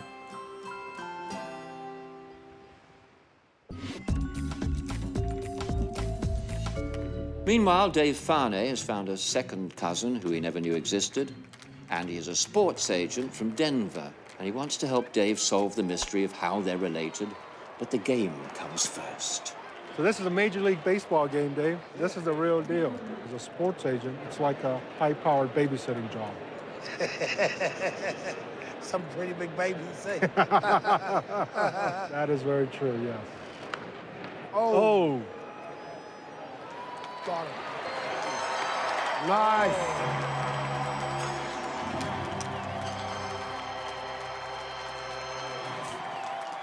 Andy is a Mormon, and exploring genealogy is a large part of the Mormon religion. Andy taking a DNA test was part of that, but Dave's rather new to all of this. As far as I know, I found out Mum was adopted, apparently. I only found that out when I started, when I agreed to do the show. She dropped that bombshell and I went, what? You didn't know about that? No, I didn't know about it, but apparently my wife knew, and my brothers and sisters knew. Everybody knew but you. No, it was quite interesting to then find out, oh, wow, she's got a different family. Yeah. That's crazy, Dave.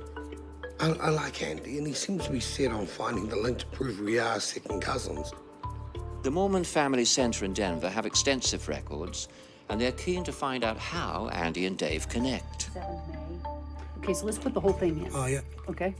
To 1942. To 1942. Take a look at this. Notice this. These are her adopted parents. I have a sneaking suspicion these guys are related. That is how she ended up getting married. I haven't proved it yet, but I'm betting. And how did they end up in Tanongamanunu? You tell me. It's a story that needs to be told. It's who you are. DNA gives you the facts. Paper trails complete the story. And that's what we're working on now. Excellent.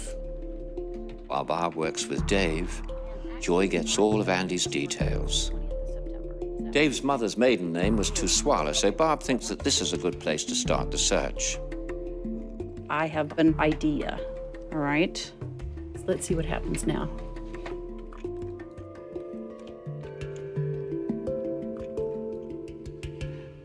There you go. Oh, my Lord. Wow. That's your common relative, right there. Tupo Tuisaula. Oh, you're an angel. That's crazy, Dave. Like we were thinking, you're second cousins. I've heard my mom talk about that name. Like, it was a very unique and special name. The Tupong is very special to her. And that's how, and that's how we're connected through that. This is crazy. It's quite emotional. It's been really cool. Yeah, I was doubting Thomas, I'll admit, but they found a missing relative that connects me to Andy on our mother's side. Mum doesn't know that much about her family side either. So it's nice to have this to take home to Mum. Yeah, real nice. Yeah. Triple. Pretty cool. This is family, huh? Yeah. Hello. This is my son, Andrew. Andrew, this is my second player. cousin, Dave. This is my mother-in-law. I saw your photo of you, yeah. Diana. Hi, I'm and Dave. this is my cousin Dave. These are my nieces and nephews right here. How are you? Hello. Hello. Great hat. Tammy. That's my brother-in-law, David. Oh, my Lord. I was kind of skeptical. Yeah, same here. Same here? You're probably thinking, I don't have any family members out in America, especially Hell no. Denver, Colorado. I mean, I've got to say, I'm not displeased, you know? Right. I'm pretty happy. I'm actually very grateful that I gained another cousin. Yeah. I'll keep in touch with Andy. You don't go halfway around the world and meet your second cousin who looks like your mother and forget about them.